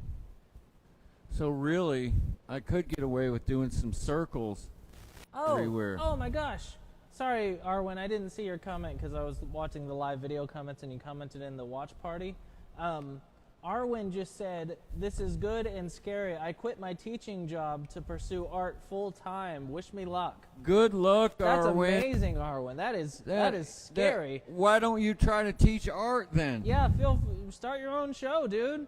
Yeah, I mean, come on over here. In fact, next week you ought to come over here and paint with me. Yeah, that'd be cool. I mean, maybe. I'm gonna do that whole. It's still Corona, so you'll. I'm gonna do that whole crowd scene in one day. Oh yeah, that's right. That's right. The crowd scene. So I was thinking about inviting other artists so we can do the whole crowd scene real fast. So Arwen, yeah, hit us up if you want. We could totally use some extra hands, or at least 2 extra hands. Yeah, that'd be cool. I encourage anybody to quit their day job if they can pursue something they love. If you think you can make it work, then go for it. Yeah, we're trying to show people that you can actually make a living as an artist. And also, there's room for everybody. We don't need to be like so territorial. No, this is a most fun thing. And Arwen, you got to come over here and paint with me. That'll be really excellent. But yeah, good luck on that. That is as soon as you. That's you need to send us some of your art so we can show it on the please show. do. So why are you doing shapes here? Well, because light comes out in circles out of these cans. When it hits the flat surface, the light itself flattens out. You following me? Mm-hmm. Plus, it could represent Corona. You know what we might could do for the final episode is because Kay says she wants to come out as well. Oh, okay. I actually do. Arwen, I have Kay is my art student, so I do have an art student. We could give people like this person's in charge of doing this thing on the first part of the canvas. This person's in charge of the house on this canvas. This person, and just have them kind of at stations all the way down. And then that way that they're separated, and it's safe, but also. So, Arwen, one suggestion I would say is this: if there's anything you want to paint, I'll post a sketch that I'm going to do of a crowd scene going out to the country to protest. But if there's something you want to paint and wanted to sketch anywhere in the painting, you can come over and do it. And I'll tell you that's a good idea, or I'll tell you I don't know about that idea. Nathan Foster says it's tough to be curious sometimes. There are many that have lots of family members with them, but they all have a goal to better their lives for themselves and their kids, and they seem to get where they want to be. But from what I've seen, it's much more difficult, and he will also definitely send some pictures. Awesome. Thank you, Nate. That is incredible. Nathan, come out to the studio sometime. We'd love to see you again. Yeah, man. We're over there just nonstop. And also the gallery here, too. But yeah, or here. We had a guest today, Blake Brewer, which I thought was super cool, y'all.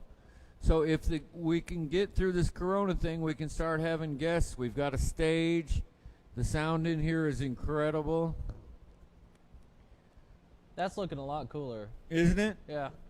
Well, it's a lot more interesting. You know how those lights are just thrown around? It's like crazy.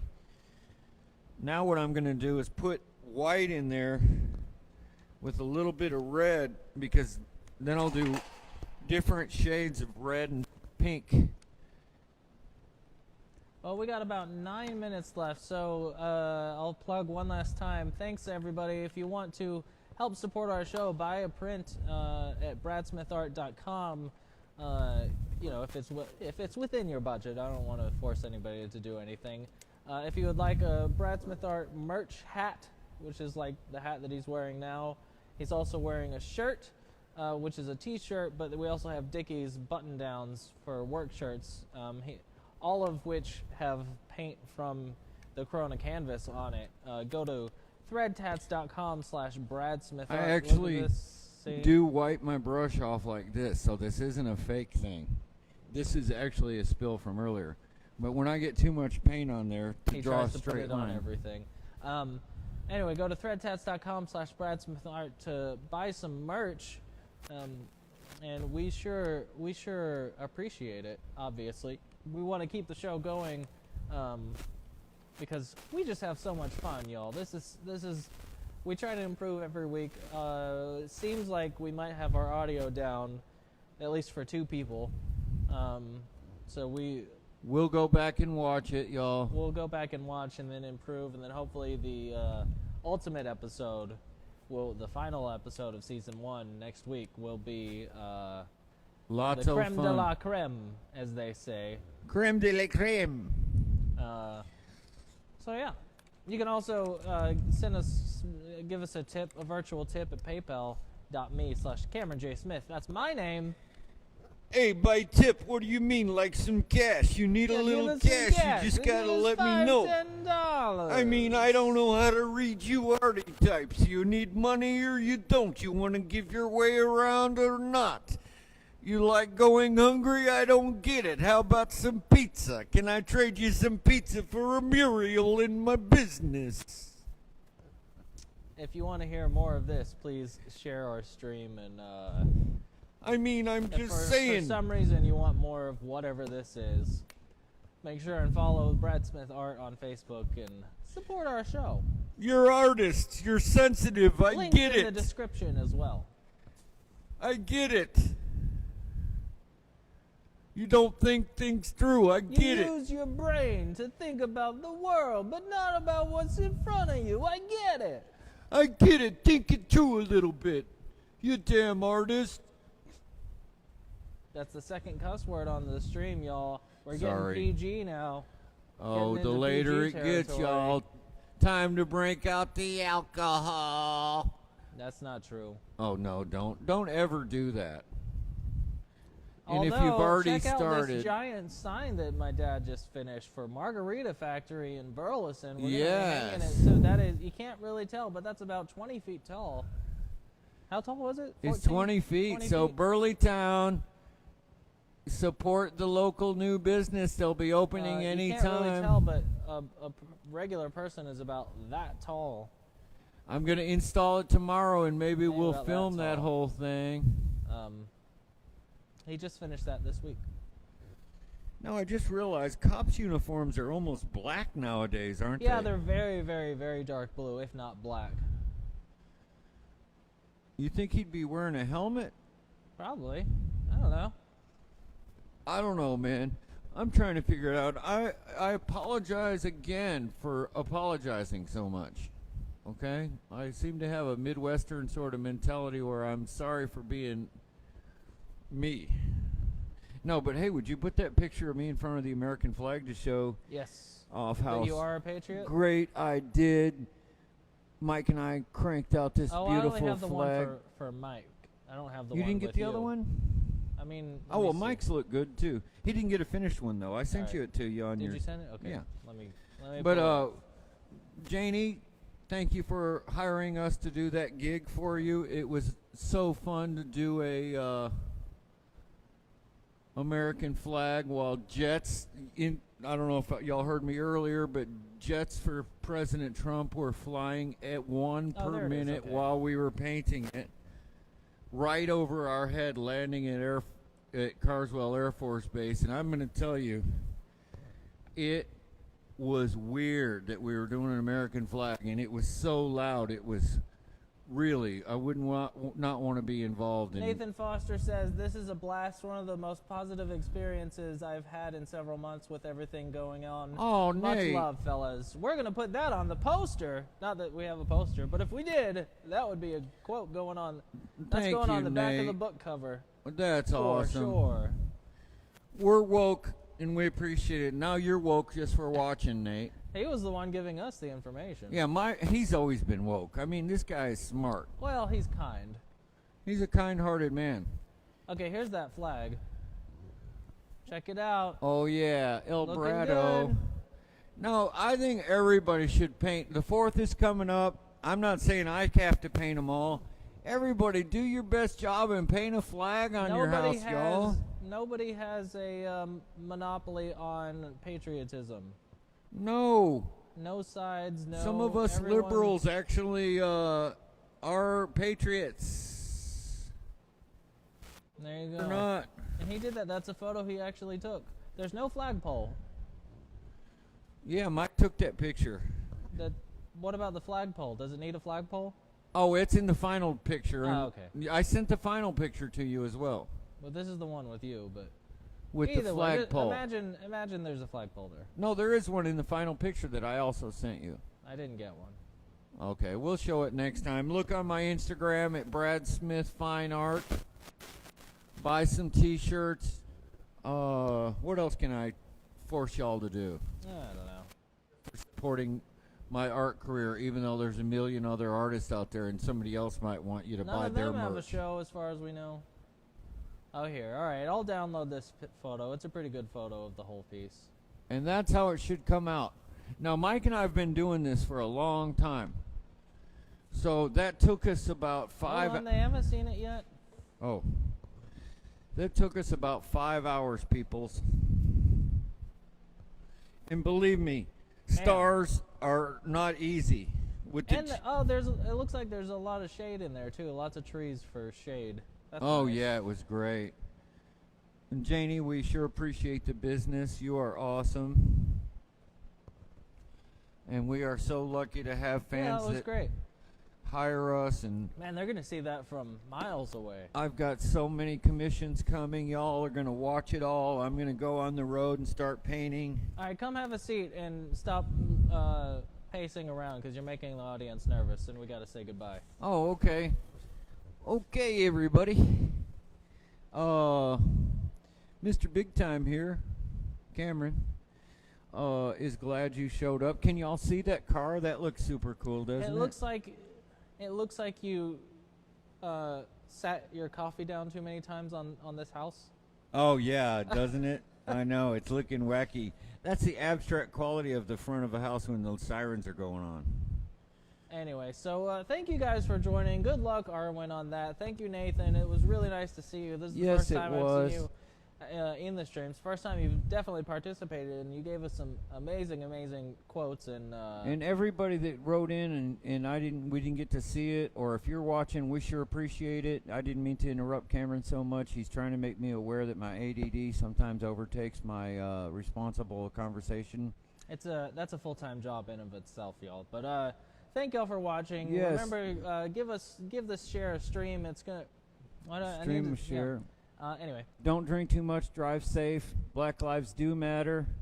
Your life matters too, but right now we're talking about Black lives because they're working hard at keeping it going. Nathan says, I'd love to come by and get some cards or something to put up at my store in Cleburne. See you next time. Okay, man. Come on over to the gallery anytime, Nate.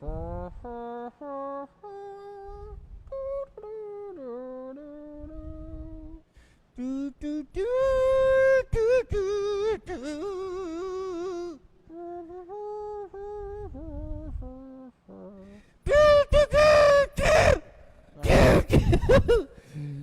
All right, goodbye, everybody. I'm kneeling.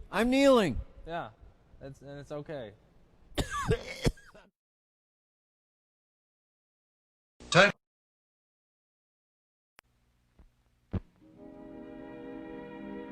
And now, folks, it's time to say goodnight. We sincerely appreciate your patronage and hope we've succeeded in bringing you an enjoyable evening of entertainment. Please drive home carefully and come back again soon. Good night.